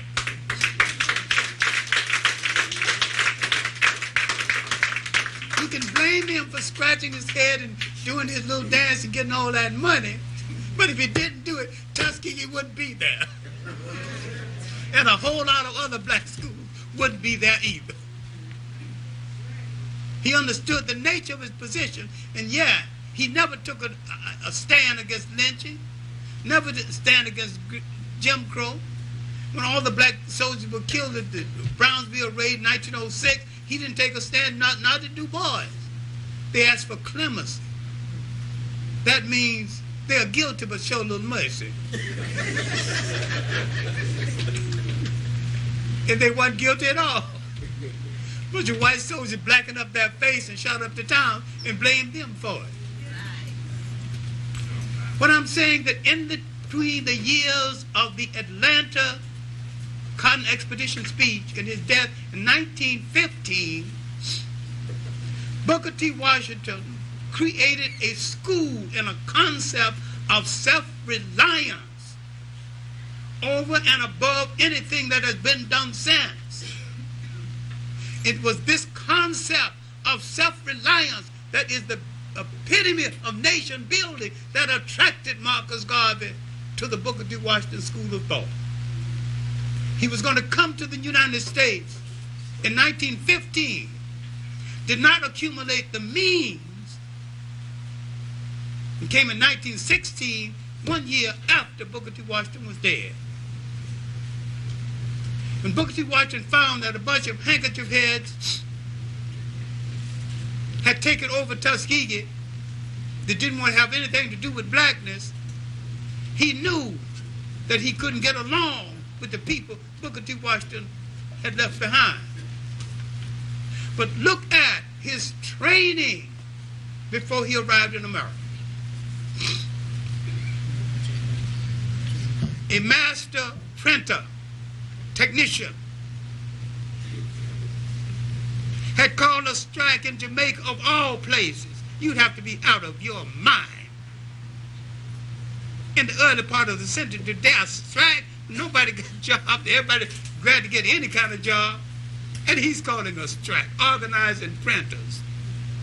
Now look at the apprenticeship of Marcus Garvey for nation structure. Look at African fundamentalism taking shape inside of his mind. Everywhere he went in his journey through Central America, he found employment. Why could this man find employment so easily when other blacks were out of jobs? He had skills. He had printing skills. He had editorial skills. He had job management skills. He had nation management skills. Coming from a color-conscious Jamaica, but a master craftsman, he did not have to shirk and apologize in a color-stratified society, but could walk proudly with his blackness at a time others were apologizing for it. Now, he had an asset that others still do not have throughout the whole of Jamaica.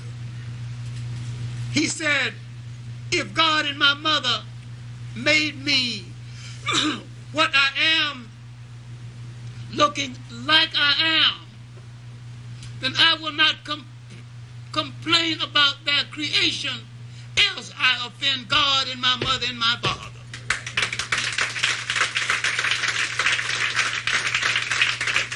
He had learned a lesson that most of you still have not learned.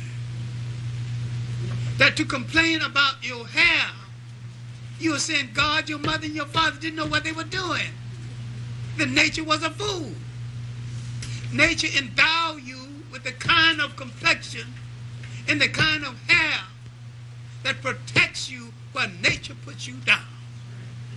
And it is good because it protects you when nature puts you down.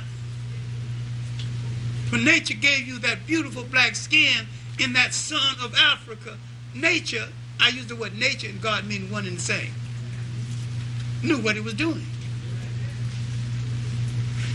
It gave you that coarse protective hair. That's good because that protects you when nature puts you down. Now let's look at the years between the Booker T. Washington speech in 1915. Marcus Garvey had gone to England. He had tried to establish the UNIA in Jamaica. Moderate success, but nothing exceptional. He had actually met Du Bois in Jamaica. I don't know why everybody forget this. And Du Bois was favorable to him and his ideas. The assumption that Du Bois was the moral enemy of Marcus Garvey is not only incorrect, but it goes against the trend of history. Du Bois was a personality, and I'll explain this shortly, and I'll explain it mainly because it's out of focus. Du Bois, taken with Western education, with the concept of the talented 10, envied the fact that Marcus Garvey, with no college education, had brought off something all of the college-educated people had failed to do. A great mass movement.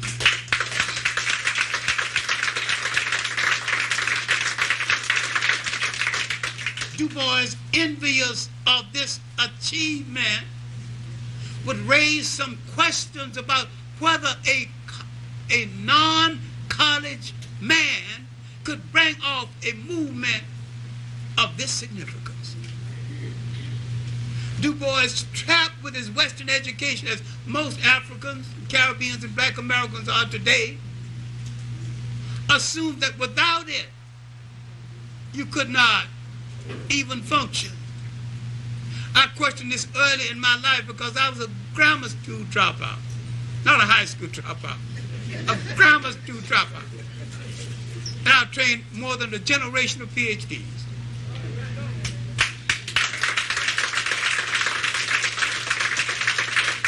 Couldn't go to the college, I did go to the library. I did get books.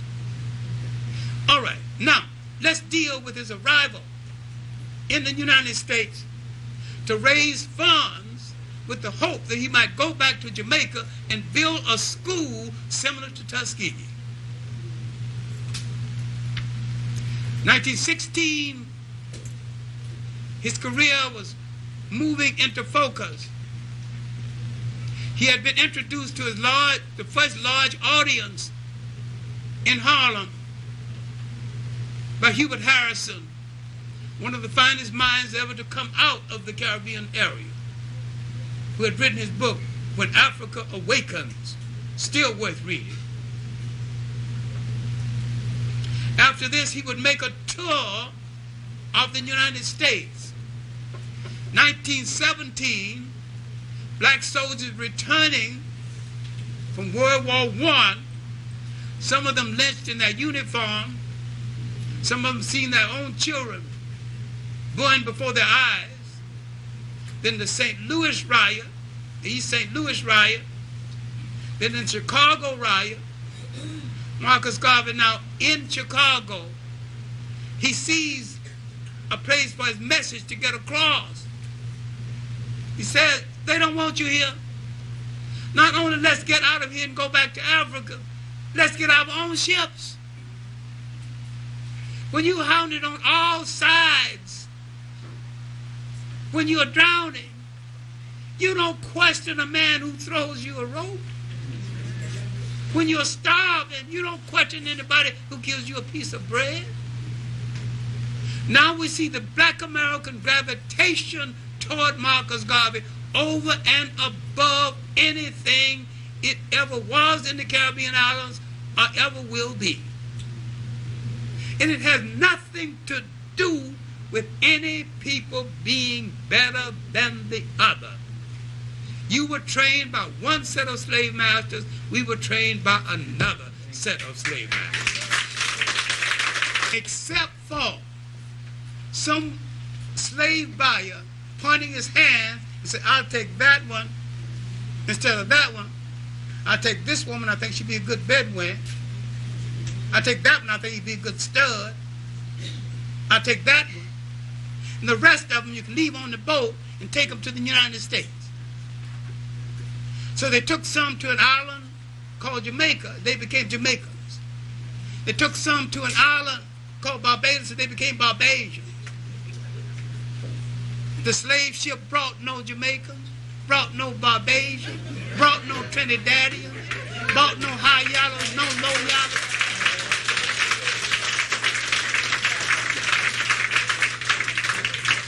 Brought no people confused about their color. No people boasting about they got the blood of their slave master in their vein, their Scottish uncle and the British grandfather. No people like that. They had to become what oppression made them become. And we in the United States, under a cruder oppressor, had to become what oppression made us become. When Marcus Garvey rallied blacks after the riots, the Red Summer of 1919, the Chicago riots, we were ready to listen to him over and above any African people in the world because we had suffered a tragic uniqueness and we needed his message more than any other people in the world. And we need it now more than any other African people in the whole world. He would build rapidly, better than it has ever been done before, one of the largest mass organizations ever built among blacks before or since. His message would gravitate to Africa, to the other Caribbean islands. There would be branches of the Garvey movement in Cuba, throughout Panama, throughout all this area. In Panama, 4,000 Jamaicans had died building the Panama Canal. 5,000 Caribbean people died, all told. Now you see the irony of an American general of Caribbean descent taking over the canal and grinning. He should have said, I claim the canal in the name of the blood of my people. They dug the damn ditch. It belongs to them. But he was happy to be an American stooge and do what he was told and grin before the camera. Now we see 1920 in the conference at Old Madison Square Garden. The movement is well in its way, on its way. It has already reached Africa. Some of the African chiefs, anticipating the return of their brothers, had planted special crops to make sure they have enough food when we got back home. The message had gotten to Africa more than it had gotten to any part of the Caribbean islands. The message had gravitated and developed among black Americans principally for the reason we were so oppressed. We were the most wounded, the most ego-starved, the most put upon of all the African people in the world and the least protected. We were ready for a Marcus Garvey. We were mentally ready. And when he asked for money for the ships, we had not discovered checks and money orders. We put the money in envelopes and sent it to Mr. Garvey. A great deal of the money was stolen right there in the office. Garvey was guilty of absolutely nothing. This is why I'm not too happy with people who ask that Marcus Garvey be given a pardon, because he wasn't guilty of anything. But people around him were guilty. There was a lot of thieves around him. Now the trouble has started. The force is moving against him, and he would end up in federal prison in Atlanta. But there's something before that. He flourished in Harlem during the period of the so-called Harlem Renaissance. He gave that movement a political meaning and a definition.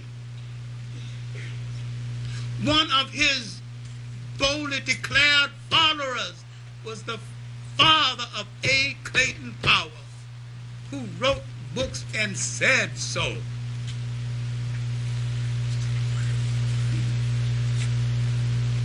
Now, having entrenched himself in the United States,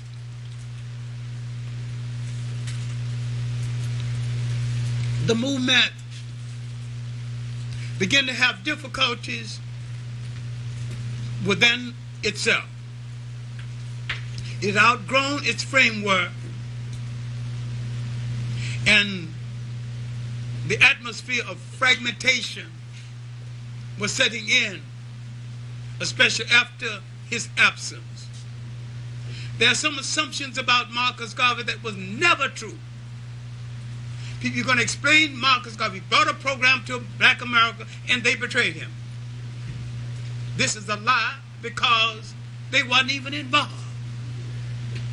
The 7 or 8 black intellects who signed a letter asking for the deportation of Marcus Garvey was unknown among Black America then, unknown among them now.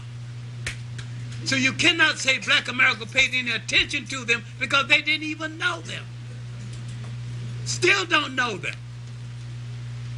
And if you fall for the nonsense that he came and found Black America with a wishbone and gave them a backbone, you're still telling a lie, because that means you don't understand the nature of the struggle before his arrival. Martin Delany was just as firm on being back to Africa as Marcus Garvey. Bishop Turner was just as firm on going back to Africa as Marcus Garvey. The Chief Sam movement developed before Marcus Garvey. We have not studied the Pan-African back to Africa movements before Marcus Garvey. But an atmosphere had been prepared for his arrival. After the First World War, the Secretary of War had told Black Americans that your position would not be changed by virtue of having been participated in that war, and to prove it, some were lynched in their uniform. We were mentally prepared to accept the message of Marcus Garvey over and above other African people because of the tragic uniqueness of our suffering. And it had nothing to do with one people being more alert than the other, or one being better than the other. Because the antecedents for his emergence was in motion 100 years before. Now, after the fragmenting of the movement, putting the movement back together again, reconsideration was given to Marcus Garvey during the Italian-Ethiopian War.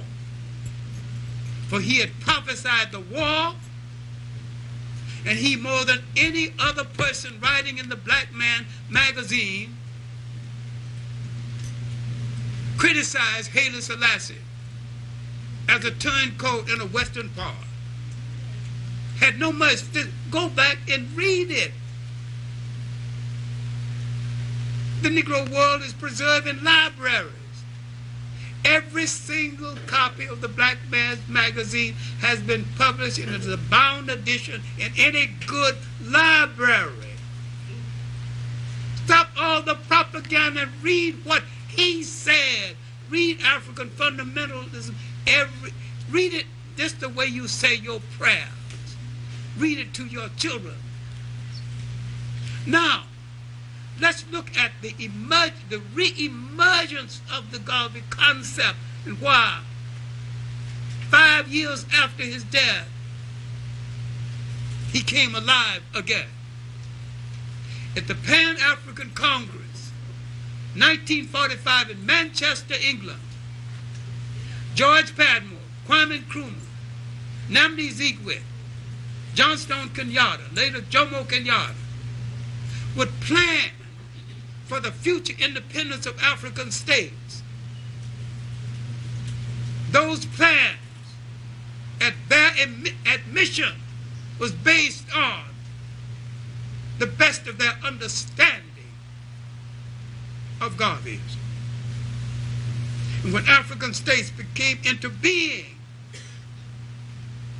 most of the elite heads of African states used the Garvey example to bring a state into being, only to be betrayed by a Western-educated elite,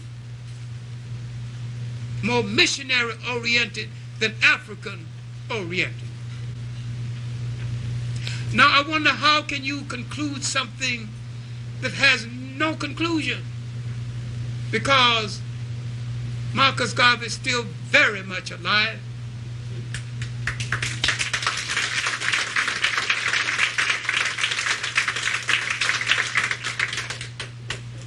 And we have missed his message by assuming that his body is in Kings Park, that he's a Jamaican national hero, when they're not even teaching Garveyism in the school, although they keep promising they would. Now, let's look at this aftermath and his influence beyond 1945, 5 years after his death, that it was the underlying influence of Marcus Garvey that would help to set in motion the concept of independent states in Africa. In that first decade of that independent explosion, African nations were gravitating toward his teaching. And a sick nation that had come into being through participation of both Caribbeans and Black Americans, Liberia, had already betrayed their promise to him and became politically a stillborn child that it still is.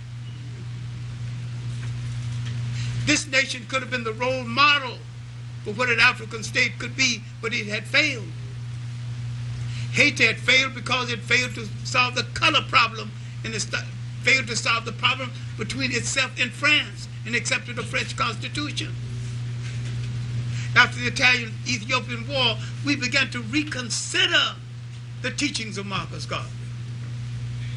And most of the young radicals of that day saw no contradiction in being Garveyites, Pan-Africanists, African world nationalists, and socialists and communists all at the same time, because they did not see any contradiction.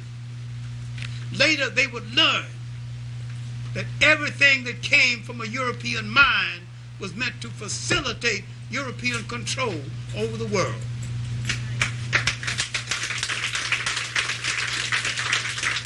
And that includes communism, socialism, and an old religion that was 3,000 years old before Christ that they call Christianity.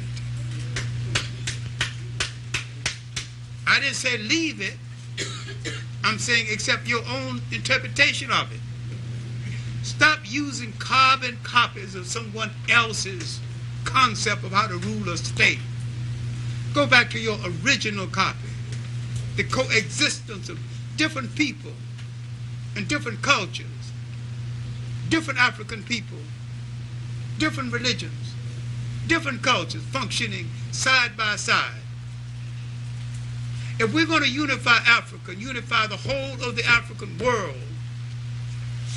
we're going to have to take his teaching seriously. We need to examine the works of Tony Martin that I consider to be very valuable, because Tony Martin is a scholar writing about Marcus Garvey, who is a Garveyite. I do not put aside or underrate the works of Professor Robert Hill,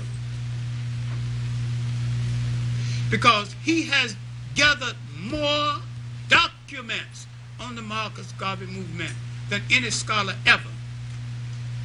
Now, I might have some questions about his interpretation,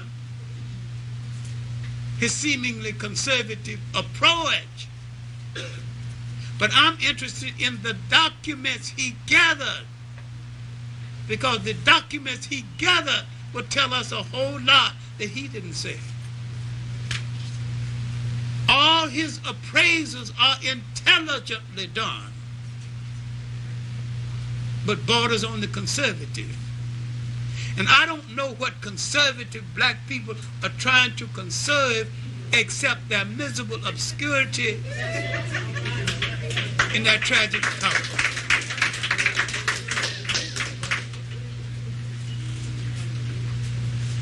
To be honest to us, you've got to hurt somebody's feelings that has been dishonest to us. I'm saying that as we approach the end of the 20th century, let us consider the fact that between the Caribbean islands, South America, there are 300 million African people. There are millions of African people in Asia. 700 million in Africa. We number over 1 billion people on the face of the earth. If those billion people are to be brought together and trained in self-reliance, we need a serious reconsideration of the message of Marcus Garvey, because it is the cohesive method that we can use to put all of them together and make them function.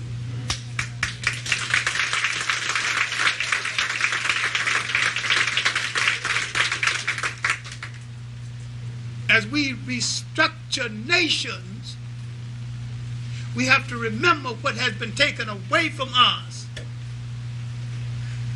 and must remember what other nations had and still have that we do not have. Self-confidence and the image of God as they originally conceived him or her to be.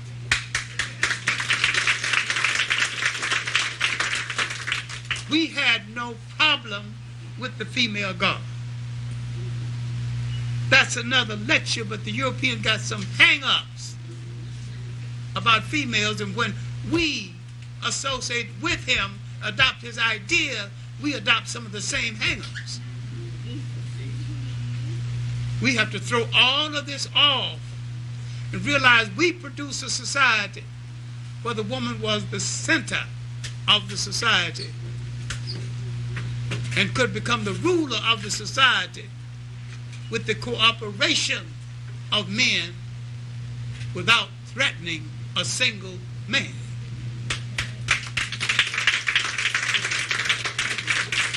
The European is insecure with women, insecure with himself. I would like to end with his phrase, up, up, you mighty race, you can accomplish what you will, if I thought you believed it. You will not believe it so long as you live in slums, because if you believed it, you would say that in the name of Garveyism, we are too proud to live in slums. If you believed it, you would say, in the name of Marcus Garvey, I would practice a religion whose concept came out of Africa. And I will approach Christianity my way. What Marcus Garvey has left behind us is a blueprint that we can use to struggle against our oppressor and to bring independent nations into being and to keep them in focus. But we cannot do this imitating slave masters.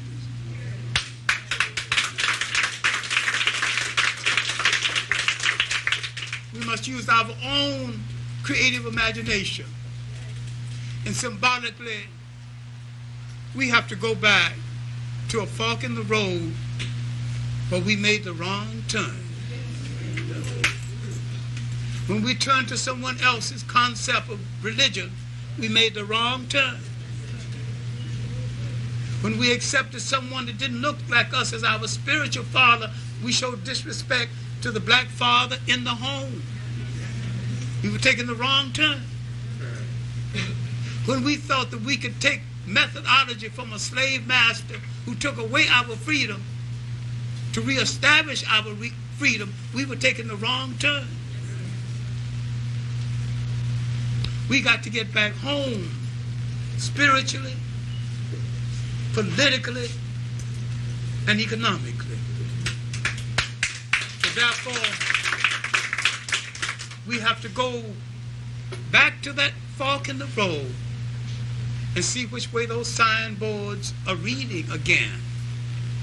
And if we read a signboard pointing that direction, they say Garvey, Nationalism, Pan-Africanism, we're reading the signboards correctly again. If we see a sign that said African unity and the consolidation of all the African people of the world, each protecting each other, all the gradations created by rape, come home and work for our liberation, or go make peace with your white father. Could be one or the other. Come in the house and stay, or go out of the house and stay. If you want to leave, we can afford to lose you. If you want to stay, we're glad to have you. But your struggle is no different from the rest of our struggle. You had no control over the rape of your grandfather and grandmother. So we'll accept you the way you are if you're totally a part of our struggle. What I'm saying is that away from Marcus Garvey and looking away from the great Pan-Africanists that came before him, somewhere we lost our way. And the reason for reading the signboards again, discovering unity again, discovering a concept of freedom that we developed through our mind, and a concept of ruling the state, spiritually and politically, that came from our mind, we'll be looking in the right direction. And at last, the message of Garvey would have found us wandering in the wilderness, but it is the message of Marcus Garvey that will put us back on the road and lead us home. Thank you.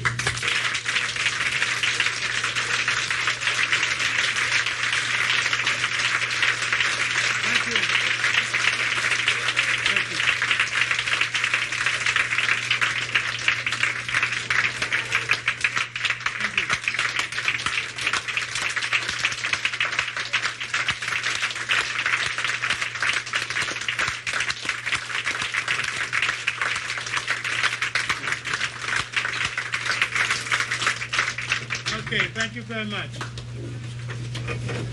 Brothers and sisters, you have heard the Master. Heed his words well. And now we come to that very pleasant part of the proceedings when we ask you to relax and enjoy supper with us. And we ask the service, which will start at the table, and then we will ask you by table numbers to come up for the second and other courses.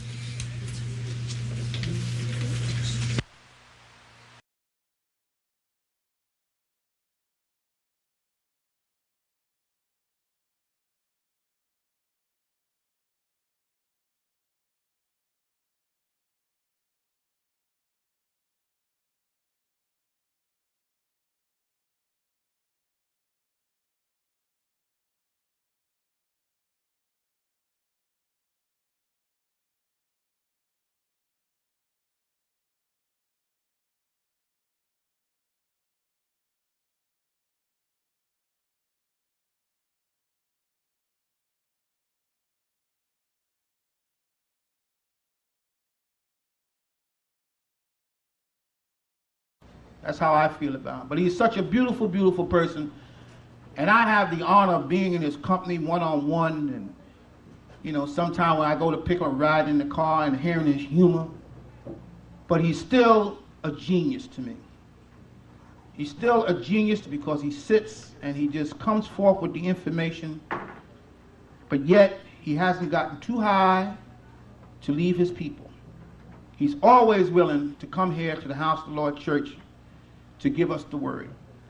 Let us stand and give a House of the Lord welcome and an African welcome to our great elder statesman, Dr. John Henrik Clarke.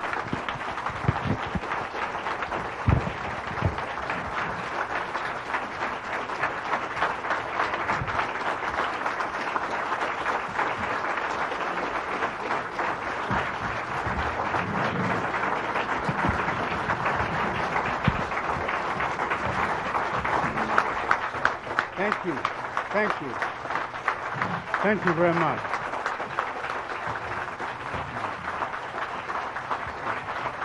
Thank you very much.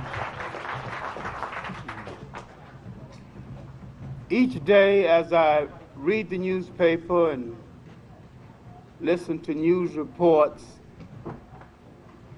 I feel like coming back and explaining almost by the week, because you cannot understand your world until you understand the whole world. Until you understand what is happening, if you understand the tyranny of words, until you lose your romance with words in the mouth of bigots. When you use the word democracy, you mean one thing. Other people use it, they mean another thing. When you use the word Christian, they mean one thing. You mean another thing. We have to get these words together in order to get the situation together. You think what is happening in Europe has nothing to do with you. This is tribal warfare. But when whites fight, when white tribes fight, you don't call that savagery. You think it's an argument between communism and capitalism. Europe is repositioning itself in order to continue to rule the world. They're going to rule it whether it's communism or capitalism. Now, my subject for tonight is the European origins of black oppression. And we have not looked at these origins. We have not acknowledged how rich we are, how culturally rich we are, how spiritually rich we are. We haven't acknowledged the fact that we are the prize of the whole world. And being so culturally rich and spiritually rich and materially rich, we are a prize that all the rest of the world wants. Then if we are such a prize, maybe you would wonder, why is it that the Russians and the Americans would have summits, that they would have world conferences about people without mentioning us?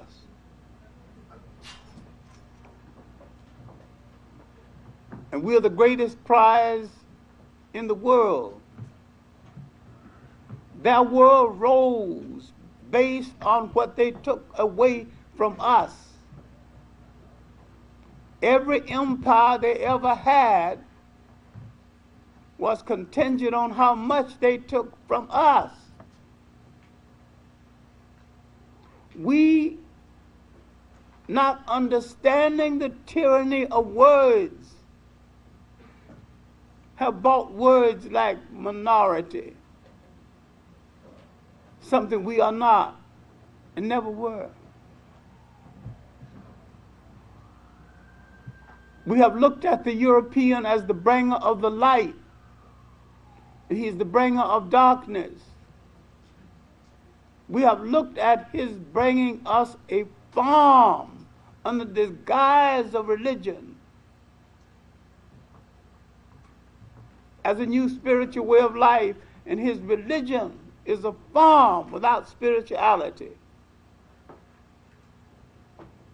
If you want to understand what I'm saying,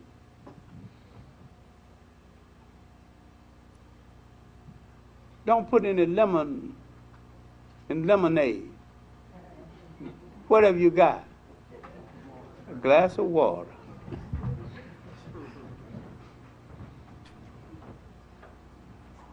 So when he produces a farm called religion, he's producing a power apparatus to capture your mind, to give you the illusion that he is religious.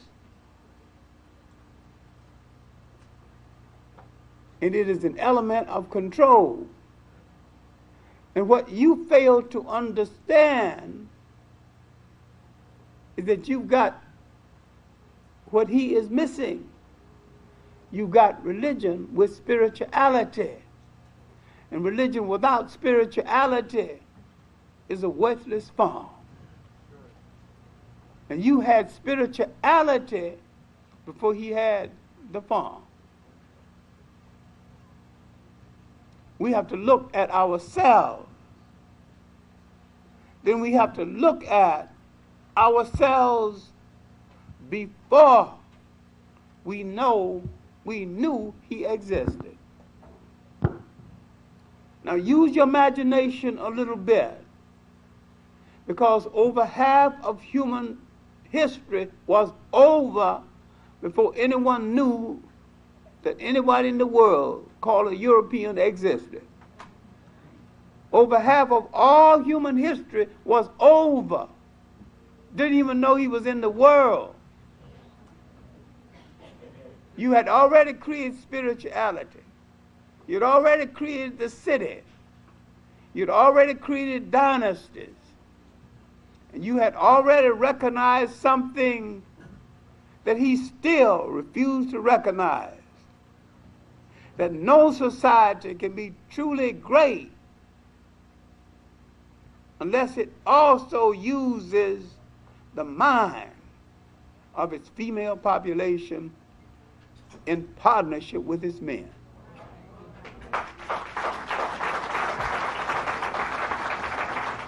All of this has happened now before you know he existed. The female god had already been created. You'd already acknowledged that if you have a god, you've got to have a goddess. And that the female is the counterbalance of a male. And that man is only half until he's balanced. in relationship to a female. You did not argue about superiority and inferiority. You would not do that because you were intelligent, because that's like arguing against your mother. And you would not dare be stupid enough to say that you are superior to the woman that gave you birth. He would do this because he's afraid of women, still afraid of them. So he had to find a place for her less than his place. And when he enslaved the world, he enslaved her too. It's just that sometime her auction block had air conditioning. But it was still an auction block. Okay. We don't often enough look at the world we lived in before our encounter with the people of Europe. Before we encountered the people of Europe, we had already produced an enduring society that lasted thousands of years without a jail system. Not only without a jail, without a word in our language that meant jail. So that means we had humanity, we had developed a method of dealing with crime and punishment without locking people into something that they would later call a jail. And man got so much human respect within his society, within his group. This retarded crime because no man wanted to bring disgrace on his group. Individualism was unknown. You behaved in concert with the collective. That was the total group. If you belong to Group A, you will not do anything that will bring disgrace on Group A. You brought some of the same values to the United States. Because if someone on the block saw you drunk, it brought disfavor to the entire family. So you tried to behave in a manner that reflected good on the entire family. Now, the crisis today in relationship to the family and in relationship to the man, when the man had the manhood role, he could stabilize the structure of the family. It does not mean he was a man with a whip. He was a man with responsibility. And there were others with responsibility to him. And if you understand the economics of what is happening to us, you'd understand the breaking up of that structure. A lot of service jobs are being eliminated. And some service jobs are being taken away. Just on the train to Washington the other day, here's a cracker boy handling the snack bar. Those jobs used to be exclusively ours. Another time, a cracker girl handling the snack bar. Those jobs were ours only for years. We had a monopoly on certain jobs, certain basic jobs, and we did not lose these jobs because we did not do them well. We lost them because they wanted to appease the poor whites and women by giving them jobs, so they took the jobs from us. Now, this caused erosion in our structure It is difficult for a man to stand up and play his role as a man if he don't have the means of putting shoes on his child. All of this is deliberate to destabilize you so that you will lose the ability to being responsible. Now, I had this in my own family over the Christmas. My older niece, expecting twins. She's got a husband, a little cavalier, but he's a husband, and he's there, and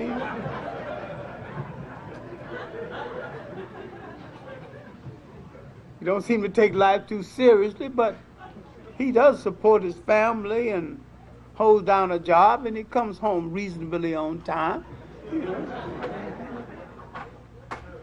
The middle niece was going with a fellow who was going to marry her, changed his mind.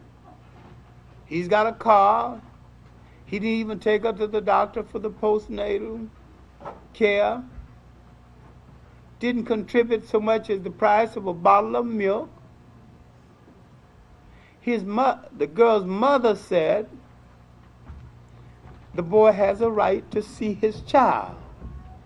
The men of the family gathered and had a caucus and said, if he's not responsible for nothing in the family, we question whether he has a right.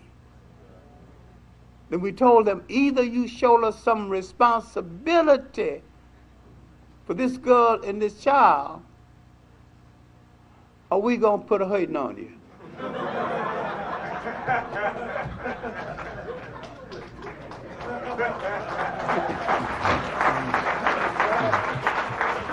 Look, it is high time that we understand, no matter what Oprah Winfrey and her crowd says, no matter what Donahue says, no matter what is said on somebody else's show about the vanishing family, in the final analysis, when something is done, black men are going to have to confront black men.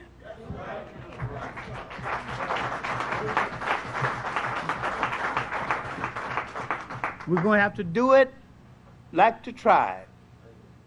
If you belong to this tribe, you have certain responsibility. You shoulder that responsibility, or you put space between you and the tribe. Or we expel you from the tribe. You take care of your manhood responsibility. When you touch a woman in a personal way that will bring a child into the world, you are about to change the whole world. The world will never be the same. You have touched a gene pool. You open up a gene pool. That's the basis of a generation. This young man might be a killer, and he might be a saint. He might be a great theologian, and he might be a con man. Depending on your reaction to him, how you train him, and how you socialize him.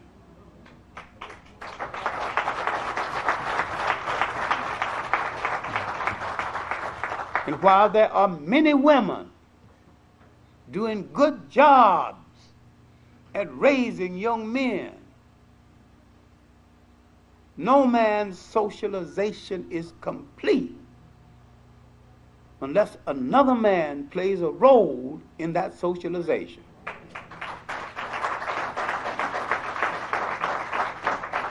I'm not even arguing about whether he's married or not, married to her or not. I wish they would. But because I had so many uncles and cousins, and my socialization was so broad, even if my father wasn't there, he was there. But even if he wasn't there, Uncle Willie, Uncle Henry, all those uncles, all those males zeroing into me, and all the females pampering me, and they had to snatch me from them to keep them from spoiling me. I mean, all of this gave me a personhood I would never have had. Don't you know what it means to a child's ego when people are, no, come up, that boy is taking you out of that one's lap, taking that, then men taking you for a walk and telling you about, life and your responsibility, and the uncles coming to the house and each one giving you a nickel and watching you to see what you're going to do with it, and you put all the nickels in a piggy bank except one, and you go buy a box of ginger snaps, you eat them all except one for each child left, and you give out your one, and you're wise now. You save most of your money, you only spend a nickel. So they're prophesying for you. Well, this boy gonna be something. Got a head on his shoulder. That's good for your ego. And you're walking down the street, you pass a porch where you've done little chores for a lady, and they're talking, but they think you're kind of out of earshot. That little Bubba Clarke, boy, that boy gonna be a leader. That boy gonna be something in this world. Studies well in school, gets his lessons too. All that time I was so poor I had paper in my shoes. But somebody loved me. Yeah. Somebody invested something in me. Someone had hope for me. And for a man to be whole, for a human being to be a whole, man or woman, someone must invest something into them. Some hope, some kindness, some gentle touches, and some stern discipline. There's just as much love sometimes as a switch as in a hug, depending on the administration of it. Am I going away from the subject? The truth about the matter? No. I'm talking about what we did in spite of oppression.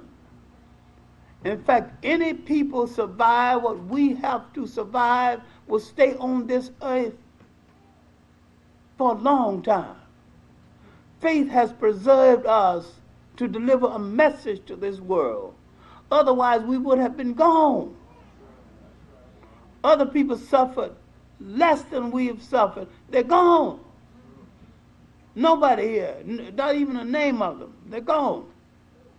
Why are we still here? Why did we endure? Inasmuch as we have had very few friends, every alliance we ever made with another people been betrayed. Everybody's lied to us. All kind of fakery has been palmed off on us. Nobody tried to spare us, and yet we've increased while they've decreased.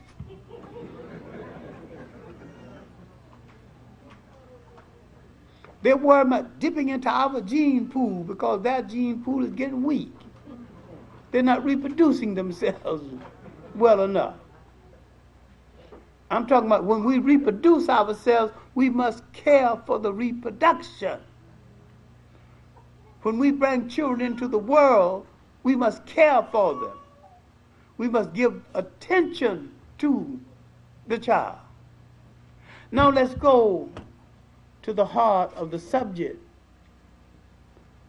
Our relationship with non-African people from the very beginning was bad and still is. I have said something that a lot of people think is a little harsh. I said there were 3 personality types emerged in the world. The sand people, Western Asia, Arab types. The sun people, the Africans. And the ice people, the Europeans. I said that leave each one in his habitat, the world would have been better. There are different temperaments in these people that maybe wasn't supposed to mix. And the mixing of these temperaments have done damage. Right now, Africans in the Sudan are being killed for no other reason than the fact that they are Africans and non-Muslims. Africans in Ethiopia being killed for no other reason than the fact that they are Muslims and not Christians. I'm saying that no religion that is proper sanction any form of murder. Who turned religions into murder cults? Most of foreigners. It is the foreigners misunderstanding our spirituality and spirituality in general that turn religion into murder cults. We have to take religion back to its spiritual base and give the world a message in faith that will save it. And we have the humane capacity to do so. Europe has lost that capacity. So if you're turning to them, no matter what caused something another said, they lack the capacity even to be good socialists if they think that's the answer. Why do we have the capacity? Because that's what we were before Carl, even before Europe. And African Akhenaten preached from a throne to each according to his needs 1,300 years before the birth of Christ. Now, Africa existed until 1675 BC. Africa had no foreign influence. There were no foreigners in Africa influencing anything. There was no foreigners in Africa building anything. The Hebrew visitors came in the 1700s BC. The invaders came in the 1600s BC. Now we are talking about the entry of Western Asian people who ultimately is going to set up Africa for the coming of the Europeans. If you got any Arab romance, you might as well put it on the shelf. I didn't say don't be a Muslim, be anything you want to be, so long as you be it well. But if you got any romance that's your friend, you misread history. You'd be a better Muslim without him. All right, now, my main point is that these Western Asians, in collusion with the early Hebrews, their clerks and collaborators, misunderstood the structure of Africa, misunderstood the family structure, misunderstood the loyalty system, and they began a process that plagued us to this very day. Bastardization. Most people wish I'd stop talking about it. But I was in Jamaica a few weeks ago. Jamaicans want to be everything except Africans.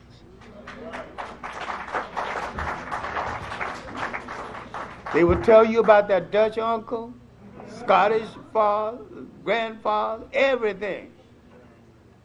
And yet here is an African nation away from home that has missed its place in history because they've misunderstood who they are.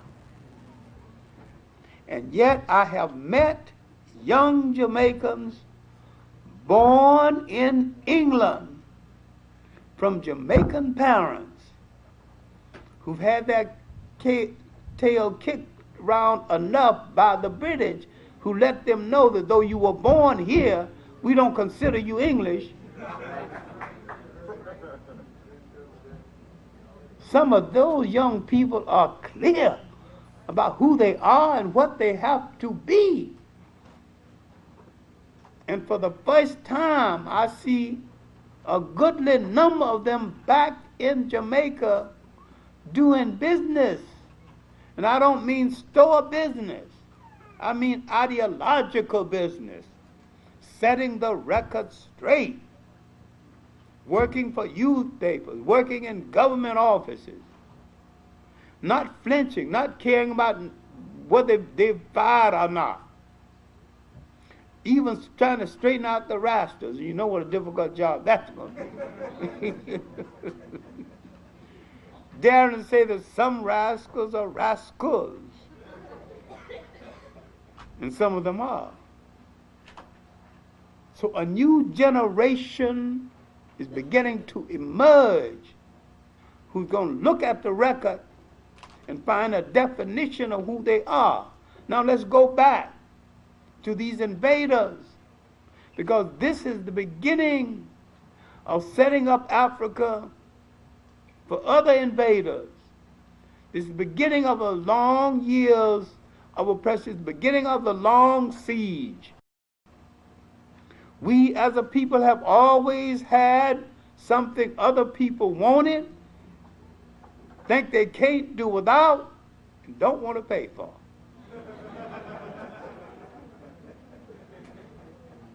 They begin to see now our great riches. We walking around with gold. We with clumps of gold. We study our horse. We want the horse to be still. We leave him here. We put down a big clump of gold and put the rings in the clump of gold. And you're going on the way, not even guarding it. People this rich, I got to take them over. And sooner or later, that's what happened. They came as friends and stayed as conquerors. All right, now, Africa drove out these first invaders. Then finally the Africans said to the remaining group, either you obey African law or you go. And those who did not want to obey African law decided to go. Now you know the biblical basis of the Exodus. I'm telling you the historical basis of the Exodus. You keep your version, I keep mine.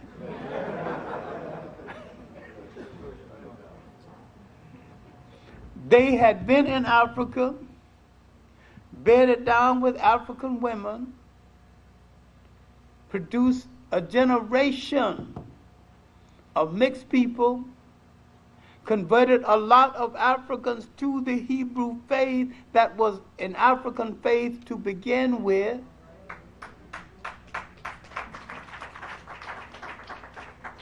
They came into Africa, I'm talking about the Hebrew entry now.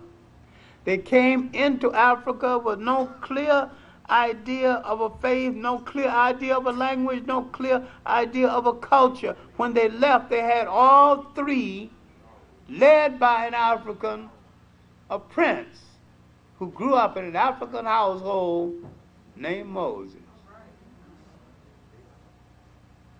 who would palm off on them in African religion when he would tell them, obey my God, I'll be your leader. He gave them the concept that he had learned in Africa. The concept of monotheism, the concept of the oneness of God. The Africans had one great spiritual being, but a lot of God serving the one God. We haven't looked at this. We look at the Catholic Church gave you the same thing. You consider it. Only they call it help of saints. You consider this. But the African has one overall spiritual being. If he has a god for the rain, he don't make that god responsible for the sun. He never overworked the gods. God for female fertility, another god handles male fertility. All right, now let's look at the whole arrangement in the Catholic Church. One saint handles the sailors. That's the job of that saint, take care of the sailors. One saint takes care of the poor. Look at the sainthood of the Catholic Church, and look at the responsibility of the gods under the major spiritual god in Africa. You see the origins of it. It's hard for you to conceive with your Western mind and your brainwashing. There's so much that you think is white that's been painted white, started in Africa. All right, now, with the going out of Africa of those who decided not to obey African law, with the revival of African freedom after the exodus of the conqueror and the visitor, you had 1,000 years of peace and freedom. 1,000 years in the life of a people is a long time. The 19th dynasty came and went with Ramesses in the last of the mighty pharaohs of the north. During the 25th dynasty, 3 great pharaohs came from the south: Castor, Pianki, Taharqa.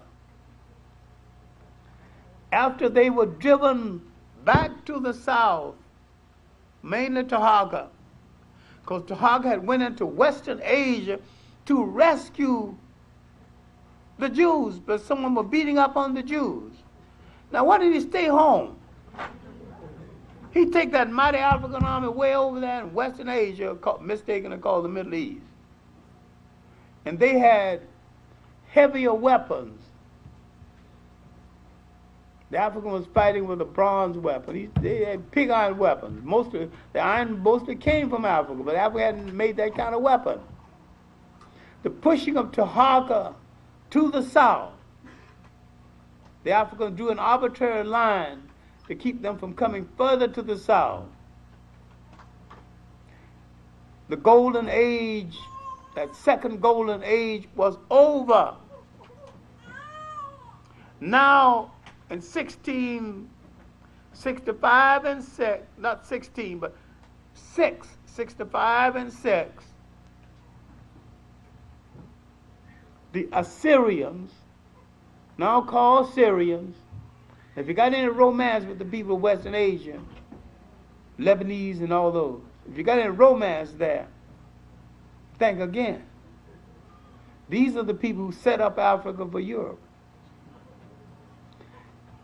The Assyrians came again, disrupting Africa. They were so bad that another conqueror conquered them from Iran, the Iranians, under a king named Cambyses, 550 BC. They were so bad until the Africans cried out, "Oh Lord, if you cannot send me a liberator, send me a conqueror who will show mercy." It is at this time that the young Macedonian Alexander, sometimes referred to as the Great, knocked at the door. He didn't have to knock very hard. The Africans so tired of those Western Asians, they wouldn't give somebody else a chance. Now, how much damage did Alexander do? He was still a conqueror. He raided the granaries of Egypt to feed the army. Egypt was a great agricultural country. Greece was not a great agricultural country. At no time in Greece history was it a great agricultural country.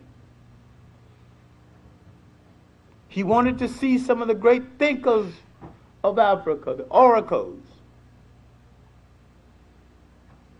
And he wanted to go down south to see one of the great master teachers. These master teachers would enter school when they were 7. They would be examined 40 years later to see if they are qualified to continue in school. If they continued until they were 70, and they were senior oracles, great teachers. They wasn't paid any salary. Everything they needed was given to them. Even porters to take their luggage from one city to the other if they wanted to travel. Everybody considered it an honor to feed a great teacher. This was a great flowering intellectual age. Alexander wanted to see one, wanted to talk to one, to ask one question of these great men. He knew, and he said so in a letter to his mother. Africa was the origin of Greek culture.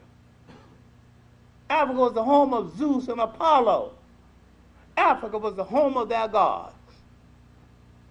And while sometimes I'm not so harsh on Alexander, is that he acknowledged the intellectual and the spiritual origins of Greece as being in Africa. The oracle wouldn't see him, of course. The boy is too young, and they'd come back in 20 years, maybe he'd be intelligent enough to ask the kind of question I might want to answer. A young man, 31, 32 years old, want to ask me a question, and I spent 40 years in school. I spent more years in school than he's been on earth. So he refused him. He didn't go south. Alexander began to marry some of the Greek generals into Egyptian royalty. This is the beginning of the decline now. This is the beginning of the confusion about who you are. The beginning of this breaking up of the royal family structure that's going to lead to the breaking up of the indigenous general family structure. The foreigner does not understand Africa's foreigner's family structure. He installs his own.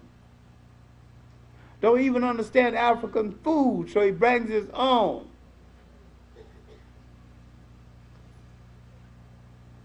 Don't understand the family structure in relationship to women, because you go to her family to get permission, and her family goes to your family. It is a negotiation between two families, not between two people. This was before the I love you marriage.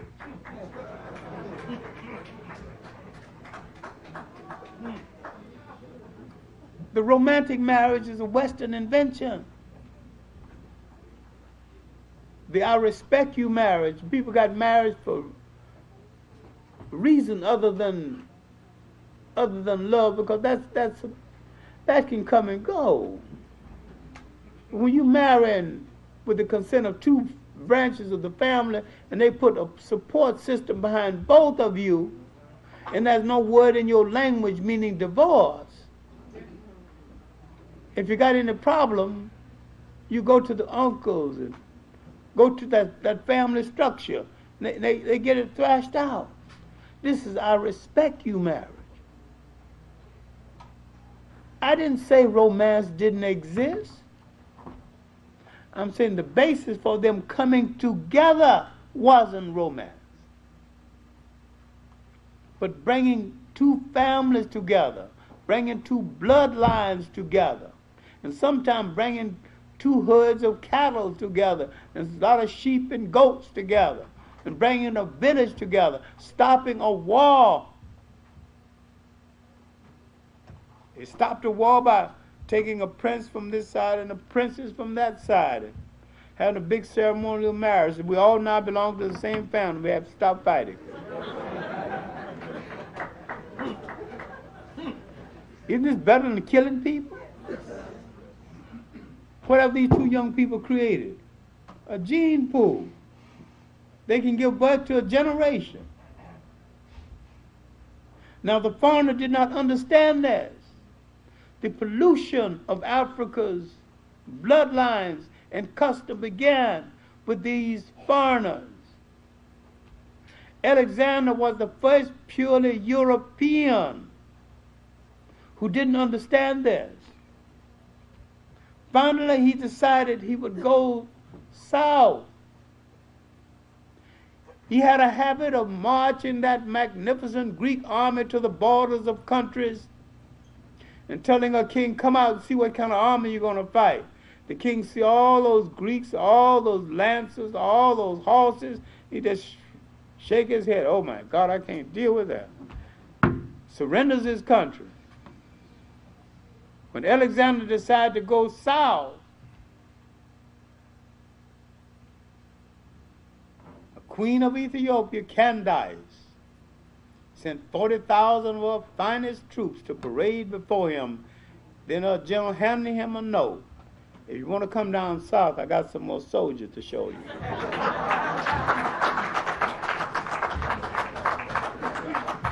He didn't go south. Went to India. Went to Asia.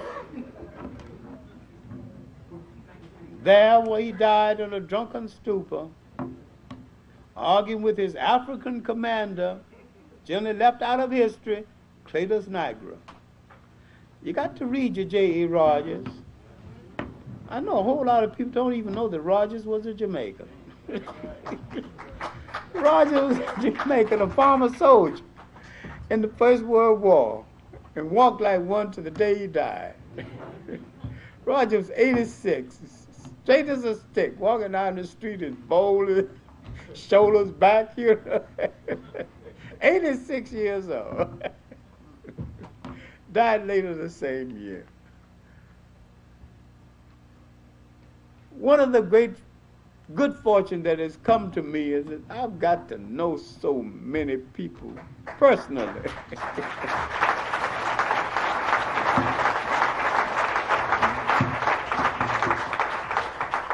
And I got to know so many Caribbean people of caliber, especially the writers. A lot of people know me for 40 years and don't know that I'm not a West Indian. They get to me and talk about it. Start the gossip about those other people.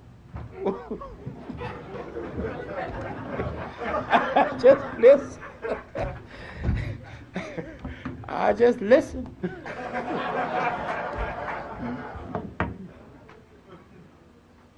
Now,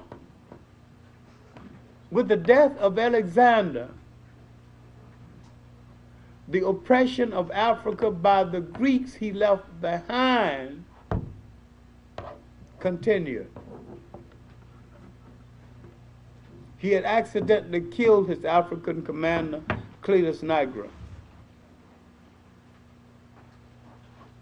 These Greeks mismanaged, married their sisters, killed the brothers, misunderstood Egyptian marriage of the sister. When Egyptians, royalty marries his sister, he's marrying his sister or brother to keep the royal lineage in the family. When you marry your sister, you didn't cohabit with your sister. You found another wife for that purpose. The Greeks didn't understand that. They started a whole lot of cross-current stuff that they're confused about to this very day.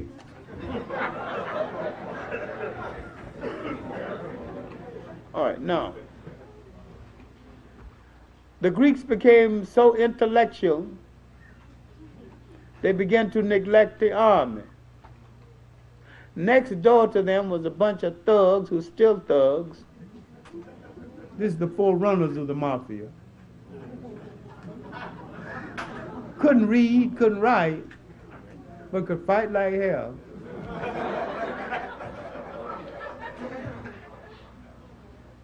Took them over. Took over the Greek trading post. reduced the Greeks to clerks. Many Roman generals captured Greek teachers, reduced them to slavery, and sent the Greek teacher home to teach his family how to read and write after he taught the general how to read and write. Now we have the Romans. And the Roman was one of the supreme oppressors of the world. They were very insecure people. They wasn't contented with sharing the Mediterranean with the Africans. They didn't want part of the trade. They wanted all of it. The people of Sicily who were married to Africans, especially the people of Carthage, the people of Africa married to the people of Sicily. Look at an Italian today who calls himself a Sicilian. Look at his complexion. Look at the structure of his face. Then look at Cousin Willie.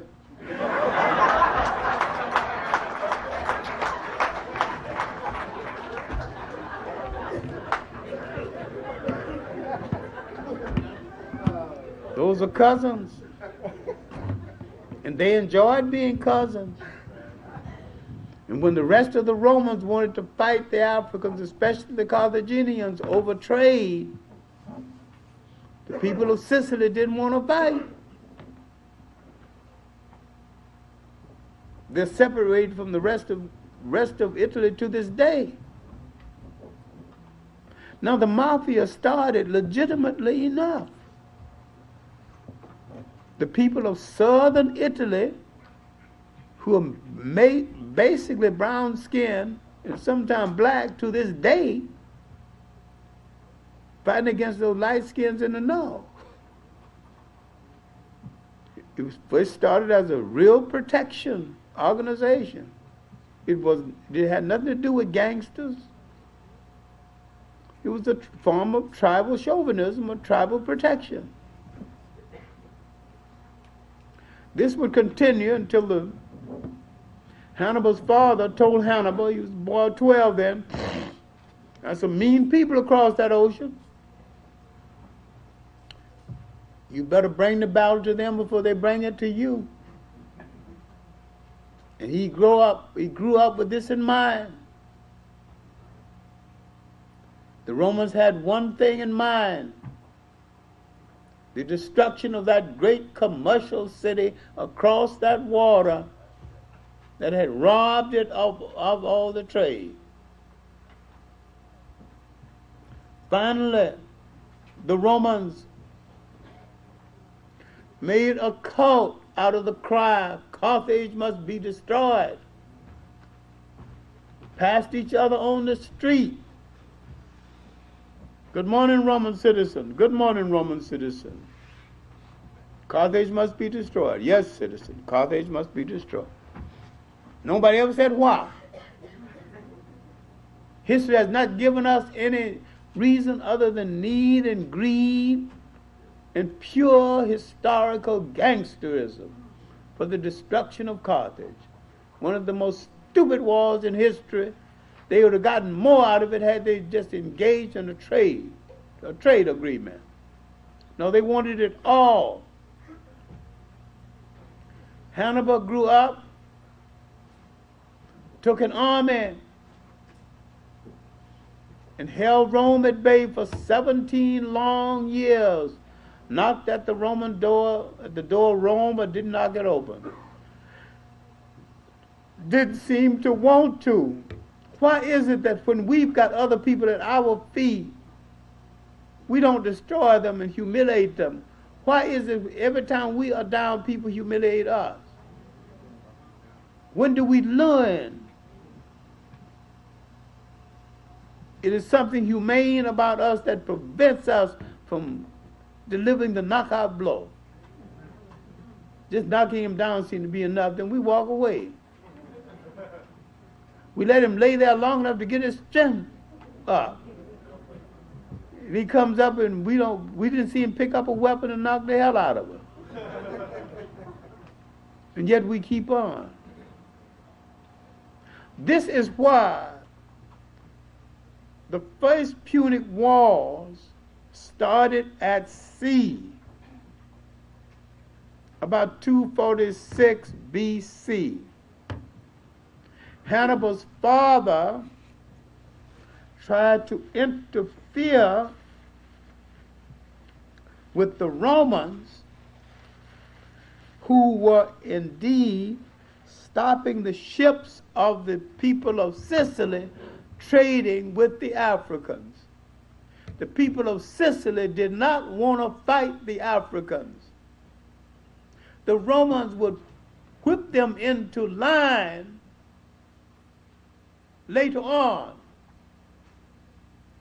After 17 years, they got themselves partly together. Hannibal had come over the Arabs with elephants. They pushed the old lion back at home. Now back at home, he must protect his own territory.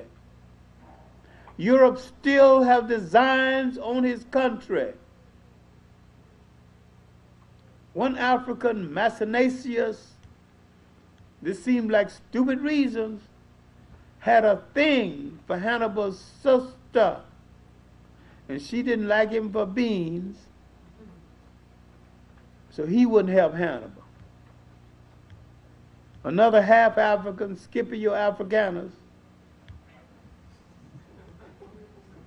also had eyes on her and she couldn't see him. And she said that, Maecenacius said that she had spread rumor about her and a Roman that she did not have any relationship with. Dr. Ben, who can get a little harsh sometimes, said that she was a lady of the evening and not even worth talking about. She's worth talking about because the rumor about her and two men pursuing her unsuccessfully changed history. That's why she's worth talking about. Her character notwithstanding, we'll leave for others to judge. But my main point here is that when the Roman army came down, Hannibal's left flank was exposed and his right flank was exposed. And this man, who was one of the great natural warriors in the history of the world, and one of the strongest physical men of that day, if his men had to sleep in mud, he slept in mud. He never asked for any privileges over and above that of his own men. He ate what they ate, slept what they had to sleep. He endured every hardship that they had to endure. And he engendered a kind of loyalty over and above that of a general. And when he went into Italy, he spent 17 years. He's fighting the Romans, and yet there are Roman common people supporting him, finding leather for the shoes, finding food to replenish his army. I did a talk called Hannibal and Howard Beach, showing that if it takes one of our drops of blood to make you a whole one of us, Hannibal, in the 17 years, his soldiers got the urge. They didn't go all the way back to Africa to satisfy the urge. So therefore, they began to visit the Italian ladies and deposit some children. And maybe the real issue at Hannibal, at Howard Beach, that these Italian mulattoes are running from being accepted as part of us. All right, now, with the defeat of Hannibal, aggressive European oppression would start. The Romans would move into Africa and destroy everything in sight. The city of Carthage, that was the greatest commercial city of its day, had viaducts, water supply, all of these things. They would not only destroy the city, but they would plow salt into the earth so that they could even grow crops. It's the forerunner of Asian orange. The temperament of the European never changes from one age to the other. He is indeed the Iceman.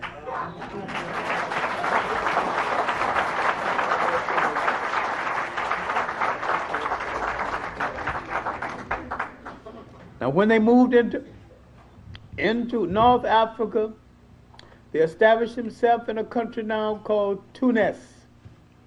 And if you go there, you can see the ruins of their amphitheaters. You see the ruins of their buildings. Once they established themselves, they made a cult out of Roman citizenship. Africans bidding for Roman citizenship and forgetting the values as Africans. Look at this and look at the stupidity we played over integration, and you'll understand what I'm saying. We wanted to be everything except like just to get close to one of those people, just to sit near them, just to eat in the same restaurant. The food can be lousy, but I'm here with them. You deserted all those good black restaurants where those sisters knew how to cook. All those nice, small, but very clean black hotels we used to have, gone out of business. But you running to eat all that pasty food, all dressed up and tasting like nothing. I'm showing you where you started this act way back then. To be a Roman citizen meant something to you. So many blacks became Roman citizens. In the political Roman Empire, 3 blacks became emperors. September Severus being the most noted, who's buried in England at York, followed by his son Caracalla, who's also buried in England. We was out-Roman the Romans.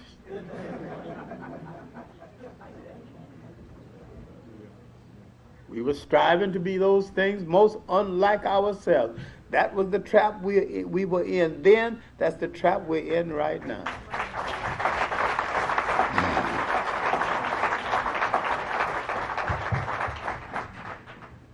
During the Holy Roman Empire, it was 3 African popes.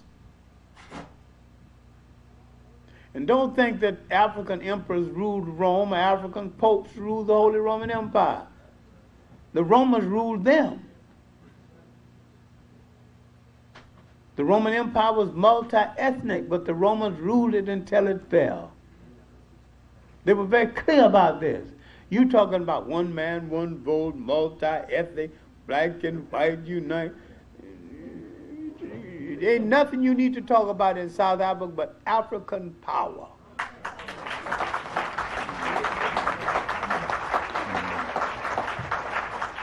If you are willing to stay under African power and African law, all right. Otherwise, the door that lets you in will let you out. Failing that, if you love Africa so much, we will give you a piece that you can keep permanently. The length of your body from head to toe.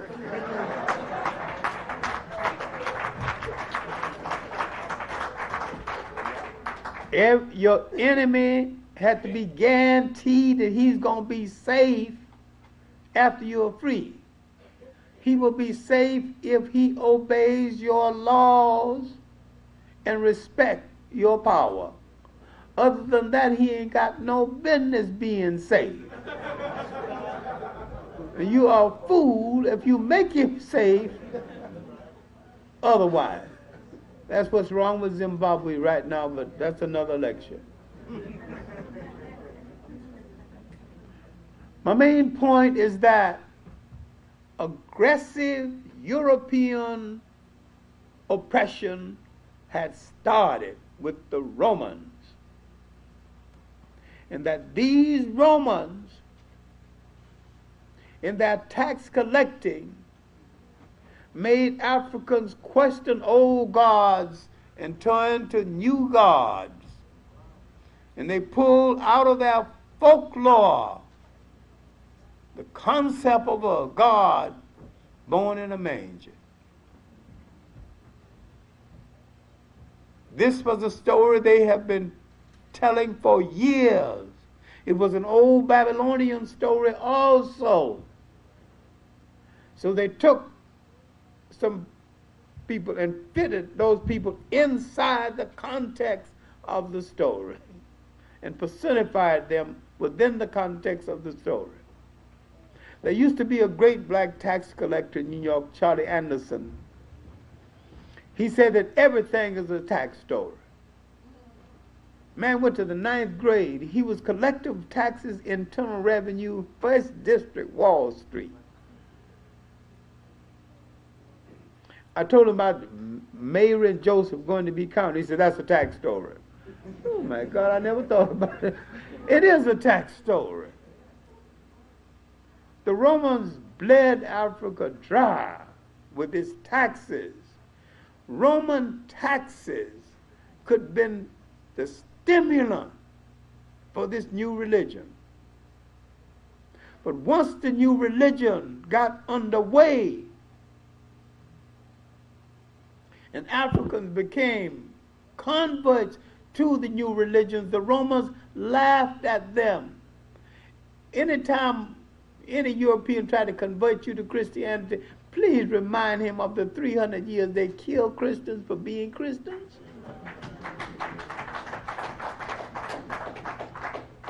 There were more Africans killed in the amphitheaters of North Africa for being Christians than in the arena in Rome. Why don't we know about the Africans? Someone wrote a romantic literature about the killing of the Christians in the arena in Rome. No one did the same thing about the Africans. This is why the great black women in early Christianity got lost. The woman who started the Sunday school, the concept that became the Sunday school, lost from history. And once the Romans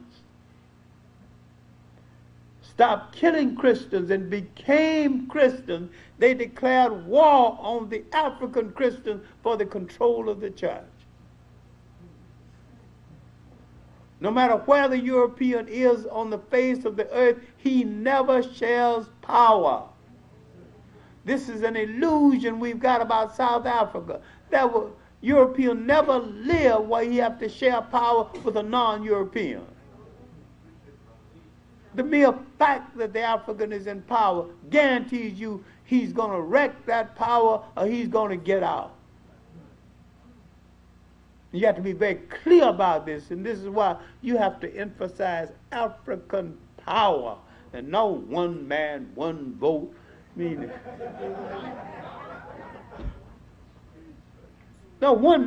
admirable to have one man, one vote. I'm not knocking it, but that's not the main issue.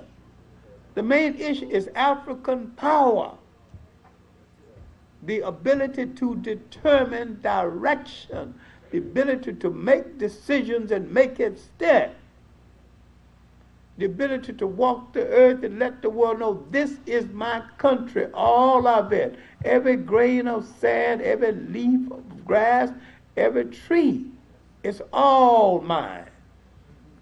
And I determine the direction of everything here.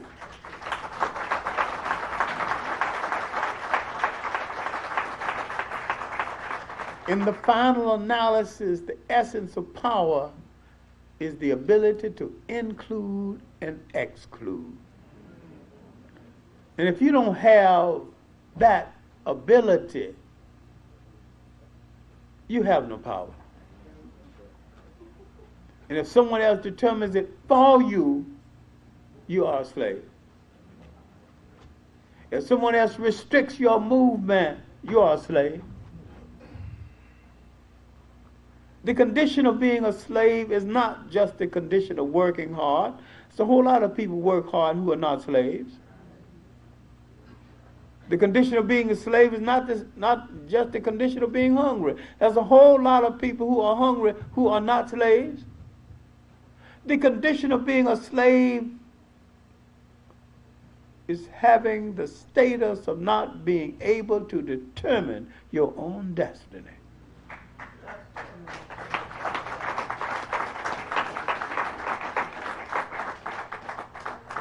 Now, after the Romans adopted Christianity, after the Romans won the war to control the apparatus of Christianity, after Constantine made Christianity the official religion of the Eastern Roman Empire, Christianity became a political instrument for European power. This is why your Christianity cannot be the same as his. Your church cannot be the same as his, because your church has something his church hasn't got. Your church has spirituality.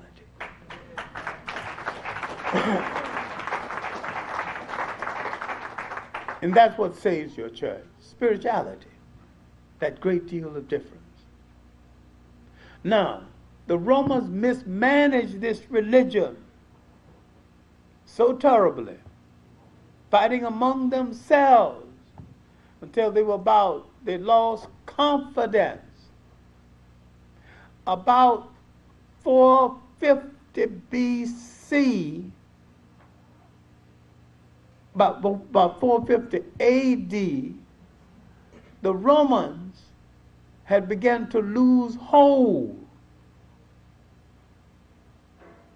A bunch of Germans called Vandals came down to deal with the Romans. The Romans had propagated a concept that they were invincible and no one could defeat them. The thing about the Vandals not only didn't know about it, the Vandals couldn't read anyway.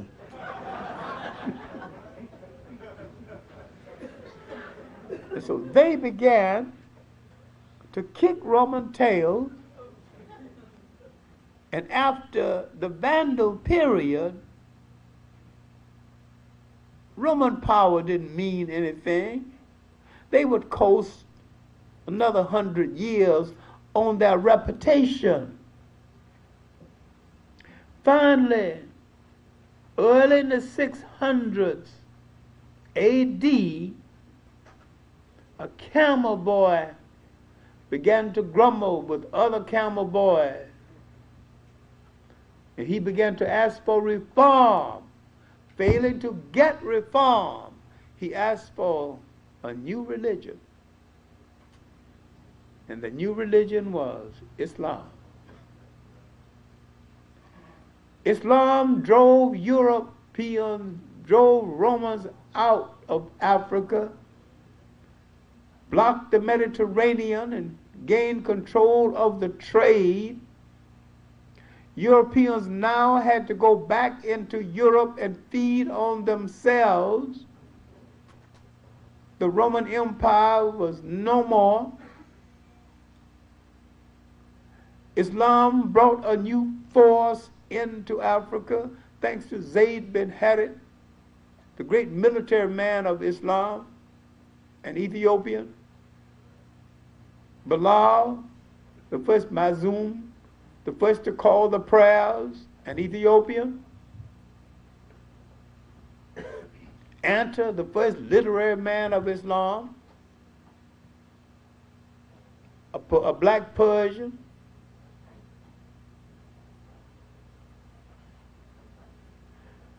thanks to the fact that Ethiopia sheltered that religion until it could get itself together in Arabia and become a religion. This gives you some idea of the role of African people in getting the religion underway. Therefore, in getting the religion underway, why are we now going into the back door of this religion with an Arab's permission without understanding the Arab is the most corrupt element within Islam?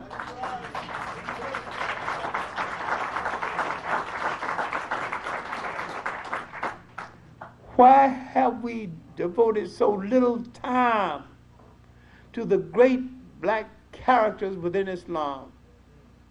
Why do we boast so much about Islam? We know nothing about Zayd bin Hadid. We know nothing about Tariq bin Azad, who was Muslim and the real conqueror of Spain.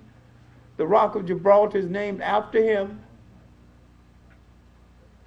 I'm saying that European oppression was stopped for the moment because Europeans had to deal with themselves.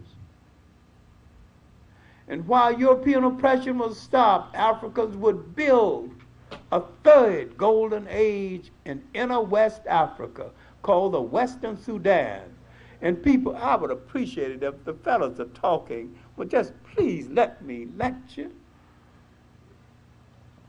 I thank you very much. These kingdoms in the Western Sudan, terribly neglected by most historians,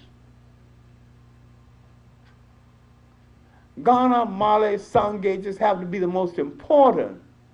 But there were other kingdoms. There were Yoruba kingdoms. There were the Ashanti kingdoms. The kingdom of Old Olio. There were kingdoms within kingdoms. There were great Muslim kingdoms. There's a great Muslim kingdom in what is now Mauritania, usurped by the Arabs who still have the slave trade in Mauritania. There are coward black Muslims today who will not confront the fact that the Arab is still a slave trader.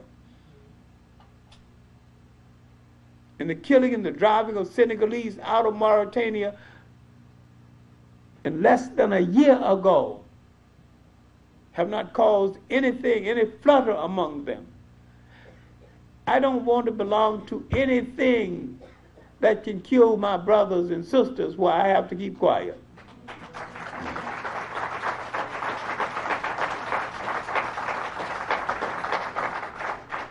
But after over 1,000 years of these great kingdoms, these great river civilizations in Africa, Europe began to rise again, thanks to information taken from the University of Salamanca in Spain. Europe began to turn on the Africans who had preserved this information.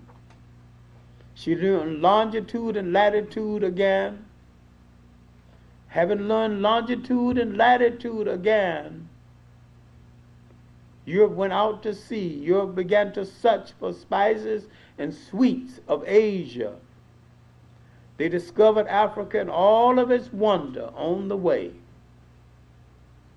Europe once more is becoming the world's oppressor. In the 15th and the 16th century, they made an agreement. Whosoever controls the world is going to be one of us. Might be a European who calls himself a capitalist, might be a European who calls himself a Christian, might be a European who calls himself an atheist, might be a European who calls himself a fascist, but it's going to be a European.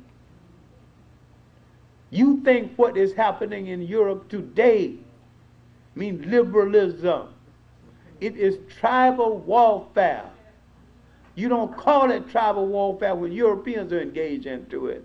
You put this tag only on Africans. The European is realizing something. that most of the human race is non-European. Once the African gained control over all his diamonds and gold and manganese and cobalt and walk into the councils of the world and began to deal, he's going to change the economic structure of the world. There are 20 nations in Africa that have more than the Japanese started with, and they're not even producing a safety pin. I have said before, if you want to start an economic system, start by producing your underwear. Why underwear? Nobody's looking at it. It's covered up. So if you don't get the seams right at first, you can straighten them out later.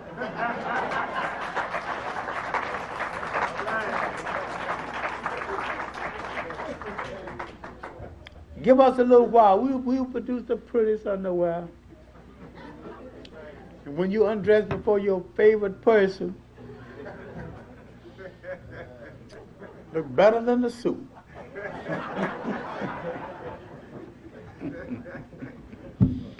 You're going to start on the suit next, then the shoes. You're going to decide to produce your own food. All of a sudden, you're going to be self-sustaining. And at last, after many years, you would have heard what Booker T. Washington was trying to say.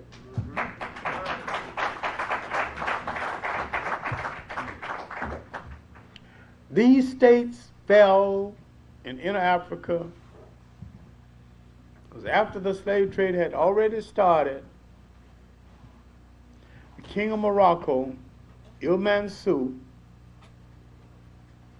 who got help from Queen Elizabeth of England, who promised him, if you help me overthrow King Antonio of Spain, I will help you destroy the Sudan, Sangay, sent an army across that Sahara to destroy these independent states. Finally, he succeeded. It was Muslim against Muslim. Most Muslims don't want to open up this kettle of fish. And yet we better be honest with ourselves and find out what has been done to us in the name of religion. The European slave trade came to us in the name of Christianity. The Arab slave trade came in the name of Islam. We must understand the misuse of religion. These people wasn't obeying God's word, they were demeaning God's word. After this invasion, the slave trade spread inland. Africans were spread from all over the Western Hemisphere. The plantation economy of the West Indies at first rescued Europe from economic disaster. 2 islands of Haiti and Jamaica literally rescued Europe. These islands were functioning, and the system was functioning on these islands 100 years before the first black arrived in America in Jamestown, Virginia. The preface to African American history is Caribbean history. We have to stop this nonsense about being a separate people. We all left Africa on the same slave ship. Stopped in the Caribbean and dropped one off, and one island he became a Trinidadian. Dropped that one off, he became a Jamaican. He became a St. Kittsian. We were Africans when we left Africa. The slave ship brought no St. Kittsians, brought no Jamaicans, brought no Trinidadians, brought no black Americans. And another thing you're going to have to deal with, brought no high yallahs and no low yallahs.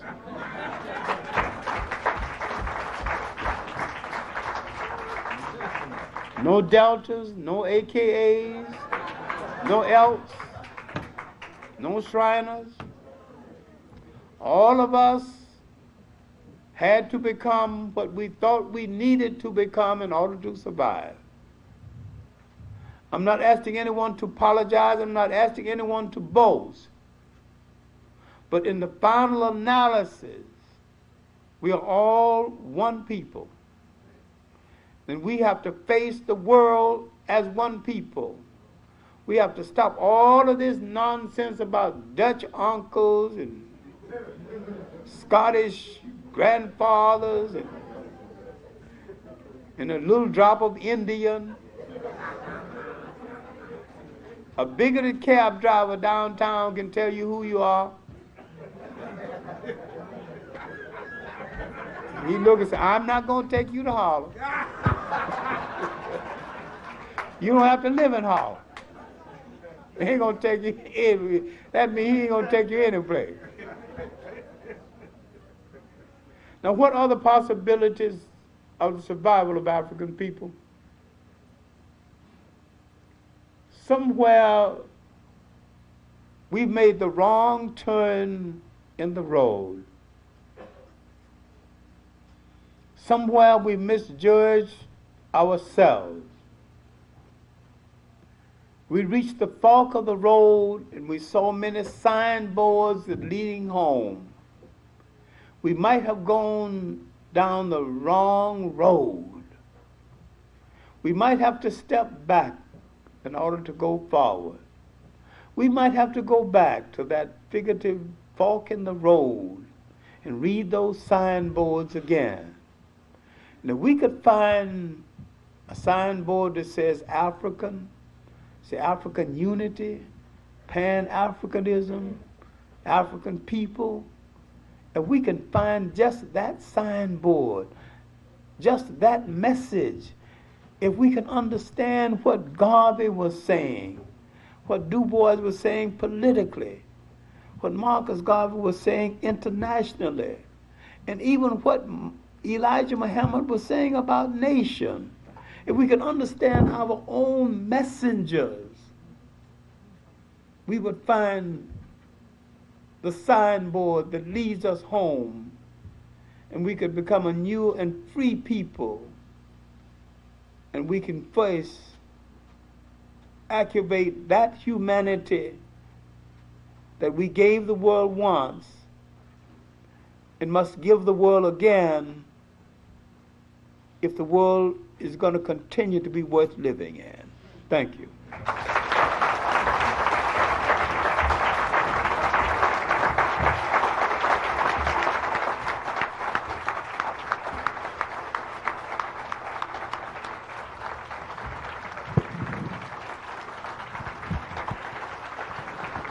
Dr. Clarke.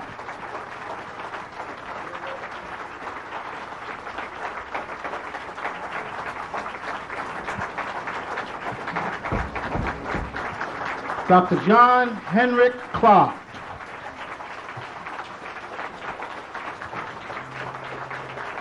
A master.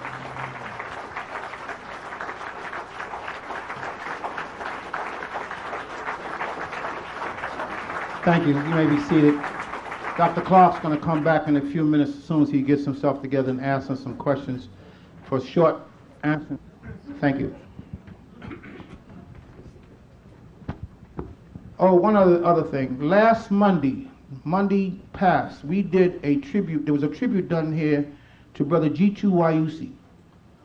Now, y'all know who G2 was, the person that they came down on in the campaign and all that stuff. But it did my heart good to see the African community come out and pay tribute to him. And we raised over $4,000 for that brother right here in this church. And there is a good story, a whole page story about him in today's Newsweek, done by the sister Merrill English, who is a Jamaican sister and an African sister. And she's always writing something positive and the positive side of our community. And those of us who read that paper, and those who don't read that paper, I think we should drop a line to the paper and commending her for her work that she does in journalism. That's Sister Merrill English, and it's in today's Newsday newspaper. And it's a full-page cover, and it's got a beautiful picture of our chief, like we call him.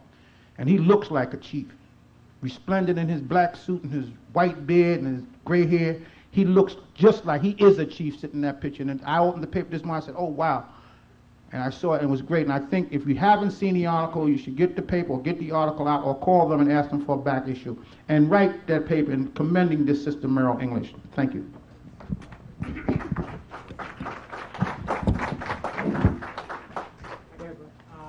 I'm Frank Joseph, and I would like to thank Dr. Clarke for his presentation tonight. It's been an honor getting to know you. This is my first time meeting you.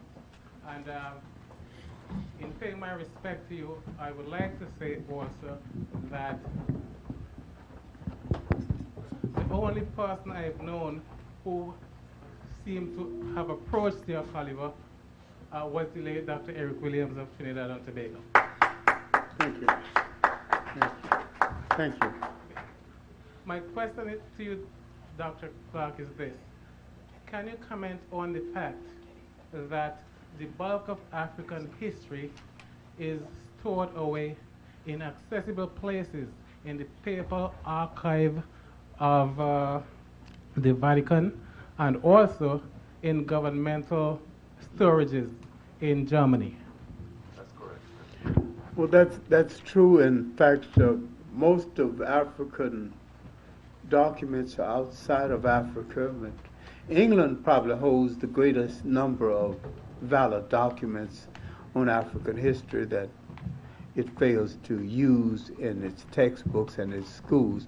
But the Germans became special collectors of African documents, and there were 3 German writers Hearing in about 1835. He published a 5-volume economic history of the world, and his 4th volume deals with the history of the commercial intercourse between the Egyptians, the Ethiopians, and the Carthaginians. And there was Henrik Clarke, who traveled into Africa and wrote Travels and Discoveries in Northern and Central Africa, and Frobenius, who wrote near the end of the century. But the field notes of these Germans, because Germans are so meticulous in collecting notes, and during the time the Germans had colonies in Africa, they alphabetized most of the languages, and they sent anthropologists and paleontologists into Africa, and they really collected some knowledge on Africa that other people hadn't got, and most of that material is still in Germany. Frobenius's 5-volume History of Africa never been translated. It's been condensed into 2 volumes called The Voice of Africa. But there are other nations. France also has a lot of the work of Delafosse. It's never been translated into English. His work was condensed into a little book called The Negroes of Africa. Horrible title, but the works of, I think the most extensive work is published by the English, Anacalypsis, which is a 2-volume work dealing with the dispersion of African people throughout the world. But the role of our scholars is to learn these various languages and go into the archives. No one has dug up the story of, from the archives of Denmark, the real story of the Virgin Islands before the Americans took it over. You go into the Dutch archives, because the Dutch was one of the most ruthless and bloodiest of the slave traders. A lot of people don't even know the Dutch were in the slave trade. The Scandinavians were in the slave trade, the Swedes. You need to go and look through the public records of these respective countries. And our history is just beginning to be told. It is my understanding, though, that this information is inaccessible. What, in your opinion, is the reason or reasons for that? Well, actually, they don't want us, there's certain things they don't particularly want us to know.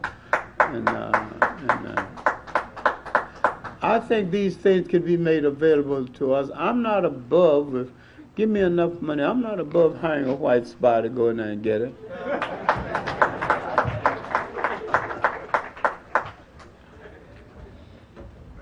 Anyone else? all these people and this great gentleman simply has no questions? Come forward.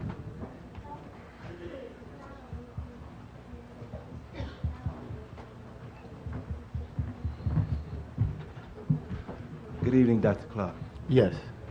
I want to know, was there at any point was Africa like all one instead of divided as it is now?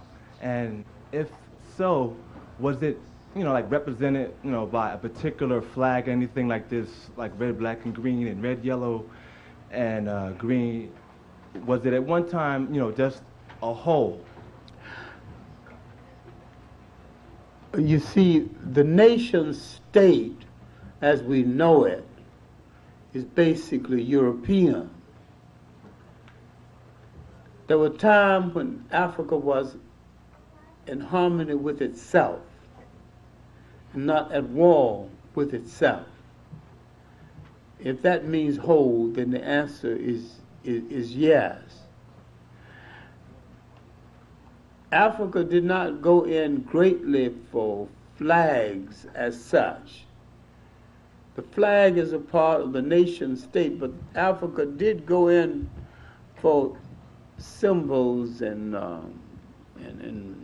different things that represent the spirituality of the state, or represented the respective kingdoms symbolically, and certain things that meant justice.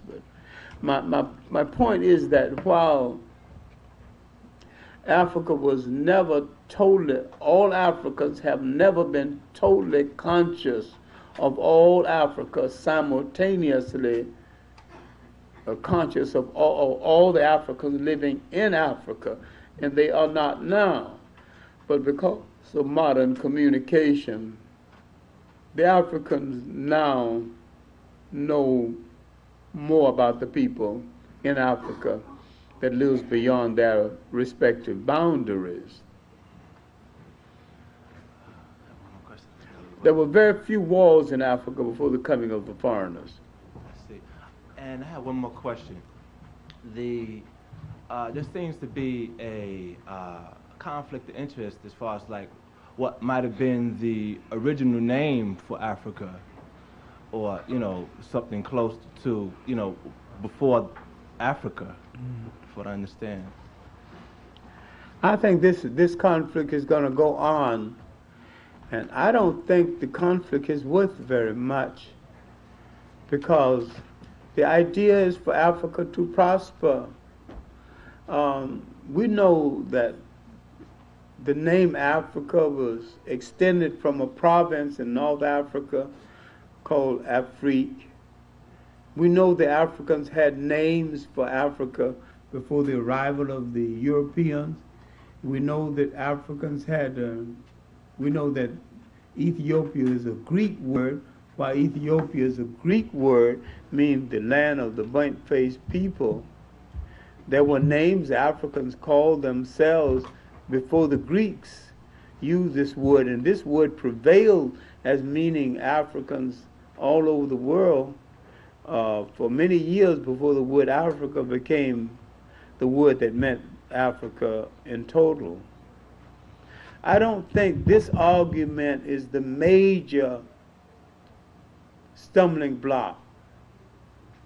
I think the major stumbling block is to unify African people across all cultural and national lines and religious lines, and that whether you're Muslim or Christian or whoever you are, if you're an African person, then being an African should take some kind of precedent. I totally agree with you. Thank you very much.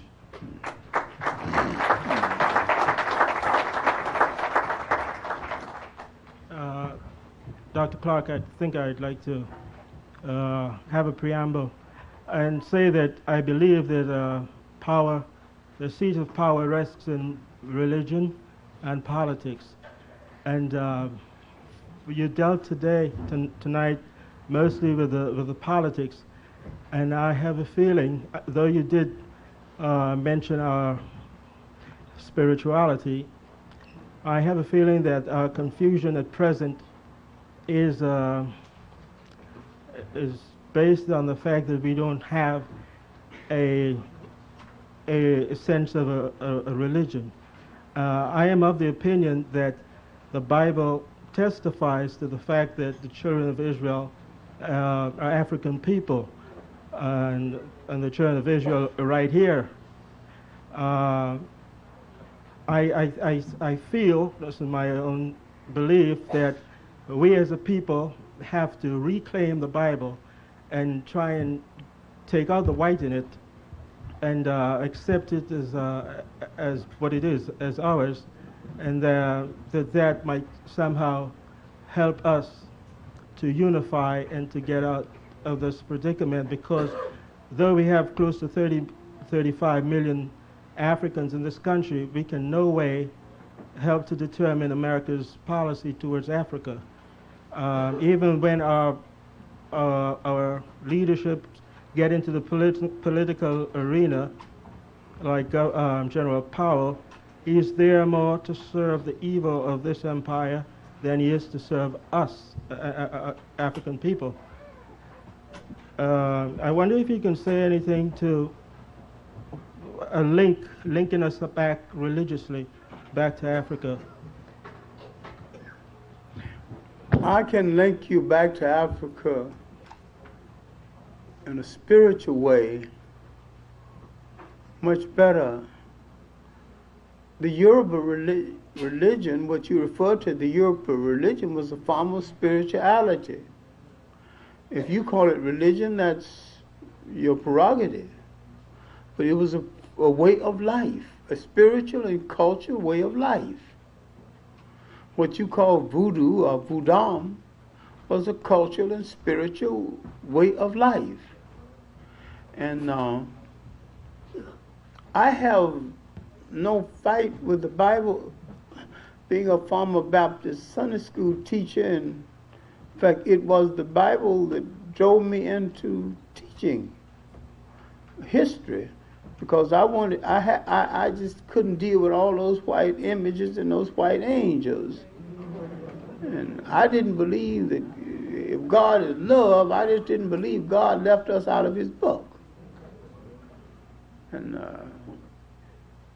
I wish you would read some of the books written about Bible writing, such as Sir James Frazier's 3-volume work, Folklore of the Old Testament. The Bible is part folklore, Jewish folklore copied from Africa. And many of the stories in the Bible was told to illustrate truth. I'm not arguing with that, the moral basis of truth. I'm arguing with the over-dependency on it. Because too many times I think we take our burden to the Lord and leave it there. Now, if the Lord has given you 2 good feet and limbs to carry the feet, 2 good eyes and sense of smell, sense of taste, a sense of proportion and common sense, enough sense to take care of your body to keep it healthy, I think God has done his job in a lot of cases, and that we shouldn't just take our burden to him and leave it there, because he's equipped us to handle the burden.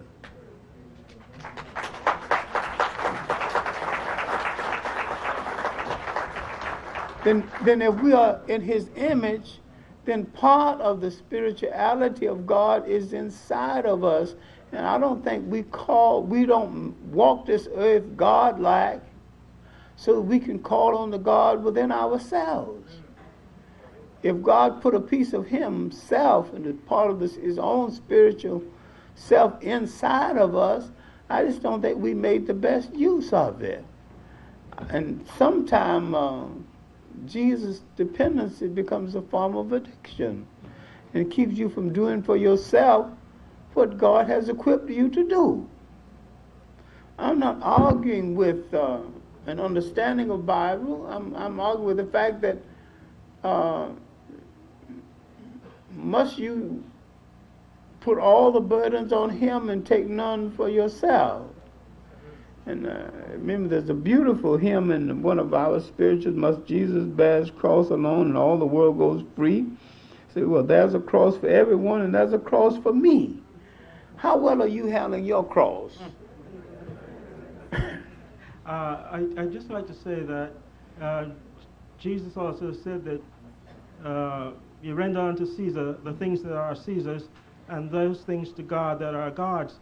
And it seemed to me that we as African people, worshiping a white Christ, worshiping the cross, we are rendering ourselves unto the white man. As a matter of fact, we're rendering what we should be rendering to God, to a false image. And in the Bible, it constantly rebukes us to not to worship images of any kind.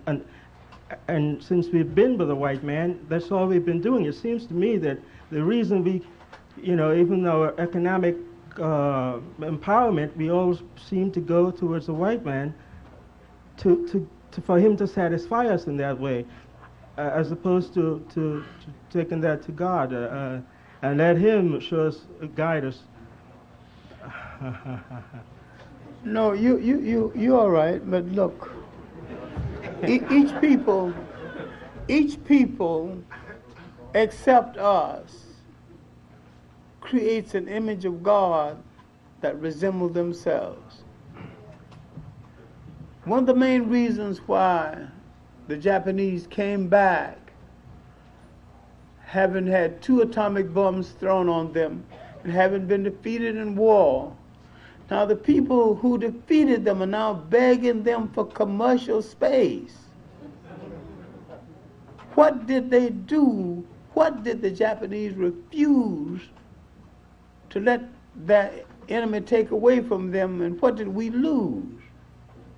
The Japanese refused to let their enemy take away their self-confidence and their concept of God as they conceived him to be. You have a concept of God as conceived by your slave master. I'm not saying leave God. I'm not saying leave religion. I'm saying look at it your way. Look at it through your eyes and look at an image that resembles you. Inasmuch as everybody in the world is doing it except you, ask yourself the question, why am I doing it?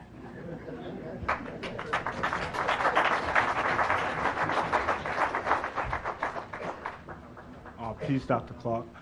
It was an excellent lecture, and once again, I'd like to thank you. My question refers to the people of North Africa called the Berbers. Now, a lot of people, when you talk about African history, they, like a lot of people that want to argue whether African people were actually in control of North Africa or the people of North Africa were actually Africans themselves. They constantly use the Berbers to try to highlight them in some type of positive light. I just want to know, just like basically, just who are the Berbers and just who are the indigenous people to Africa, or do they have any type of significance, to us, or are these foreign invaders that came in? I just want, and another question I'd like to also ask you about someone like Muammar Gaddafi, for instance. Now, a lot of brothers and sisters constantly, my personal opinion, right? I believe that his sole allegiance is to Arabia. That anything like when he's working in agriculture and stuff like that, it's not really to benefit the Africans per se. It's just that I look at Muammar Gaddafi, somebody just basically anti-Western, and anything that he can do against the European, he's just going to do it. And any assistance that he can get from anybody, he's just going to use that assistance to gain his personal agenda, which is to help his Arab half of him. And my question is like, what is your opinion of Muammar Gaddafi, like in a situation like where he's building Muslim temples and training Muslim missionaries to send them out throughout Africa to Muslimlize the continent? And also, I'd like to ask your opinion of the situation in Panama, the Panamanian invasion. One thing, that's all right. Muammar Gaddafi.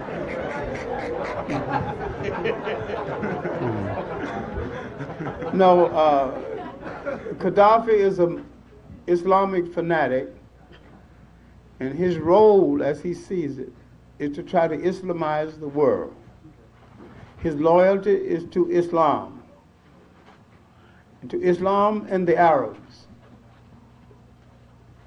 Some years ago, when he was sending some Libyans to Europe for education, he told them crudely, you're going to Europe to be educated and not to choose wives.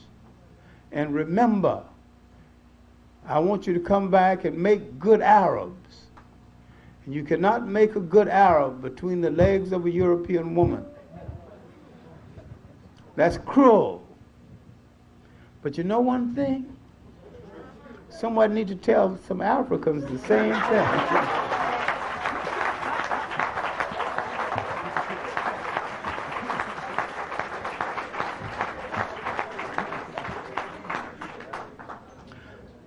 I have fortunately met Gaddafi twice. I've been in Libya. His Secretary of State is a black man, Shahati. And I met Shahati, and anytime a delegate goes to Libya, if I'm not in it, Shahati want to know why. So I've been invited to Libya at their expense more times than I've had time to go. I've only gone twice. Gaddafi has two little books he calls the Green Books.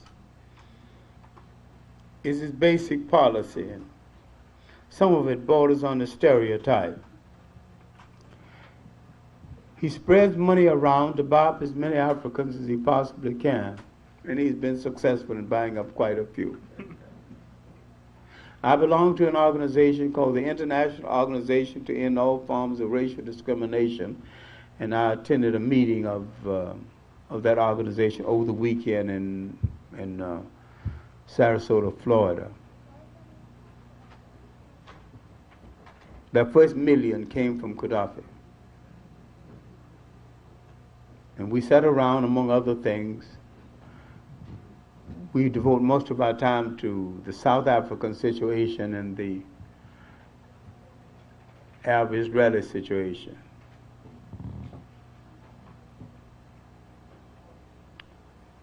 Kind of rich anti-Zionist Jews and upper middle class whites. And I was wondering, what the hell am I doing? They got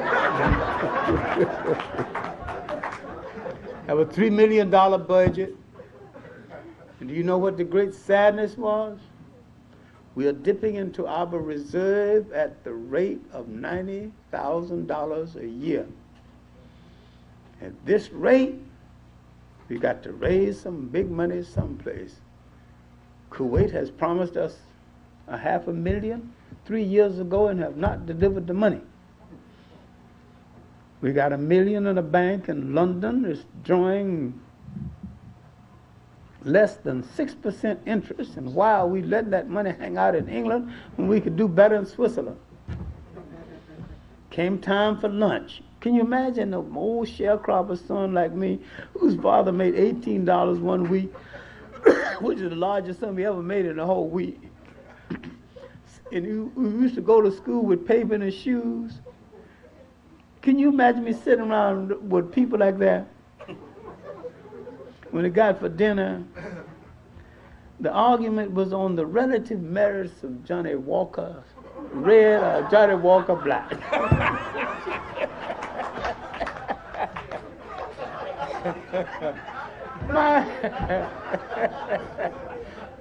My father came out of his grave. He said, boy, you must be crazy. Get the hell out of there. My point is that people raise vast sums of money, supposedly on our misery, and they don't do nothing about our misery but raise more money and control it. Now, there was only 2 of us in the meeting, and one was the chair in the meeting in Africa, in South Africa. He had to let them know he's chairing the meeting because they were talking over him and around him. And I have to let them know that the organization was found on the plight of the discriminated. We are the only two here who's been discriminated. So, will somebody hear what we got to say? Next question. No, he asked about Panama. Yeah. I don't have much to say about Panama other than the fact this is two gangsters fell out and one tried to ice the other one. Next question. Thank you. One more question after the sister, and that's it. First of all, Dr. Clarke, I'd like to thank you for the opportunity to sit at your feet and sip from the fountain of knowledge that you possess. Sound like a former student.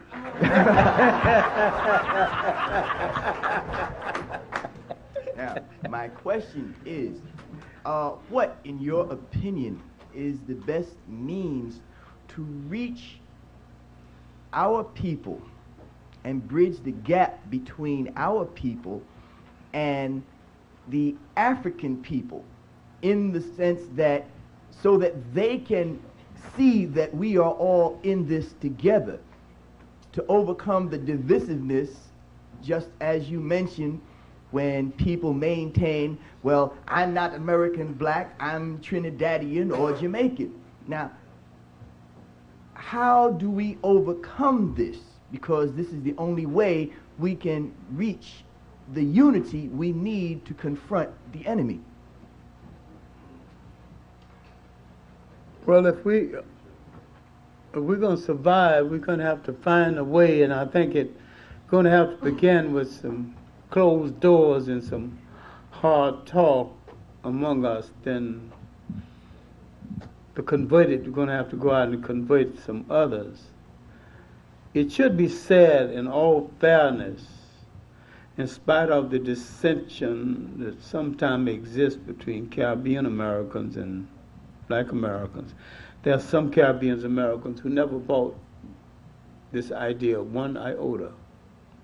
There are some Caribbean Americans who from the very beginning melted into and blended into the black American population, served them well until the day they died. And I know one, the Cave brothers, Vernon Cave and his brother, who's still alive. He was a dermatologist here in Brooklyn, and Herbert died. And Vernon, who I have an appointment with next Monday, is still alive, and we're still getting along best in that there are still some communities, Caribbeans married to African Americans and vice versa. But we have to realize that while we adopted some of the artificial values of our respective slave masters, we're still one people, and we're not going to make it without each other, because without each other we have no place to go. This is going to take a lot of talking, but I think it might help if we had some good simplified histories of both of us, so we can get to know each other, much better, because you can favorably compare the slave revolts in the Caribbean with the slave revolts over here. You can compare the free man and his activity in the Caribbean with the free man, the black New England free man, and their building of newspapers and magazines over here, and the role the Caribbeans played in the colonization movement. We've done so much together. We need to stop all the nonsense, because it was Prince Hall from Barbados that built our Masons, and it was Robert Campbell from Jamaica who went with Martin Delaney out to Nigeria in search for a place. It was Russ Warm, another Jamaican, one of the editors of Freedom's Journal. There are too many Caribbean personalities who could not have existed in their respective islands have found an intellectual home and a physical home in the United States. If Marcus Garvey were alive today, walking down the streets of Jamaica, some disarranged Jamaican would stone him to death, call him a fool. Marcus Garvey failed twice in Jamaica, and if the was alive today, he would still fail in Jamaica, because there is no Garveyism in the Caribbean islands. There's some Garvey talk, but there's no Garveyisms. No Garveyism. We need to get this across, that the finest minds the Caribbeans have ever produced flourished in the United States. There's no place in the, they flourished in the United States because if they lived in the Caribbean, they'd be killed. There's no place in the Virgin Islands where Hubert Harrison would have thrived for a week. One of the great five, he was the man that introduced Marcus Garvey to his first wide audience. And Edmund Blyden, also from the Virgin Islands, was the connecting link between the Caribbeans and Africa and Afro-Americans until the end of the 19th century. He died in 1912. Look, we need to stop all this nonsense about not knowing each other. If we don't know each other, let's get to know each other. Amen. The whole idea of Pan-Africanism started in the Caribbean islands. The framework of it started, the idea of the unification of African people throughout the world started in the Caribbean. And you can't stop all your nonsense and unite. The Pan-Africanism was started by 3 Trinidadians. H. Sylvester Williams, George Padmore, and C.L.R. James. And when you look at the Caribbean contribution to unity, then you could draw on your own sources and affect a union between Africans and African Americans, and learn to what extent the Caribbean islands are still conservative. Then ask, why is it that Jamaicans own more stores in Brooklyn than they do in Kingston? Because in Kingston they wouldn't stand a chance. Once we get to compare these things, make these similarities, and people say, the Caribbean is a go-getter, he does this, they leave the lazy American. Look, stop kidding yourself. Blacks in Durham, North Carolina got more wealth than all the blacks in Jamaica. One place, Durham, North Carolina. Then there are places in the United States where not a single black American ever saw a West Indian. Never saw one. But you assume that it's all over. Well, people who lack opportunities is sometimes they come to a country when they see them, they seize on them. But we've had a different kind of oppression, different kind of atmosphere. You've grown up, and many times Caribbeans grow up in islands where they're majority, and you have schoolmasters and police constables and petty judges. A lot of us I grew up in Columbus, Georgia, where a white man drove the trash truck, the garbage truck. Black people kept from everything mechanical. And my own father was debating with someone about a black man could handle a steam shovel, because they wasn't permitted to handle that kind of technology. And my father climbed out aboard the steam shovel and pulled the wrong lever and dipped the thing into the pond and worked in a brickyard. It had to be good catfish in there, and he brought up a whole scoop full of catfish.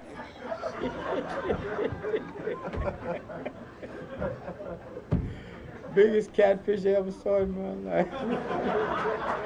I'm saying that if you grow up seeing things, you grow up with confidence.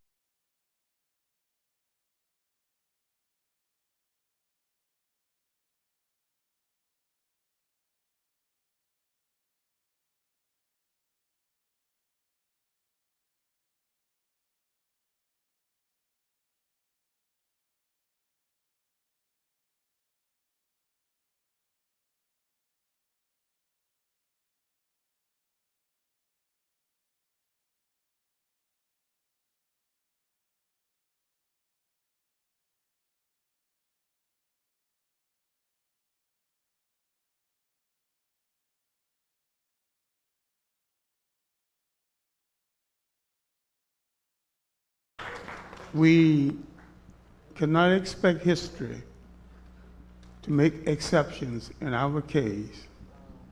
Everybody who came from a lower to a higher position in the world at any time had to subject themselves to a form of collective discipline and unity. and they could not be scattered all over the place and achieve that container that is essential to all people, nationhood. And when you achieve nationhood, you must make an inventory of everything that goes into the making of a nation and have someone qualified to do all those things. One of the holdbacks is that we look for the glamour, too much glamour. Oppression depresses the ego, the sense of self-satisfaction. Now we have to go back, all the way back to self-satisfaction. And from self-satisfaction, there has to be group satisfaction. So while it is absolutely essential that you love yourself, because any love you have for other people is of no great value if you do not love yourself. And I'm not talking about ego washing just for the sake of ego washing. Every human being was put on this earth for a purpose and given a purpose by the Creator. And the first thing we need to ask ourselves, have we fulfilled our purpose? What is our mission? And every people on this earth must have a mission. And the main mission, as Malcolm X and others have told you repeatedly, and Garvey has told you, regain the land. That's right. You can, without land, there is no nation. Now, I am a little less enthusiastic about Nelson Mandela because he has not asked for the return of the land.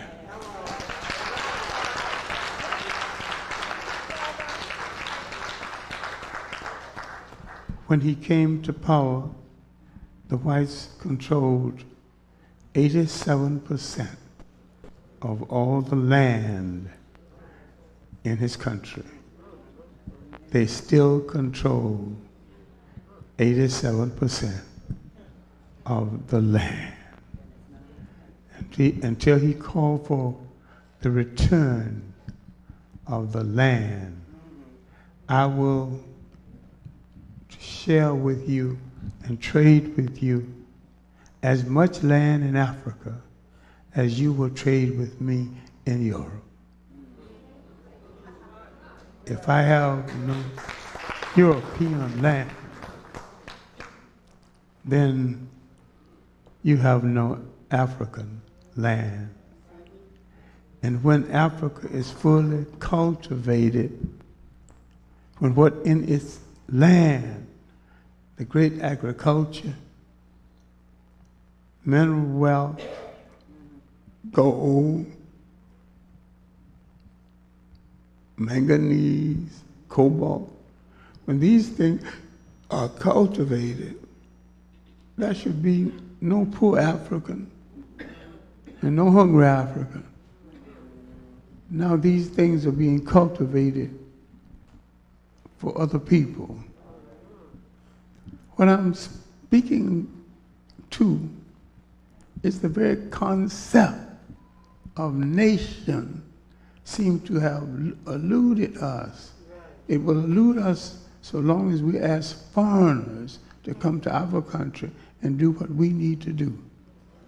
So therefore, when we take over a nation, we must have made an inventory of what goes of a nation. So many people have to be making shoes, So many people have to be making safety pins, all your child's diaper together. We work road. And so many have to be designing the railroad and the railroad car. All the Japanese did is to take one automobile and break it down and began to innovate, making different parts of it. And they put together, they had an automobile. So there's no mystery about things we're from, and we are doing for other people the same kind of thing normal would be doing for ourselves. Now, if we wanted to start a great garment industry, in as much as most black women have worked in the garment district one way or the other, one time on buttons, on clothes, on all kinds of clothes. They worked in the district for other people. Why can't they work for us? Why can't they work on our tutelage and we find the salary to pay them? We all wear clothes. Now, there's no argument about the fact that we need clothes. And when we take over a nation, you need people who know metals. You need people who educate. You take that inventory, make sure you have those people either in training or functioning, and let each one train one. What we need to look at is the model for a nation. You have to have people who can do everything that's necessary to maintain a nation. We have to stop sickness between us, because our oppressors not think anymore or the other. If we came together in as much as we are strategically located people in the world, meaning there are more of us in different places in the world than other people. I did not say that we are numerically larger than other people. Oh, something's happening. But we are strategically located, for if we brought all of this together in a great Pan-African union based on the land, based on the possibilities of our agriculture and our mineral wealth properly marketed by us, but properly mined by us and refined by us on our own terms, we can be a self-sustaining people. And we don't have to take over other people in order to do it. We are the only people fortunate enough, endowed with land and talent. If we took it all back and used it for ourselves, we would have more than enough for ourselves and enough to sell to other people. And if we're willing to deal with other people on that kind of basis, there's no use of us sacrificing our young people in stupid wars that don't have to be fought in the first place. But we can come together in honorable trade. Let's take one entity. Let's take the Caribbean islands. If it came together in honorable trade, they can be self-sustaining in food. In the area that used to grow food, you got supermarkets, condos, and golf courses. None of these things are doing the Caribbean people enough good to be worth sustaining. In Bermuda, they had a red onion. They had a monopoly on the onion. A Texan came, put some in his suitcase, and started an onion industry in Texas. Now the same Texan, the same, sell Bermuda onions, red onions, to the people of Bermuda. Now they got to go to a Texan now to buy their own red onion. And the land they used to grow their red onion is now either a golf course, a condo, or a big supermarket area. When people take away from you the right to, not only the right, but the ability and the right to sustain yourself, they take away from you what is vital to the concept of nationhood. Vital to the concept of nationhood, you have to feed yourself. You have to educate yourself. You have to defend yourself. But if you've got gold and iron ore to the extent of the need of the West, and they cannot get it from you by war, then they'll make some honorable terms to get it. And those honorable terms between you, they've got something you need, you've got something they need. And this exchange creates a zone of peace, because you cannot fight each other and keep that zone all at the same time. We have to understand the structure of nations when the Asians first, then the Europeans, came into Africa. Now, in my African course 1, I teach these beginnings. Now I will probably go further, because now there's information on the Sudan and its connection with Egypt that didn't exist. What made Egypt a state? Bringing together a much needed labor supply, developing the goods, the services, that they would be able to feed all these people. And because they could sustain them, food and housing, and could bring them together for religious fervor, all of this coming together, the lower and the upper Nile, made a state. They had to organize in some kind of protective fashion to become a state and to relate to the states in the South that was the basis of their origin. And they came together, Upper and Lower Nile, and formed a country that the Greeks would call Egypt.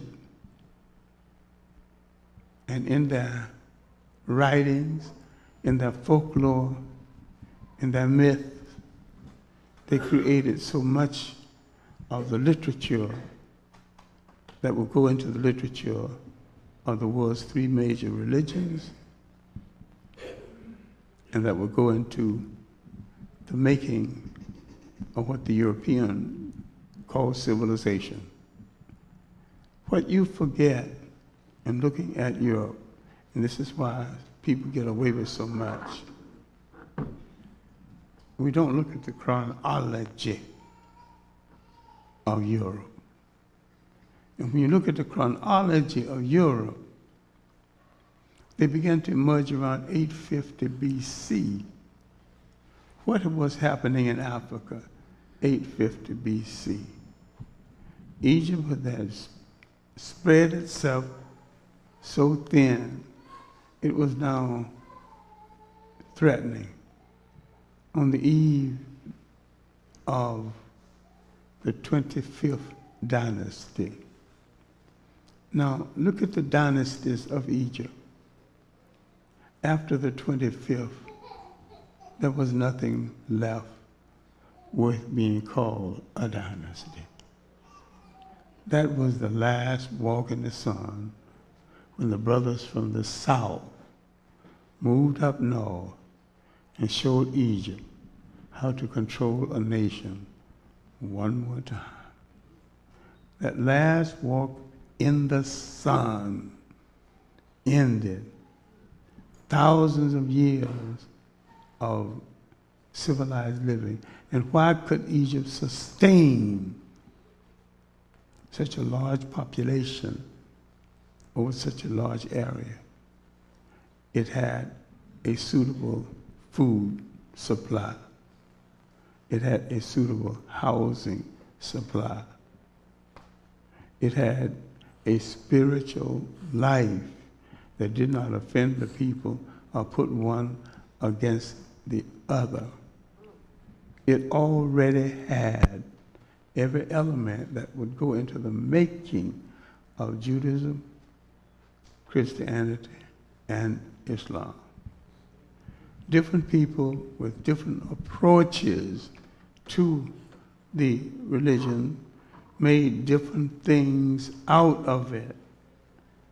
And some made God ungodly. That is true of Eastern religions also, because in the Hindu faith, they speak of the sacred cow, but not the sacred human being. So they are off too. Then people got into a habit of making comparative studies of their respective chosen gods, which was the worst thing they could have done, given the circumstances. If you look up the word God in a good etymological dictionary, God itself means different things, but none of the information about any of the gods gives them the right and the privilege of cursing anybody, because gods do not curse. And people must get this through their skull. Gods do not curse. Gods do not favor. The very word God eliminates that. Now, with the coming of foreigners to Africa from Western Asia, people not too certain about who they are in the history of the world, then or now, they began because they could not handle an African way of life. They were not equal to that kind of communalism. They became grabbers, created the embryo of what would later be capitalism. Now, you think capitalism will resolve if you got enough money. But if you got the money you wanted, you would have to cheat somebody, because that in itself creates an imbalance. So there is nothing wrong with capitalism properly used. It has to be used for the people and not against the people. And I do not believe it is impossible for capitalism to be democratic and to be honest and still survive. Yes, you have people who want super profits, and they began to destroy the sovereignty of other people and other nations. And when they take away your sovereignty, your responsibility, your very being, essence of your political life, then they take away so much that goes with your spiritual and physical life. We have not talked enough about culture and the role of culture in sustaining a people. You have to first recognize you have culture separate and distinct from that of your oppressor. And that so much of that culture comes out of your trying to live in an atmosphere not exactly created in your favor. And you are adjusting to somebody else's culture and somebody else's habits. A people, by virtue of living, creates a cultural style. It creates even a killing style. This is why I didn't believe the thing about O.J. Not that black men don't kill, they do. They don't kill that way. See, physical mutilization in that way is part of the killing style of another people, mostly Mediterranean whites.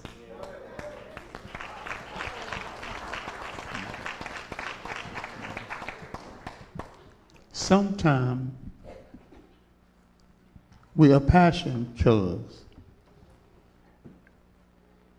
If an African man says, I'm going to kill you, if you avoid him 24 hours, you can end the whole thing.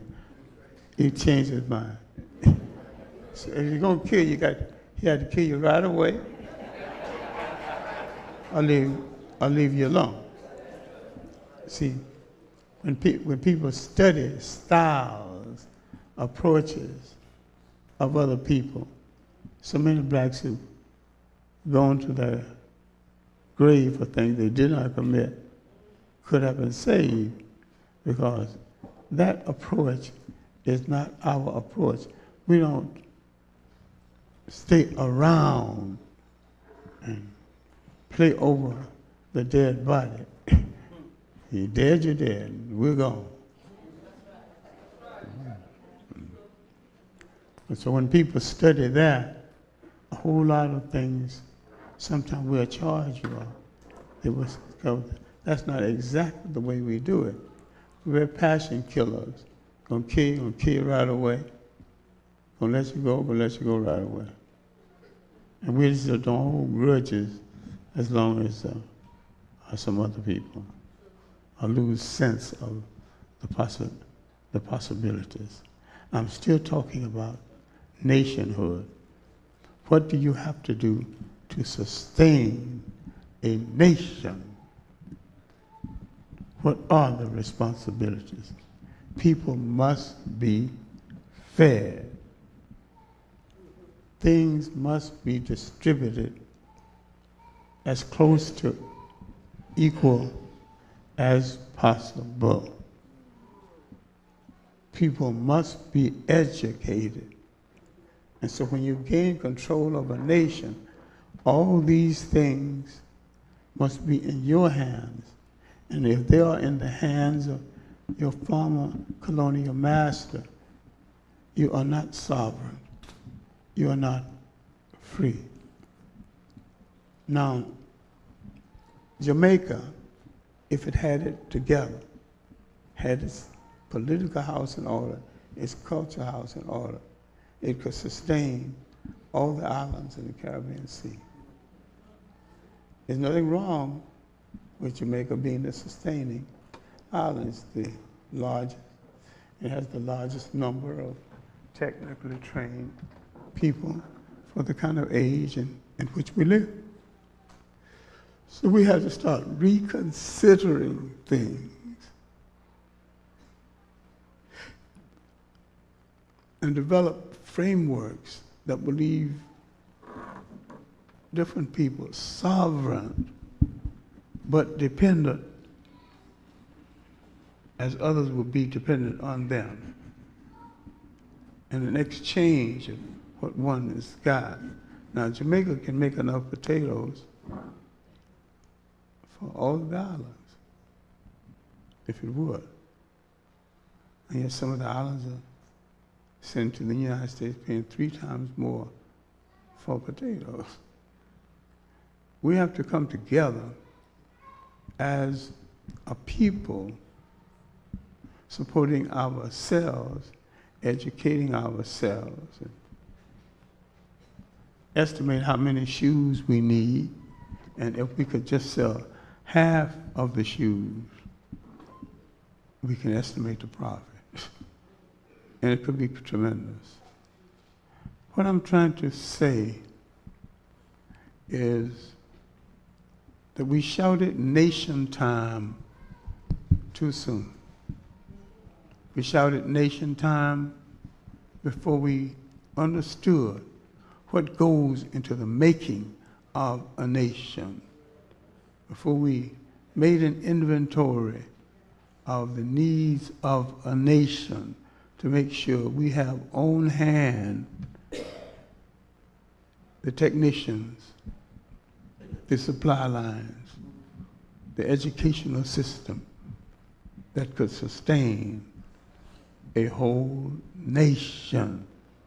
Until you get that in focus, you are sovereign. You're not sovereign. No matter how many limousines your president rides in, or how high the flag, it's nothing going to make you a nation except self-reliance. And when we look at Du Bois, Booker Washington, Malcolm X, Marcus Garvey, Elijah Muhammad, all these men were saying basically the same thing using different words. And it was not a problem. It was not a problem of one or the other. We needed all of them in the time slot that the Creator put them on the earth. For each message carries on from the other message. One is reinforcing the message of the other. Now, if we knew this, the Congo situation would be such a situation. We knew when it came to power superficially, we knew that was one of the richest spots in Africa. So what are we going to do with our people who can take that rich spot and transfer it into a great and powerful sovereign nation without taking the rights of any of the people in the nation? I am excited about what's happening in Zaire, now renamed the Congo. But I think too many people after Lumumba, after Mobutu, have about the same ambitions as Mobutu. And I hope those people won't just create another dictatorial power. In this country, which is so rich, and maybe the richest single country in all Africa, in gold, manganese, and copper, but rich in agriculture to the point they can rent the Germans a piece of land more than equivalent to the state of Delaware just for a rifle range.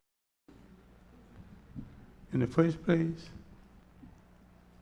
I don't know why anybody should let another nation have a rifle range of that size in its own country.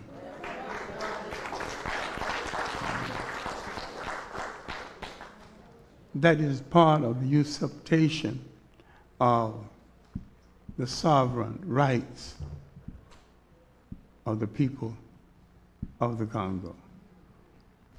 Some parts of the Congo is so rich agriculturally, they have to put halters on the cows to keep them from eating themselves to death. In my last trip to that country, I got with a Congolese intellect. We went to a place called Kiev. Here the grass is so green and luscious, you have to stop the cows from eating, or they eat themselves to death. We got some of that same grass, went back to the hotel, cleaned it, and ate it as a salad. It was a decent salad. We were eating as good as the cows.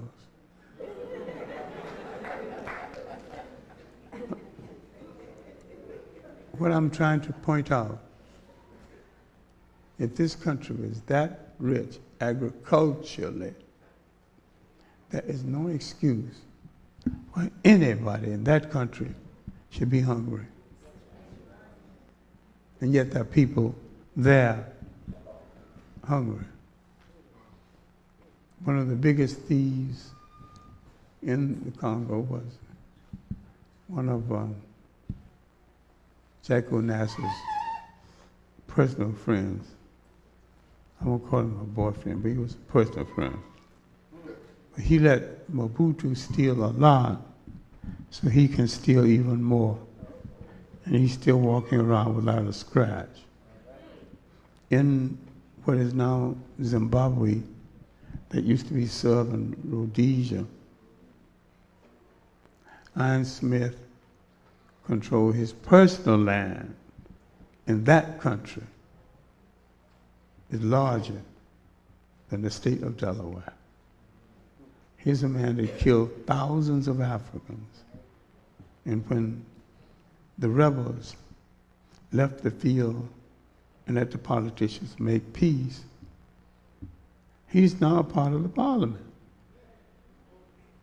His office is close to that of the president of the country. He should have been killed the first day.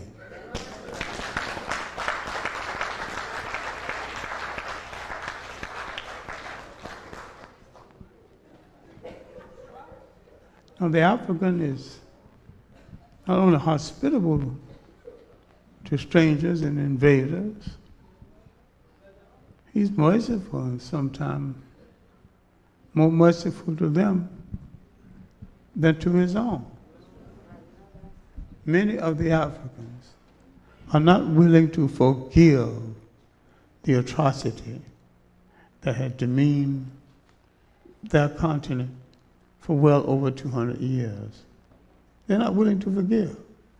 When did white people forgive? Did they forgive the Nazis? Hold on.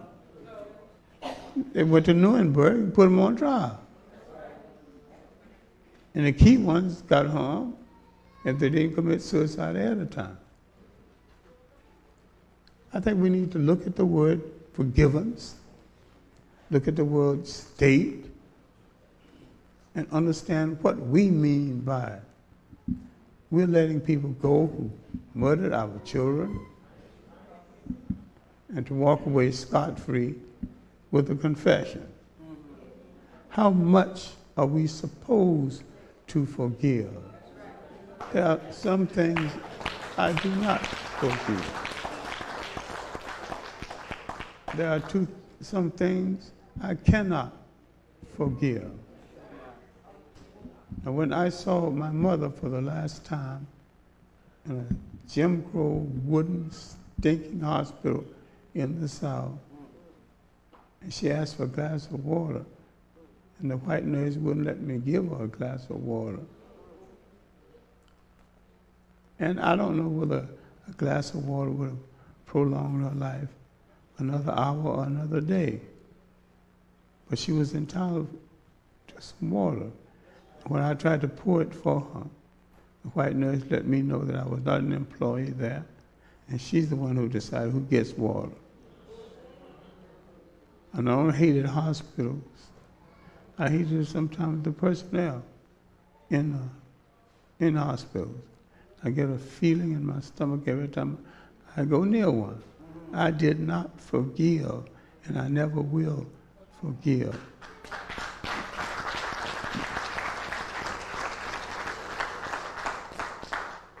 There are some things I think it's best to try to forgive and forget. But what they're asking of us is what has never been asked of another people. When Europeans catch a European bandit on their land and kill him or drive him away, we have caught some bandits in our land. And sometimes, in fact most of the time, especially in South Africa, we should do the same thing. When Nelson Mandela came to power, whites controlled 87% of the land. They still control 87% of the land. Now, the agreement that he's contemplating making with Buthelezi, the most important thing, it will give different people in South Africa back their traditional land, if he can get away with this kind of treaty. But with sentiment serving such an important part in Africa, I think Africa will sentimentalize it to the point where they're going to say, let them keep the land on these terms. And if you get it, if they can get it in one term, then they'll take it on another term. It's just if you catch somebody on your land, they have to leave or stay only on your terms. And what's being asked of us and the commission in South Africa, partly headed by Bishop Tutu, is to forgive and forget. And people now can come before us and confess, find machine guns that Africans at Soweto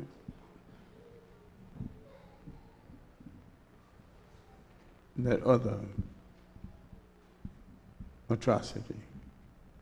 Women, children, dead, gone.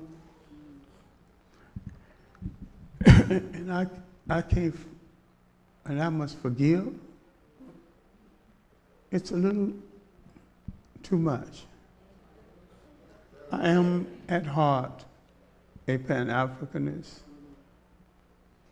and I want to conclude my remarks on the score of Pan-Africanism. We need not separate ourselves based on who's from little speck of dust in the Caribbean Sea, who's from Africa, who's from Georgia.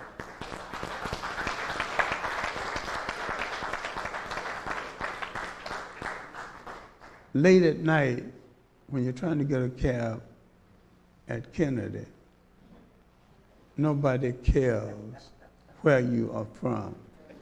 If your face is black, you're going to have a difficult time getting that cab. And I've been in this situation, and I thought of Johnny Johnson, a black multimillionaire. His chances would be no better than mine, maybe less. He's taller, equally black, and the cab driver might be a little afraid of him. And the cab driver might take a chance with me. So I hang there. I'm passed up about 7 or 8 cabs that pass me by. Then a brother comes along. He knows that from Kennedy into town is about $25, really. Brother, I'll take you, $50.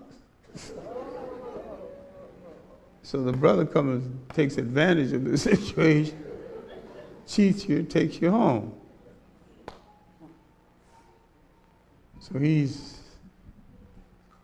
become a crook among crooks, but a different crook. He knows when he looks at you, Ain't too much you can do to him, you know. Size things up, you know.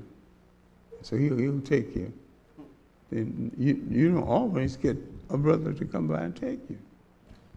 Man, you wait and let some independent car hustling up a little money will take you into town.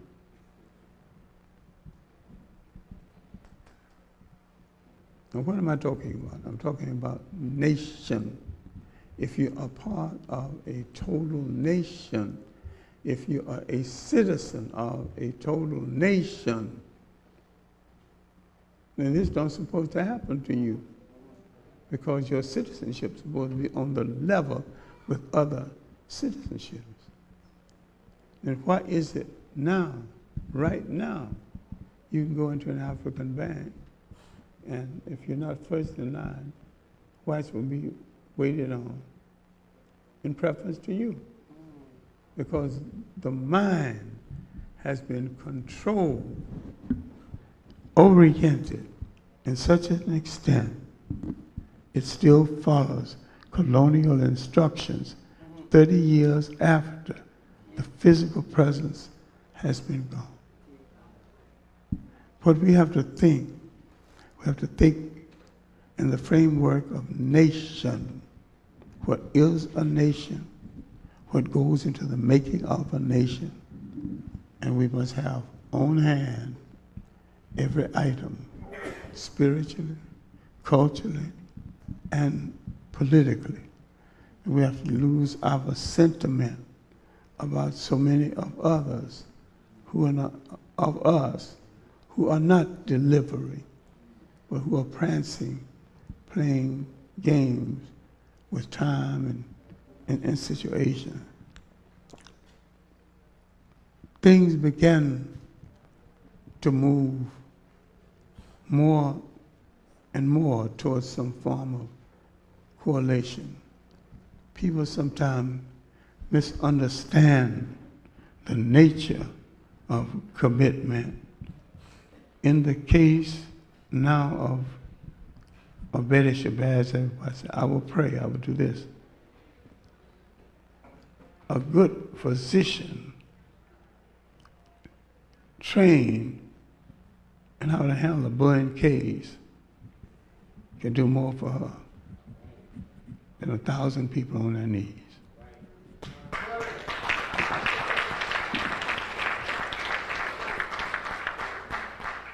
I'm not against people being on their knees, but I'm saying that while you're on your knees, somebody else will have to be doing something else, more concrete, where the proof, the results, is more apparent. It's not one or the other, but each in its own place, doing the job it needs to do. And too many times people train for jobs don't get the jobs they are trained for among us, and we send away to get someone else to do that same job. We have to work well with each other, and I call Tommy to a Tom. Sometimes you're going to have to Tom a little bit to a Tom in order to get things done. I don't think we know each other quite as well as we should. And many of us think, because of separate geography and colonial masters that differ, there is a great deal of difference between the different approaches to different ones of us based on background. Our enemy don't think no more of someone from an island, or someone from Georgia, or someone from Carolina. You don't think no more.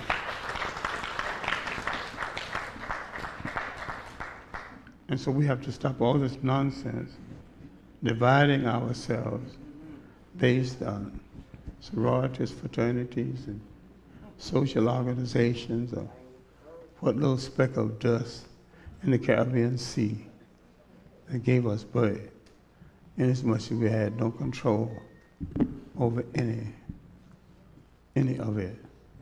And when people are out of power so long, they long desperately for power. And when they get close to it, they panic.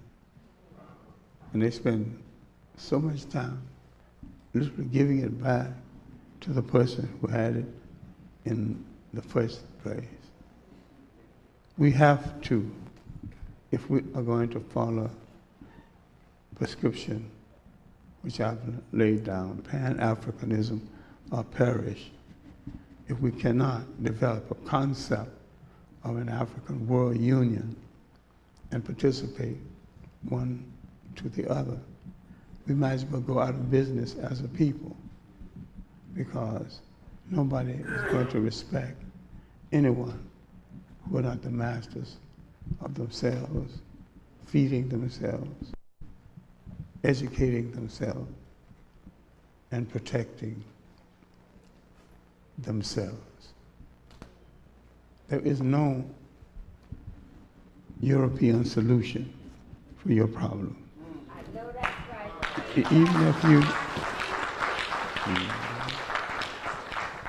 Even if you join them in capitalism, you are a servant of capitalism.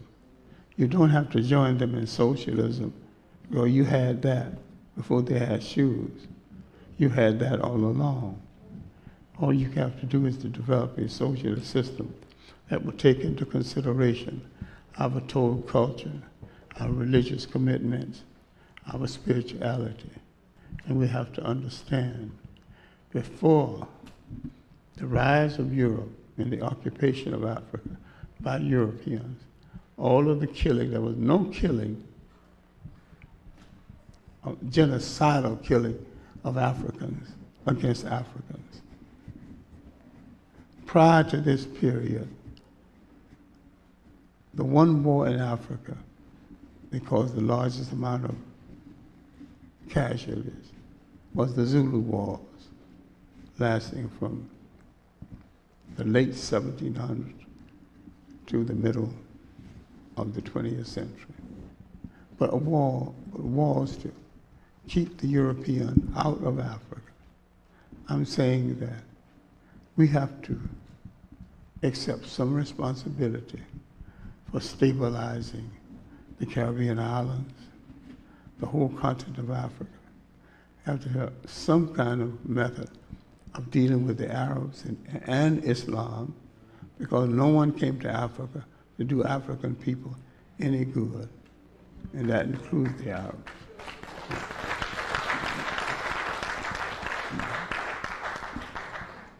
And there's a good library of information on the subject, but if people don't want to read it or consider it, that's not exactly my fault. But nobody came to Africa to do Africa any good. Among the other things I'm working on is the role of the missionaries in conquest,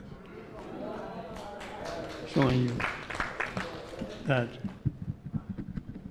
the Hebrew missionary was mainly commercial and still is. Christianity is mainly commercial and still is. Did you hear how many priests in the Congo? Over 10,000 priests in the Congo. Why is it that you can get guns to kill each other when you can't get farm equipment to feed each other?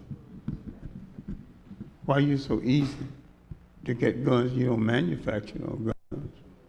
Why can you get them so easy? And why are you so difficult in getting farm equipment and basic things to teach kids basic technology?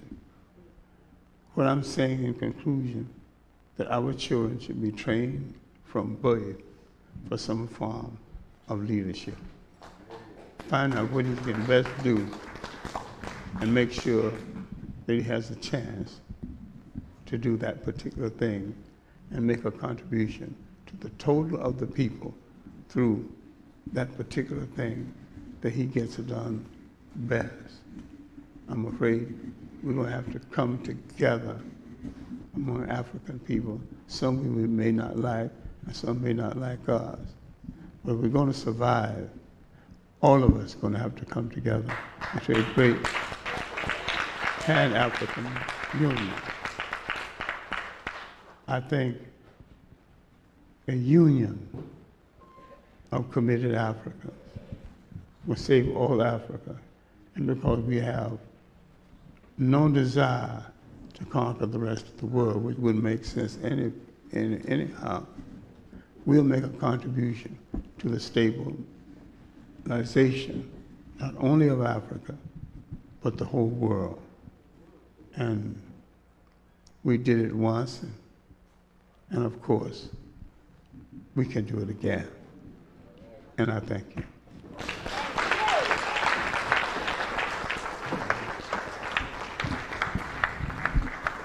And we thank you, Dr. John Henrik Clarke. And we thank you. Let's give Dr. Clarke a warm round of applause. Dr. John Henrik Clarke. Dr. John Henrik Clarke. Let's give him a warm round of applause. Dr. Clarke, thank you very much. Thank you, thank you. Thank you very much. Dr. John Henrik Clarke.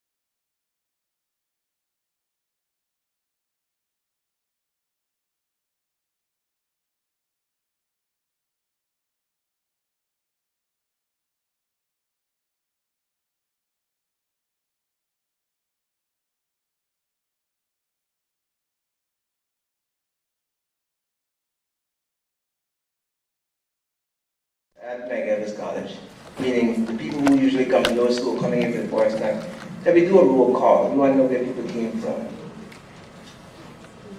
Tell us where you came from. New York. New York, where? Harlem. Brooklyn. Queens. Cold Springs. Kingston, Jamaica. Piscataway, New Jersey. Piscataway, New Jersey. Washington, D.C. Washington, D.C. Bronx.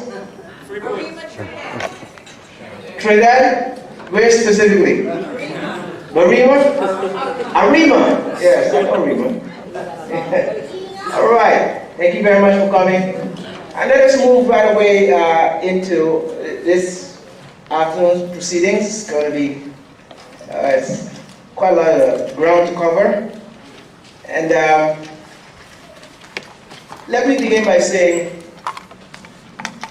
that it doesn't matter what I do or the people who work with me in the John Henrik Clarke Institute. It goes for naught if you do not respond. So I want you to put your hands together for some beautiful African people that came out here in the sunshine on God's day, which is Sunday. Put your hands together for yourself.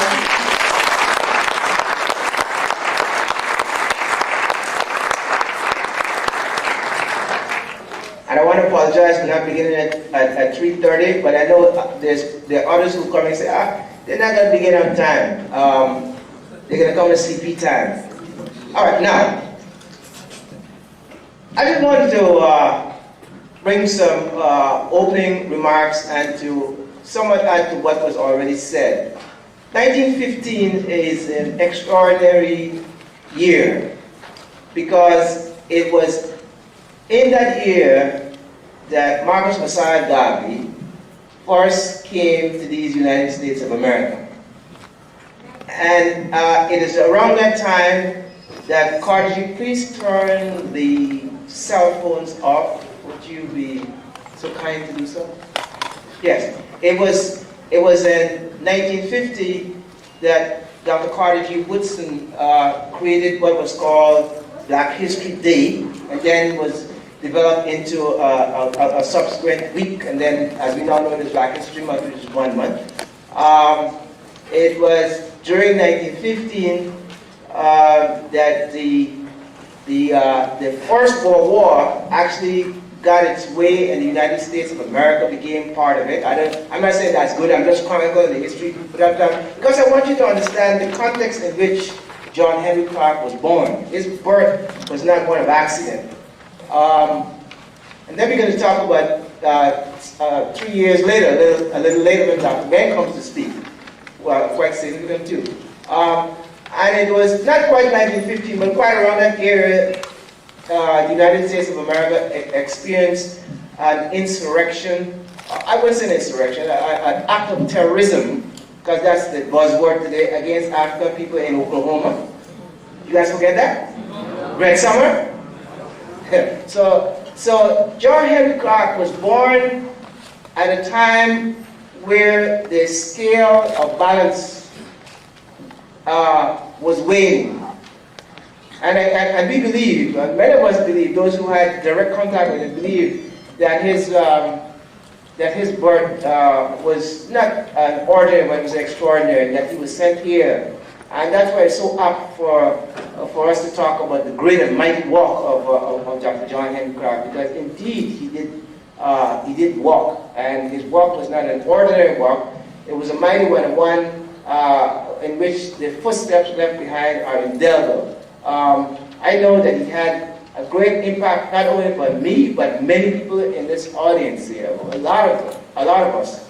And for those who did not have the opportunity of actually meeting physically, there's a number of different ways that you could actually get into contact with John Henrik Clarke, because when you read his books, for example, African People in War and History, it's a very small book. When you read that book, you could actually hear the sound of Dr. John Henrik Clarke's very distinctive Southern accent coming through those pages.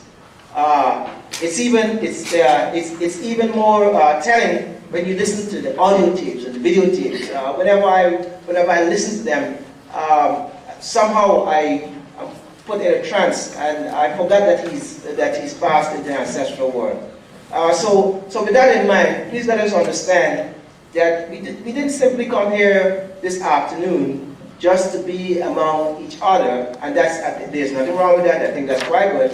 But we want this to be 4 or 5 hours of meditation on the life of John Henrik Clarke. You don't have to go under a Bodhi tree and turn your legs into the Buddhic position to be meditating. Just by observing quite seriously and quite intently what is about to take place here would be a meditation, as it were. Now, without any further comments from me, please help me to welcome the widow of Dr. John Henrik Clarke, Sister Sybil Williams Clarke, to come to the stage.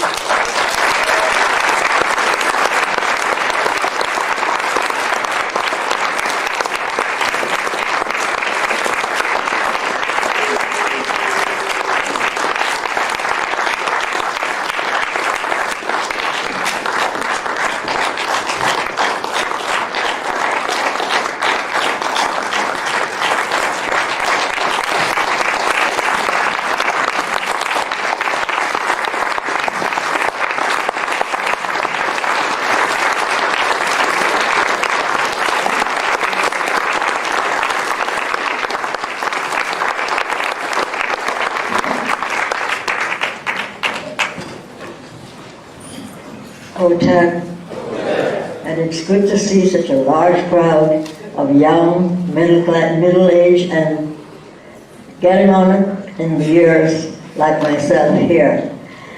I will follow up on Dr. Crawford's remarks. I don't know how many of you saw or read the papers that we now have, instead of the old Union of African States, we now have a Union of Africa. This is what Dr. Clarke in all his works wanted. He did not propose, or he didn't agree with, a United States of Africa pattern after what we have here in the United States, because he said before the advent of the European, you had what is known as a territorial state. Today we have as a benchmark in Africa, the African states that have now formed that African Union, which is the mark of Pan-Africanism, the true Pan-Africanism. Now, it will be fraught with a lot of dangers because, again, in every period of life, you have those people who will accept the 30 pieces of silver. That will go on with us forever. But if we are committed, as he said, whether you go back to Africa or not, your political and spiritual heartbeat is in that land where we call home.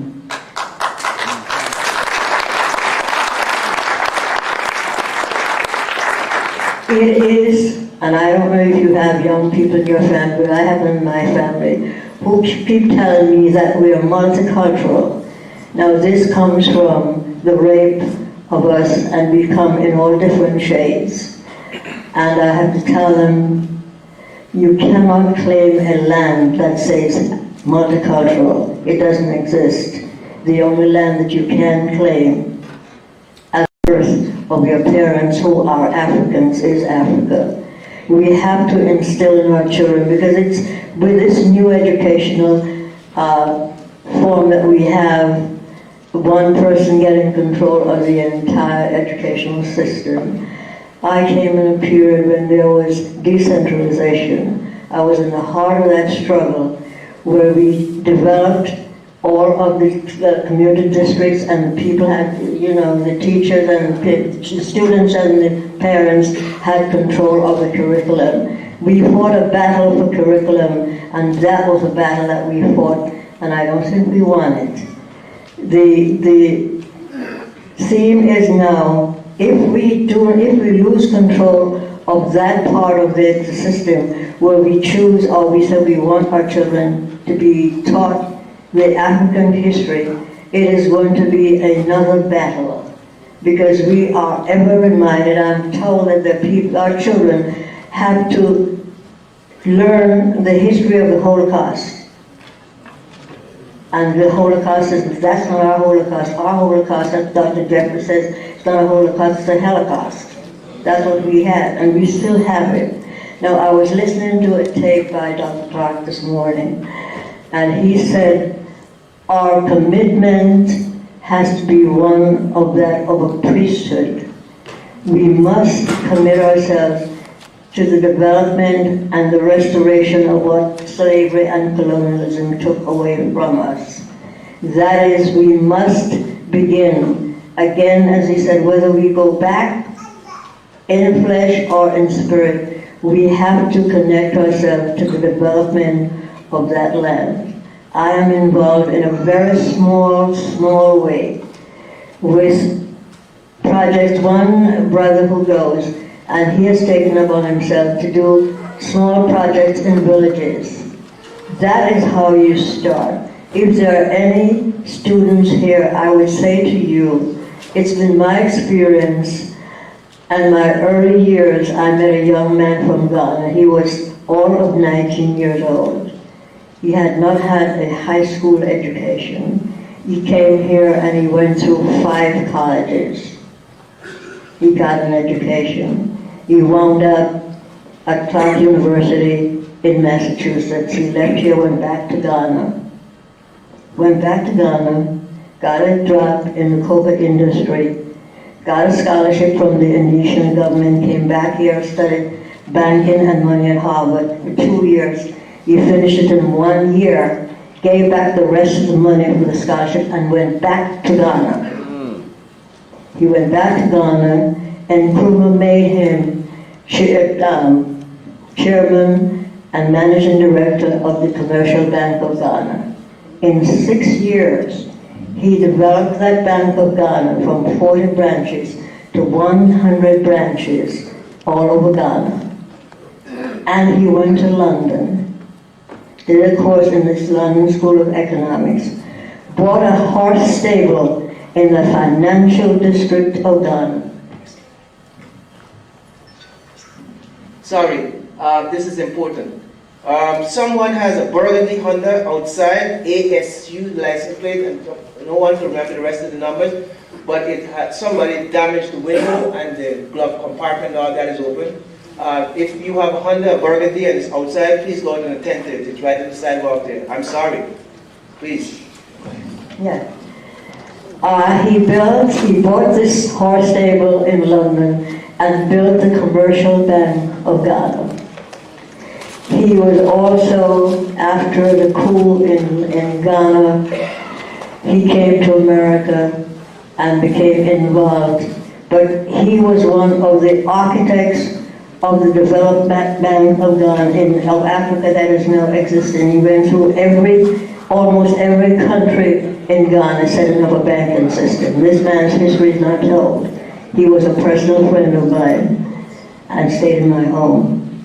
That what I'm saying to you is, if we make these connections and friendships at an early stage, we can also, in our own small way, impact on what happens on that continent. I'm speaking because I think we have, at this point, no other choice. Because as I said to people, if tomorrow this government says to you, we don't want you here, where are you going to go? There is enough land, there is enough wealth, and the wealth is there for us to look at. Now, I look at television sometimes, and I'm looking at what they call QVC and HSN. These are your shopping places. And my interest was to see where the minerals are going, the gold and the diamonds and the precious gems. Every country is a country where melanin exists. All of this wealth is all over Africa. On the beaches, in the mines, it's there. We teach our children to go to school and we take these courses. And I'll give you an example. I have a young woman in my family who graduated from Harvard. Summa cum laude. She got out, she wanted a job, she went to Lord & Taylor's, a summer job. She said, and so I stood in line, I registered, and there were a line, lots of people before her. They picked her out of a line of all those people and gave her a little summer job. And I said to her, you see what I'm telling you, it doesn't matter where you go when you come out. The opportunities are still limited. It's not there for you.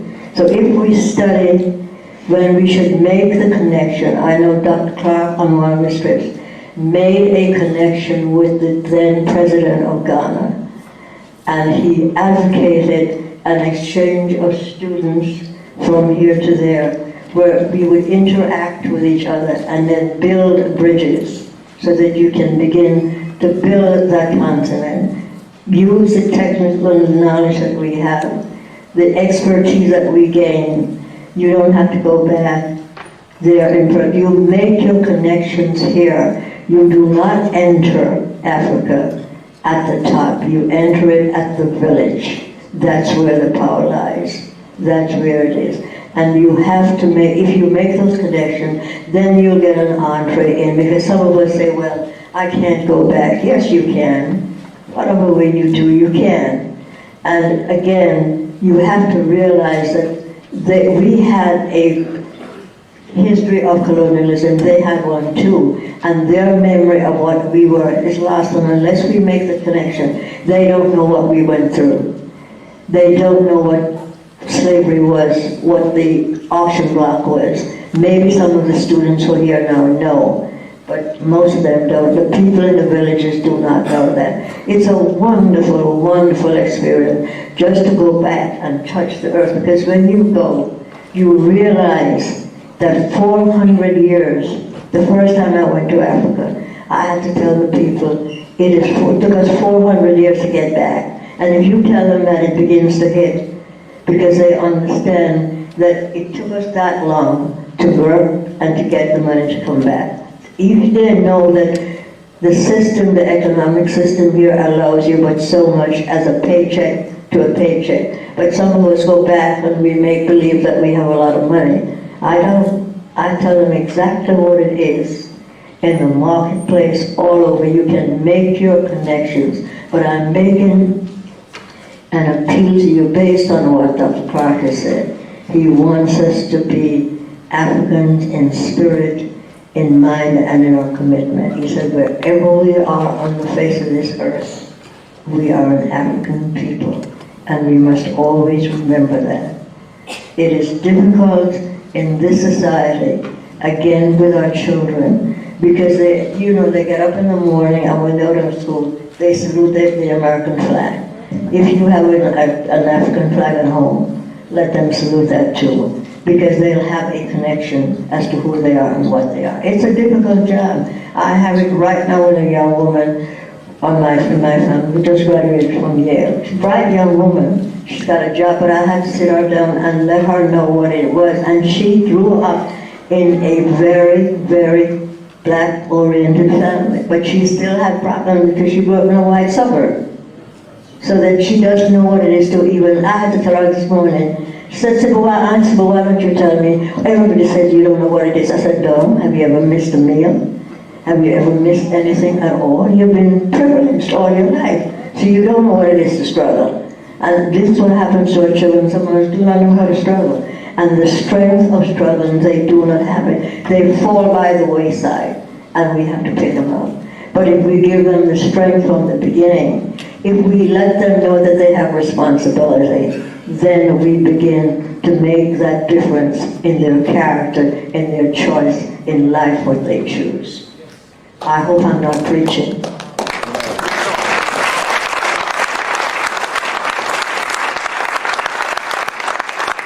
I come to you because I think all of us have the same problems in our families.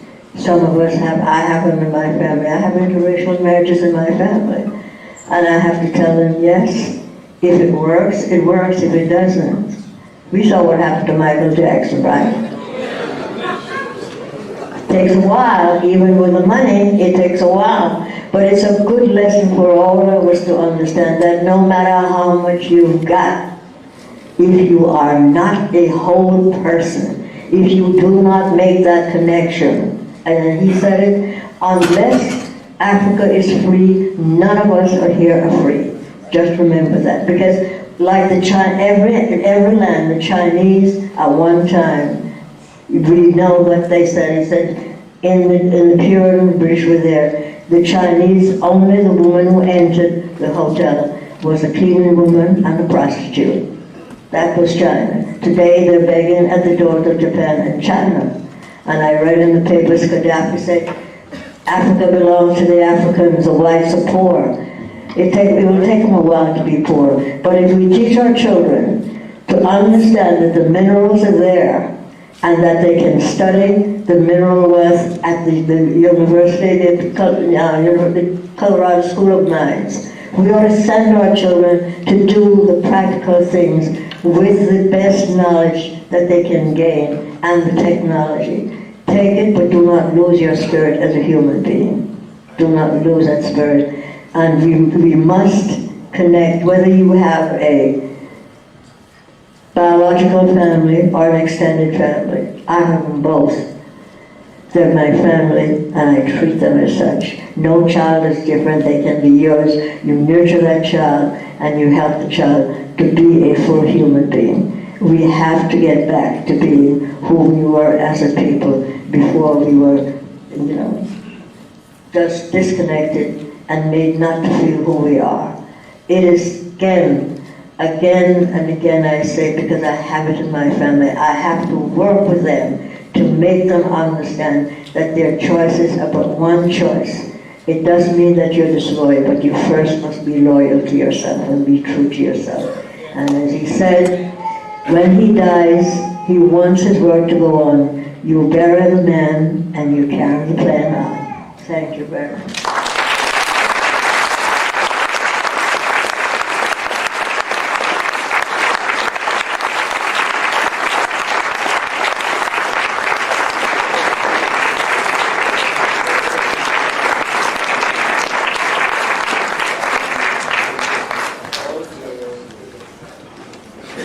That's not enough. Put it together again.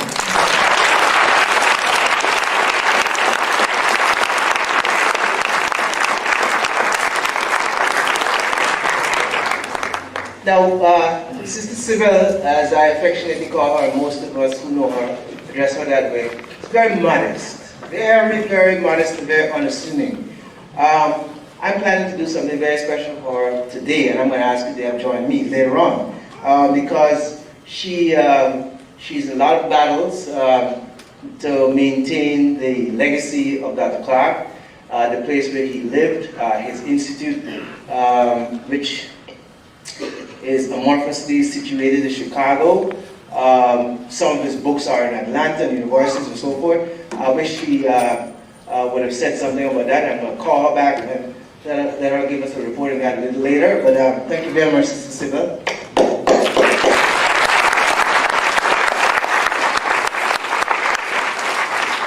Now, the very first time I had an opportunity to see Dr. Clarke was 1981. I was a student at the University of Wisconsin in Green Bay as an undergraduate. And the library had a tape. And the tape was a tape from a show called Like It Is. Brother Gilnoble, your show goes everywhere. So I want to...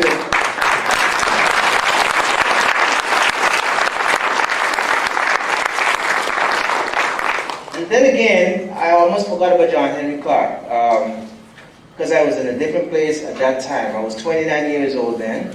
And so I came to the University of California, Santa Barbara, and then for some reason again, I stumbled onto another tape of Dr. Clarke at the University of California, Santa Barbara, and I thought that was my message. And so when I completed the first stage of my graduate study, I thought the best place for me to come was to New York, where I could actually come and commune with people like Dr. Clarke and Dr. Ben and so forth and so forth. And it is my contact with John Henrik Clarke that I found out about Dr. Ben. I found a black-minded man and his family, and became my Bible. Dr. Ben, that book is so torn, the pages are dirty, the ears are turned over, there are notes everywhere. My own work, Recasting Ancient Egypt, as Dr. Ben's work cited at least 100 times. But enough for my own personal experience. Please help us welcome and greet our brother Gil Noble.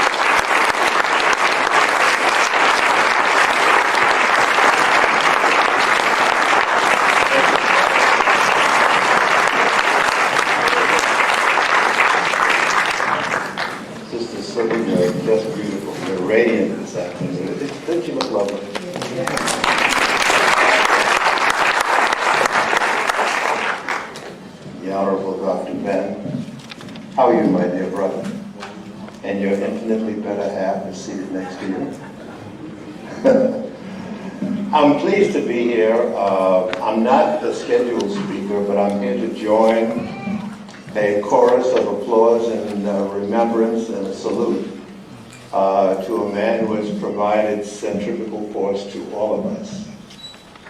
In the work that I do, they call it journalism, electronic journalism. There's nothing that I can do effectively without being able to put it in some sort of a context. Context is everything.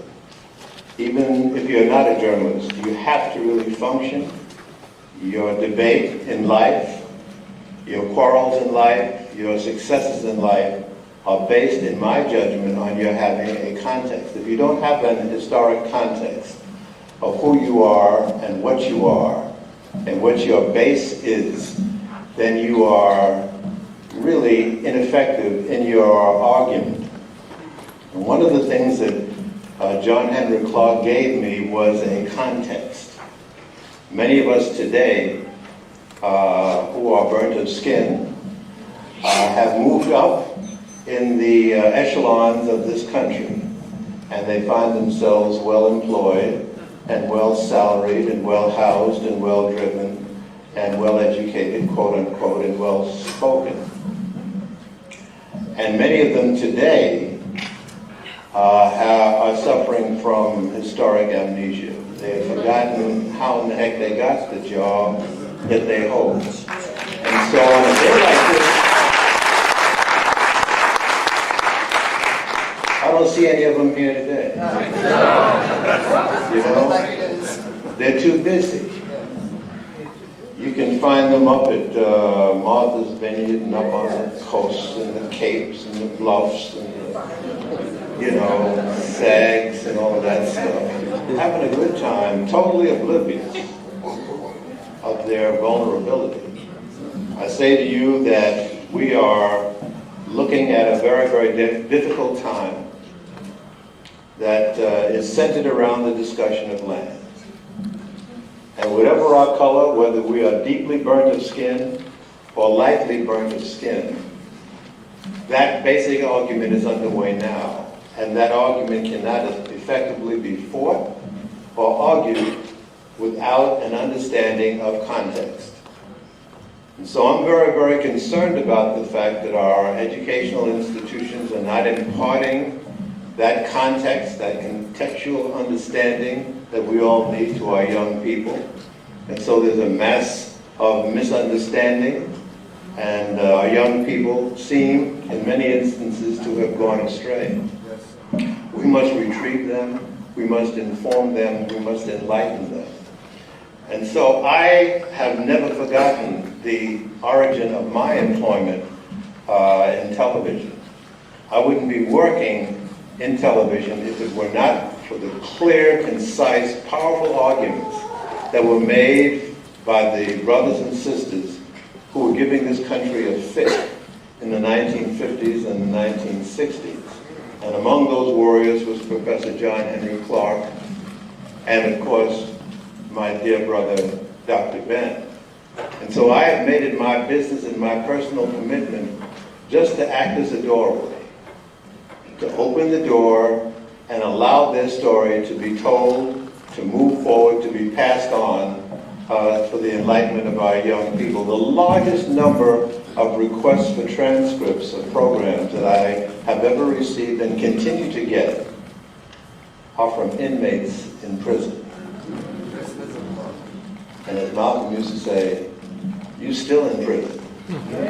All of us are still in prison, and yet we are seemingly bereft of a thirst for information and knowledge. So many of us now have been able to overlook all the crimes that are being committed globally. We seem to be able to step over that. Certain individuals, as I said, are in these high places, and they don't seem to be able to focus on the crimes that are being imposed on our people. They don't seem to even focus on what happened out in California recently with that young boy. And so many of us need to remind most of them of the seriousness of our position. The argument about land is crucial, I'll say, as I begin to draw my short comment to a close. The argument about land is fundamental. And to show you how crucial it is and the need for understanding is that discussion that's going on now in Zimbabwe about land. It's been going on for a while now. And those white settlers seem to be trying to get away an argument that it's their land and they're not going to allow these people, us, to take their land from them. And I heard one of them interviewed, and he said, and if we have to leave, the least they can do is give us reparations.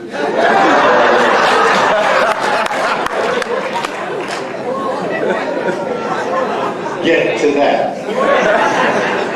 So it shows you that if you let somebody set the arena of your discussion, the parameters of your battle, the tactics that you use and the arguments that you use and the premise, well, you'll always be in a position of disadvantage. You'll always be in a position where your spine is bent. You'll always be in a position where you're asking instead of demanding land. And freedom, as has been wisely said over and over again, cannot be requested. It must be taken. If it's been taken from you, it has to be retaken. I'm not preaching hatred of any particular ethnic group or anything like that. I don't hate white people. I've been saying for a long time now, I don't hate whites. I don't hate America. I love the premise of America. I have a quarrel with America's practice. And so I say that we need to really be clear about this discussion about land. And don't let anybody in this country talk about the criminal actions that are being committed today without putting it in a context. There's a whole context that needs to be laid out. And I'm not being an apologist for any particular groups or anything like that. But it seems to me that it needs to be emphasized very clearly what is going down on this planet and who did it and how it was done. And if our young people can understand that, I say, look out. They were dangerous in the 50s and the 60s, and they're dangerous now if only we can join in waking them up. Don't be upset about the paucity of our numbers.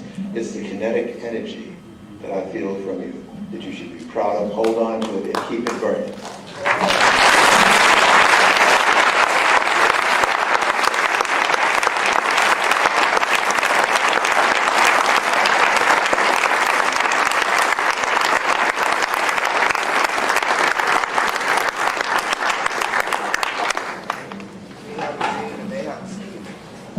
Do it again, people.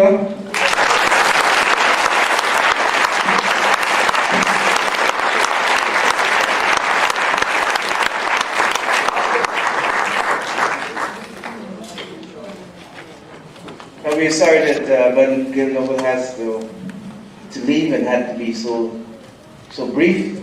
But I'm sure that everything that he said was quite poignant. And again, I hope that we internalize everything that's been said here today. There's a number of important people who were not on the program, but who are here that will be given an opportunity to speak. And I want us to first acknowledge Dr. Ngeni sitting there. Please, for the audience.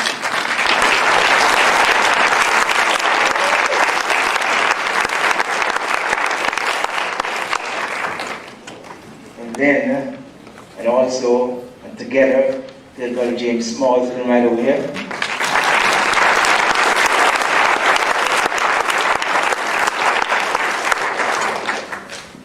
And then we have Sister Kefa, who served as provided a space for both Dr. Ben and Dr. Clarke on a weekly basis for many, many years. She's sitting in the back there.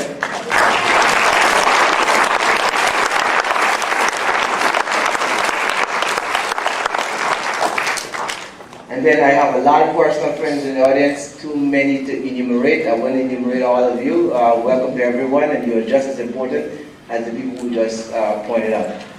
Now, let us now venture into what I would regard one of the features of today's proceedings, and that is to hear from Dr. Clarke himself. Can we be African again? Roland, would you help me to move the podium?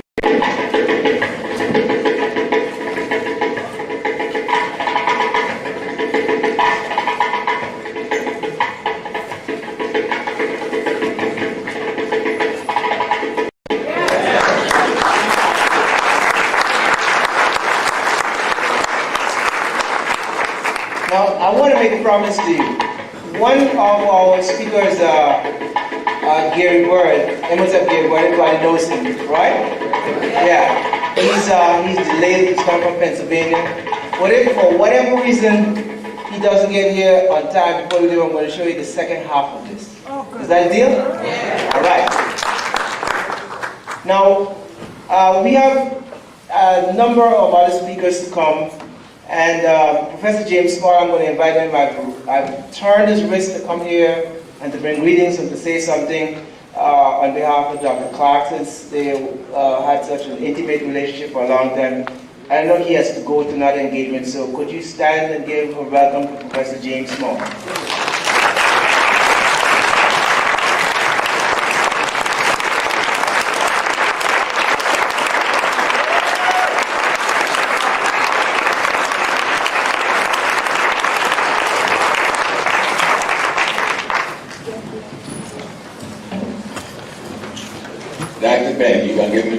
say anything today, sir? I love your dress. It's beautiful. Hi, Sister Garvey.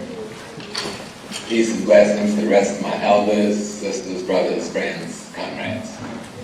John just spoke for himself, really. What you saw was a man who was African. And he just was. He was just being what those elders in the South taught him to be, an African man.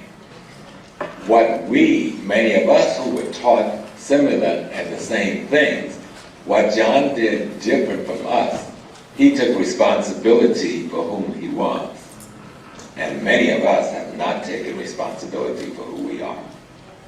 And sadly, even many of us who are here, we are still simply expressing African aesthetics. And we are not allowing the teachings of John Clarke to transform our characters. And if we get serious enough to understand, death will do all of us apart from this world as we currently know it, consciously appreciate it. Meaning, in this physical body, we're going to be gone in some short period of time. What is going to be the mark that you're going to leave for eternity? And you cannot leave your mark unless you become an African again. And you cannot become an African again unless you look back and allow the knowledge of the ancestors to transform your character. That's it. So, my weakness is just to say, just to have known him physically for a minute in time was more than I deserved. But to be able to listen to his words, read his words, those are the thinking of his mind that's on the paper. That's him on the paper as he's transforming his consciousness. If you listen to him, he will transform your consciousness. If African people are to be free, we must not allow ourselves to be frauds in terms of consciousness and character. We must, and this is not an indictment because I'm where you are, but what I'm saying consciously is that we must use the wisdom of the ancestors and the elders to transform ourselves into the being we must become. And if we do that, he would not have lived in vain. But if we only give accolades and only make ceremonial praises, he would have lived for nothing. He would have done all of that research for nothing. He would have suffered for nothing. But if we take what he brought forth from the garden, take the harvest that he presented as food, allow it to recreate us and transform us back into our ancestors, then we can talk about designing the free African world. I'm impressed with the African Union conceptually, but as Dr. Clarke was, I'm not impressed with a single government in Africa. No, I'm particularly impressed with a single leader in Africa. But I do praise all of them for doing what their consciousness have allowed them to do. But we must appreciate, given our people's condition, none of it is good enough. And so we must take responsibility that before we leave this planet, we must ensure that the generations we are producing and that they will produce will not go down to the genocide of a minority of this world's population. And unless we decide that the only question that exists is to be African or not to be at all, then we have doomed the future generations. Africa will be free when the mind of Africans realize it is their responsibility to free it, and that cannot be done unless our memory becomes the memory of every ancestor.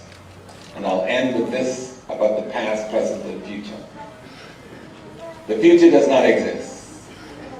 It is a place you go for hope, for aspirations, for motivation.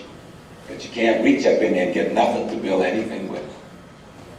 The present is coming into being It has no completed design, model, blueprint, or master for you to imitate.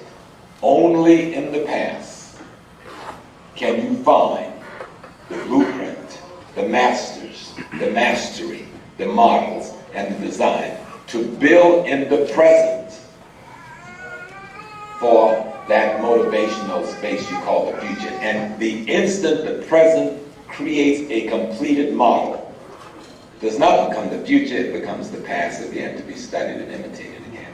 So it is our ancestors then that is the repository of the wisdom that you call the future and the salvation of our people. Dr. Clarke was African. That was his great gift. He was real, like you.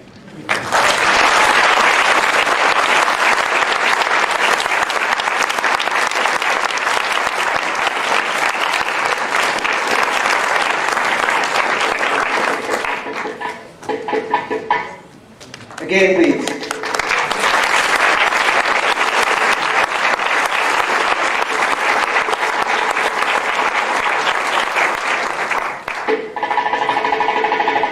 Now, we are going to, we have Dr. Ben on our program.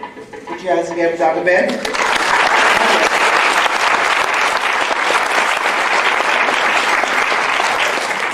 And then we still have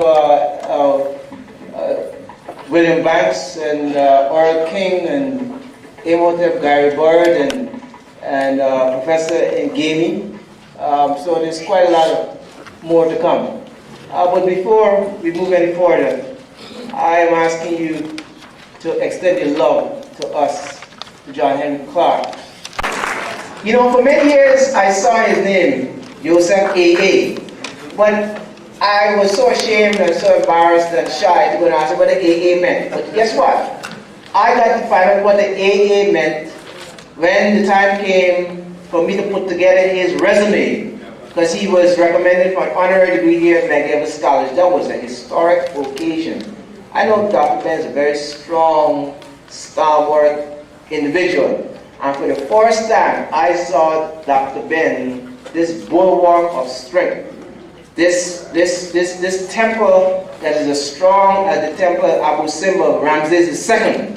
I saw Dr. Ben winced and tears came to his eyes. It was a wonderful occasion.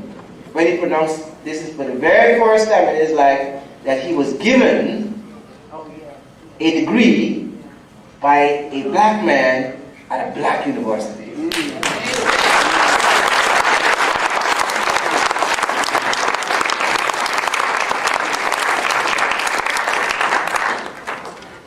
For several times, I had the occasion to introduce Dr. Ben. And every time I introduce him, I know there's always some things that I must repeat, and there are other things that occur to me. But I want to say, personally and publicly, that I want to thank Dr. Ben for opening the way of the Nile Valley to Africans in the diaspora.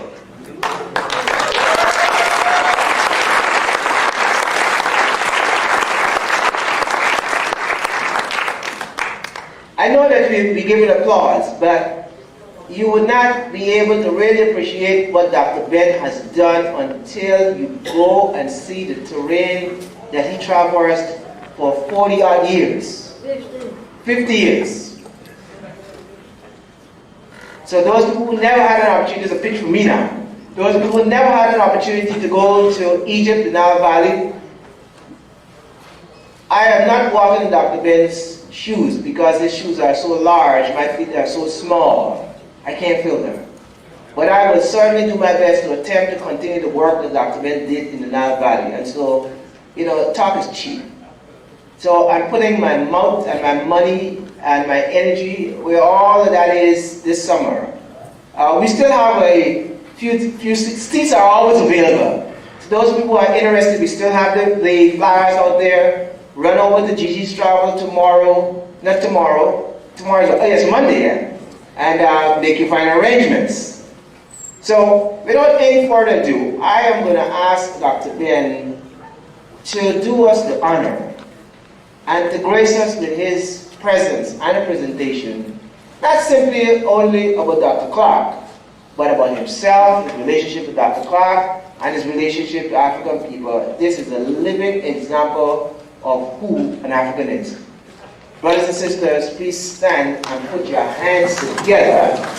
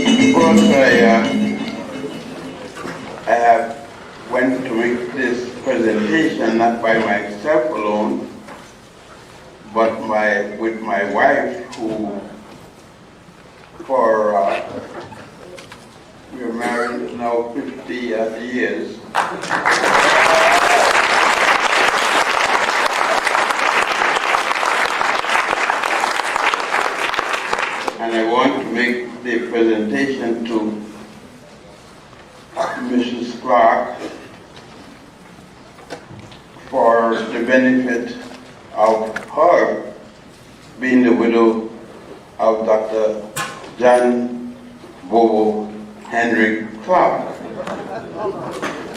And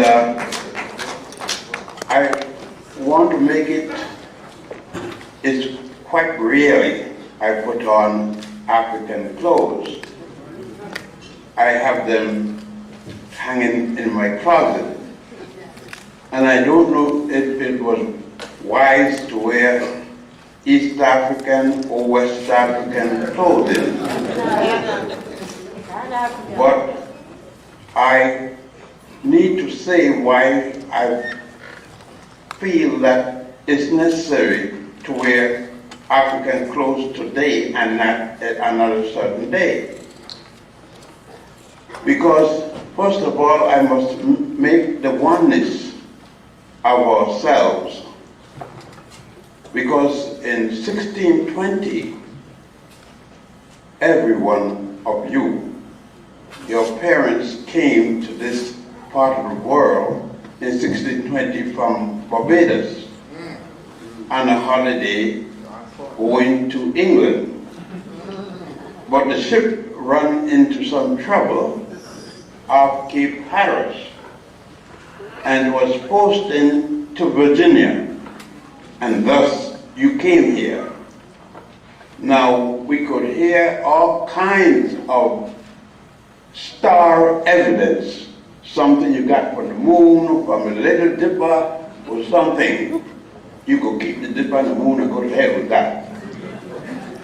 You need documentation or actual something in your hand. Proof. I don't want to hear anything that you got from God or goddess or the moon. Dr. Clarke spoke of African people. We are all African people. Some of us came from foreign shores like myself. But we all have differences, different experiences that we should share with each other. And the information I plan to share with you this evening about Dr. Clarke, I have to take time to do this because it goes over 55 years that I met Dr. Clarke. And to give a few minutes lecture of something that happened for 55 years is a very difficult thing. But I met Dr. Clarke, or John Clarke. At the time I met him, he wasn't Dr. Clarke, and I wasn't Dr. anybody. And I met him a day, we were going to Arthur Orlando Schomburg. That's a black Puerto Rican from San Juan. And we were going to the Schomburg collection, who's at 135th Street, but not on the corner, is the next building. The building runs from 135th Street into 136th Street. And we were going to speak to Arthur Schomburg to find from him what we can about black history. Well, then we didn't call it black history, we said African history, because we know we weren't colored. Some of you are colored up to now, but and we know we weren't Negroes. Negroes is a word that went to Spain, negro, meaning black. We know enough of our own research, but we didn't know sufficient. And we went to Arthur Orlando Schomburg to ask. Arthur Orlando Schomburg was the first black man to work in the Wall Street area, other than a porter or elevator operator or anything of that sort. He worked, the first black man to work in an office downtown. And so when we went to ask him, we went quite independently. And we met Mr. Schomburg and asked him the question. And he said to us,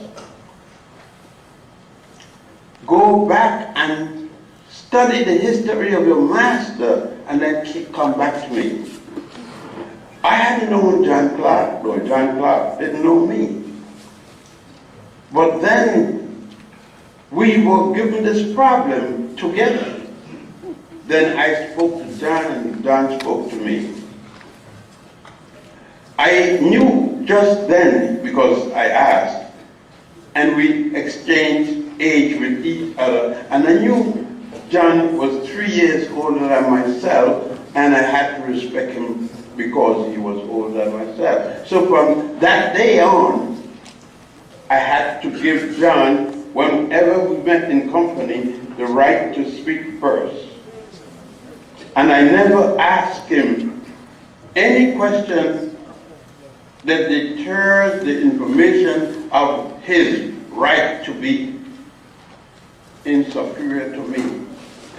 That meant that any time I had to ask John a question or felt that I should deny something that he said, I couldn't do it in the presence of anyone else because that would be disrespectful. Though I felt that he might be wrong, I had to do that in our privacy. I had to speak to him. And though times I disagreed with John, I couldn't disagree in public. And I kept that respect until he passed away, and I keep it up to now. But there was more than that. John had gone through, like most of us, I had gone through, I had come here. I had lived in the Caribbean for quite some time, lived in Puerto Rico. Went to college down there and spent much of my time in that place and in its works. I have lived in the motherland equally. As a matter of fact, I was born somewhere in Ethiopia, and they said, according to my mother, my father made me someplace in the Suez Canal. That's her, and I don't disagree. She should know. But the question of John Clarke seems to be very easy today.